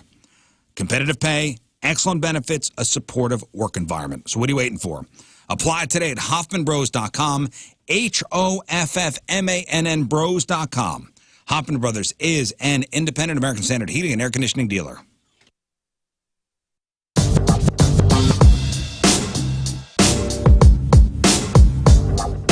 Backstage at Point Fest, and I'm completely honored to be joined by Ed from Live. This is one of my childhood dreams, to always talk to you every time you're in town. Well, thank you very much. Appreciate that. Been following you. I was telling your tour manager, I've been following you guys since, and I'm sorry if nobody out there cares, but I'm going to walk down memory lane with you. MTV 120-minute tour, Springfield, Missouri. Oh, yeah. Shrine Mosque, I think is what it was. I think so. It was our first tour. That was your first tour? Yeah. Because, I mean, you guys were like, talk about just being with the guys you grew up with. You guys were like 12 at the time or something. Yeah, we started the band when we were 13, coming out of 8th grade into high school. And that tour you mentioned, that was 1992. So that was our first road experience with Public Image Limited and Big Audio Dynamite and Blind Melon. Yeah, that was amazing, and that's one of those. That's like obviously the first time I saw you, but even more creepy. I have a Public Affection CD. Oh, I love that. That's awesome. There aren't too many of those around. Is there no restraining order just yet on that? No. Somebody did try. Somebody tried to they put it up on one of the streaming sites as Public Affection. I'm like, hey, that's our band. Wait a minute, hold on a second. Wait a minute, you can't do that. You got enough of that stuff going on all the time anyway, with so many records out and everything, and now new music, and you guys are here in St. Louis. Talk about touring again and still doing it after, 25 years of Throwing Copper, one of my all-time faves. It's still fun for you, right? It's so much fun. We're just kicking this year off. We've been back now. We took a long break there, and break/breakup. Right. And this is the third year we've been out. The first year we did a bunch of festivals. Last year we did a great tour with Counting Crows. Yep, been here. I was buddies. There. And then, we're kicking off this year right now. This is really the first couple shows we've done this year. And then we're out with Bush and Our Lady Peace starting June 6th. That's going to be an amazing tour as well, and I can't wait to see that. I'm going to go somewhere and see that. Talk about the difference now as opposed to 20, 25, even 30 years ago touring. What's the same now and what is different now?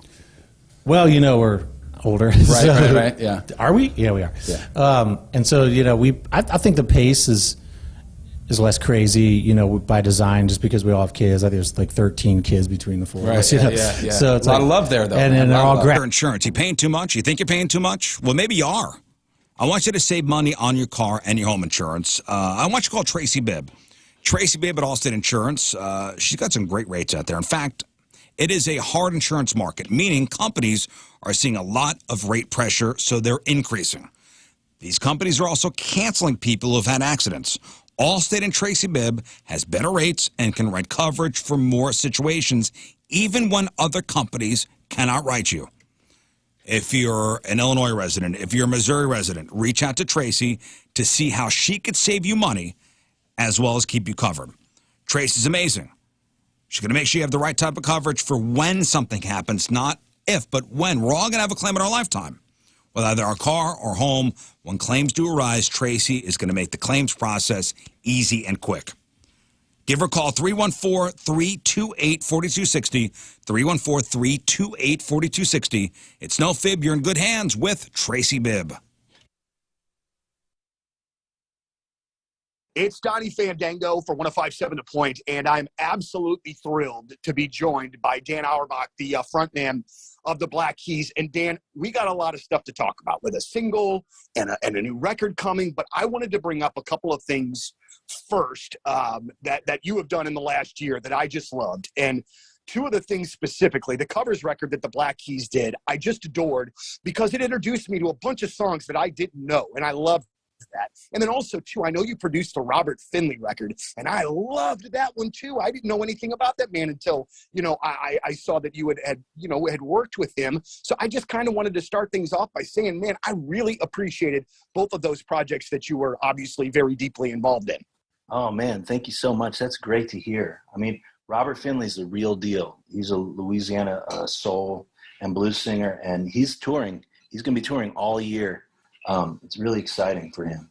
I will absolutely see that man. I mean, it was like, because as I'm listening to that record, I'm thinking to myself, why did I not know of this man before? Why do I have to live under a rock? You know what I mean? Like, it was that kind of, why haven't I been able to be a fan of this guy sooner? Oh, man, he is just like next level. He just like shines on the stage. It's crazy. Cannot wait.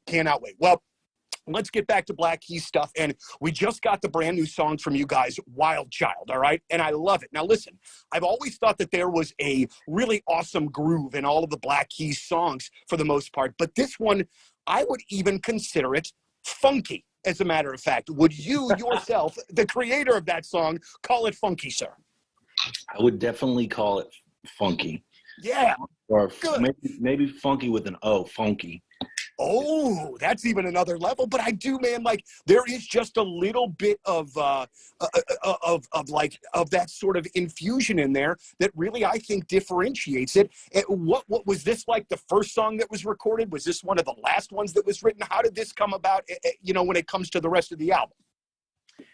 I think the record is pretty varied. There's songs on there that are like the first take, just like super raw. Improvisation, like we just left all the mistakes in there. But Wild Child, we probably took the longest to construct. We had a South County Urological, 314-843-8000, southcountyurological.com. So if you got your vasectomy from Dr. Wamba at South County Urological on Friday, you would be back to work today being Monday.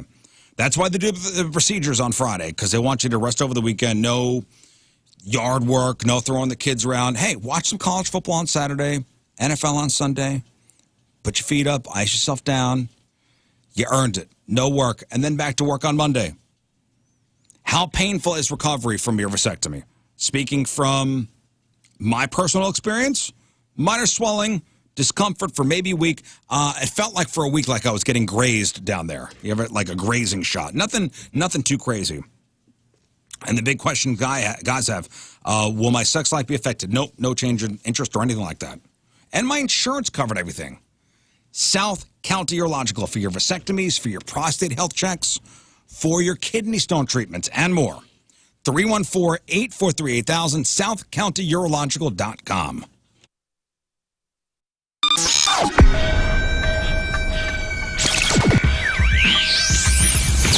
All right, so here we are backstage, way back Point Fest, and we are absolutely thrilled. Myself, Mr. Jeff Burton. Thank you. It's thrilling to be here with you. Oh, you're talking about them. Right. Noodles and Peanut, gentlemen, it's great to see you. Thanks for coming back. You guys get along like me and Noodles get along. Yeah, I want to see that. Sure. I mean, like, we have known each other for a long time. Yeah, like, kind of the same, right? I mean, he was at my bachelor party, for goodness sake, so you know what I mean? Oh, nice. No stories, no backstories? There's okay, lots. so how much tape you got in the thing? With the thing there. How And much? it's really similar because me and Noodles should have known each other for a really long We time. should have. We're That's definitely exactly the same. kindred spirits. As soon as we get together, we really do just Yeah, we click clicked like really that. nice. Well, how long have you guys known each other, though?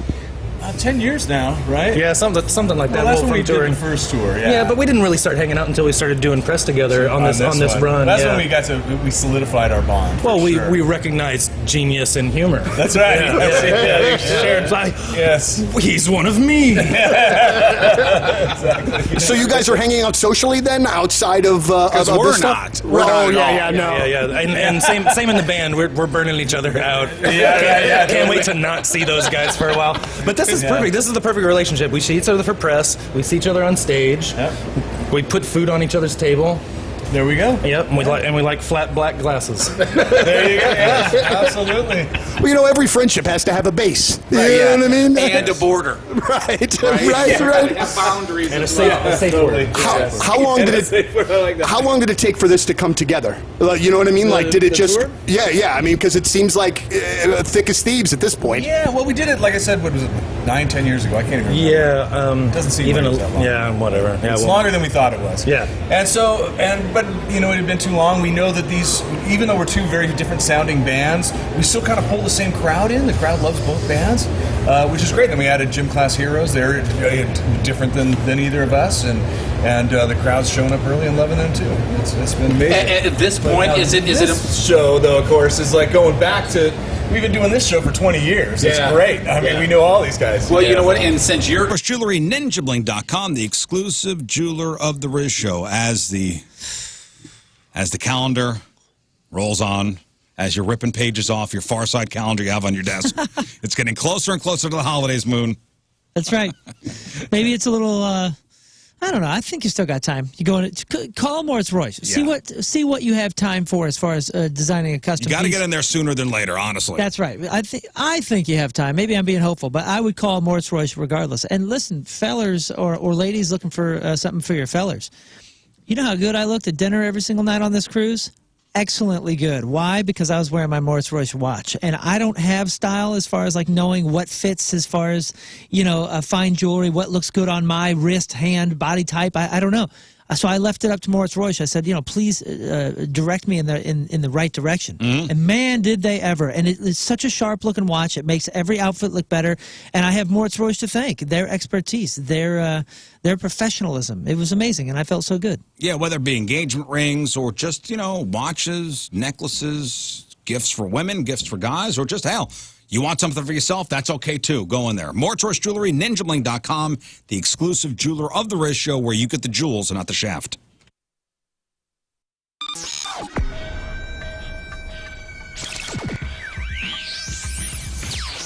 We are backstage at Point Fest, and Kevin from Candlebox joined. How are you, sir? Great to see you, man. Great to see you. So there is so much to talk about with you, and had the great fortune of being a chat with you a few weeks ago. But there's some things that I wanted to talk that we talked about then that I'd like to talk about again today. 25th anniversary of the Candlebox debut. Isn't that an amazing thing at this point? How do you, as the guy that did it and was the key element in this, how do you look back and see the staying power of this thing, because it's still a very relevant record? I know, it's kind of crazy. I don't know, man. I wake up every day and I pinch myself that I've been fortunate enough to have this career. I mean, it's a wild thing to turn 49 years old and know that I've been doing this for 25 years and that people still listen to the record, and the royalty check comes in every April and every October, and you're just like, wow, this is crazy that this record still sells like it does. I mean, I'm lucky. We're one of the bands that was able to make money off of albums. So I don't know. It's paid my rent for a long time. I'm very happy about that. Absolutely so. Now, let's go back a little bit to the beginning of this ride for you. I would assume at that particular time in Seattle, Washington, there was a feeding frenzy for bands because that first tier had already signed and blown up and all that sort of thing. How did the courting of Candlebox happen, and how did you settle on Maverick with Madonna? Well, that's an interesting story. Our bass player wasn't 21 when we started the band, so you weren't able to play in the clubs in Seattle. You had to be 21 in order to play in a bar. So we played a lot of like the all-ages festivals or shows around town, or friends' house parties, something like that. So when he did turn 21, June of '92, we were invited to play a showcase last minute for BMI. In the city. They asked us to go on at 7 o'clock. Doors were at 6:30. They're like, you got 20 minutes to impress whoever's here. And back then in Seattle, of course, like you said, everybody was looking for another band. Nobody really knew about us because we weren't on the radar yet, other than the friends and family and fans that had found us at other shows. So that really kind of blew it open for us. We were seen by somebody from EMI. And she flew us down to LA. We played in Los Angeles at the Club Lingerie in October of '92. Guy Osiri stumbled into that show, who of course now manages Madonna, and everybody's got a huge U2. He was the A&R guy. He was an intern at the age of 20 and took us to the label and said, this is the band I want to sign. They flew to Seattle, saw us play a show in Seattle, and that was it. And that was the fall of '92, and we signed that Christmas and made the record in the spring, and it came out July 20th of 1993, so pretty quick. Unbelievable. That is such a, I mean, was there any time, I mean, I'm sure that there was a lot of enjoyment in that time, obviously, but I mean, when you guys were, when that was sort of happening, and maybe even before the label started knocking, I mean, were you thinking with the other bands around you popping, why can't we do it? I mean, these are our neighbors. Why can't we be the next one to go? Was Sure. that at all in the thought process? Oh yeah, man. I mean, look, we knew that being in the right place at the right time was going to be very beneficial to us. But we were such a different type of band, more blues-based rock and roll band, and of course about 5 and 6 years in age younger than the guys in Alice and Soundgarden and whatnot. So we didn't have that kind of history of playing with Green River or playing in other bands around the city. We kind of fell together as a band. The only person in the band I knew when we started was the drummer. The bass player went to high school with me, but he was in Europe doing a foreign exchange program. So I didn't know him, and the guitar player Pete was introduced to us by Kelly Gray, who was in a band with Scott way back when. So we were kind of a happy accident, if you will. But of course we thought, we had something special musically. We had something that was different, and there weren't a lot of bands that were playing the kind of blues-based rock we were in the city. And a little bit more of arena rock kind of a sound for us. So, and I guess the closest thing to what we were doing would be Pearl Jam in that kind of, big, long, drawn-out songs, ballads, and stuff like that. So we knew there was a chance, but we were playing with 7 other bands at the time.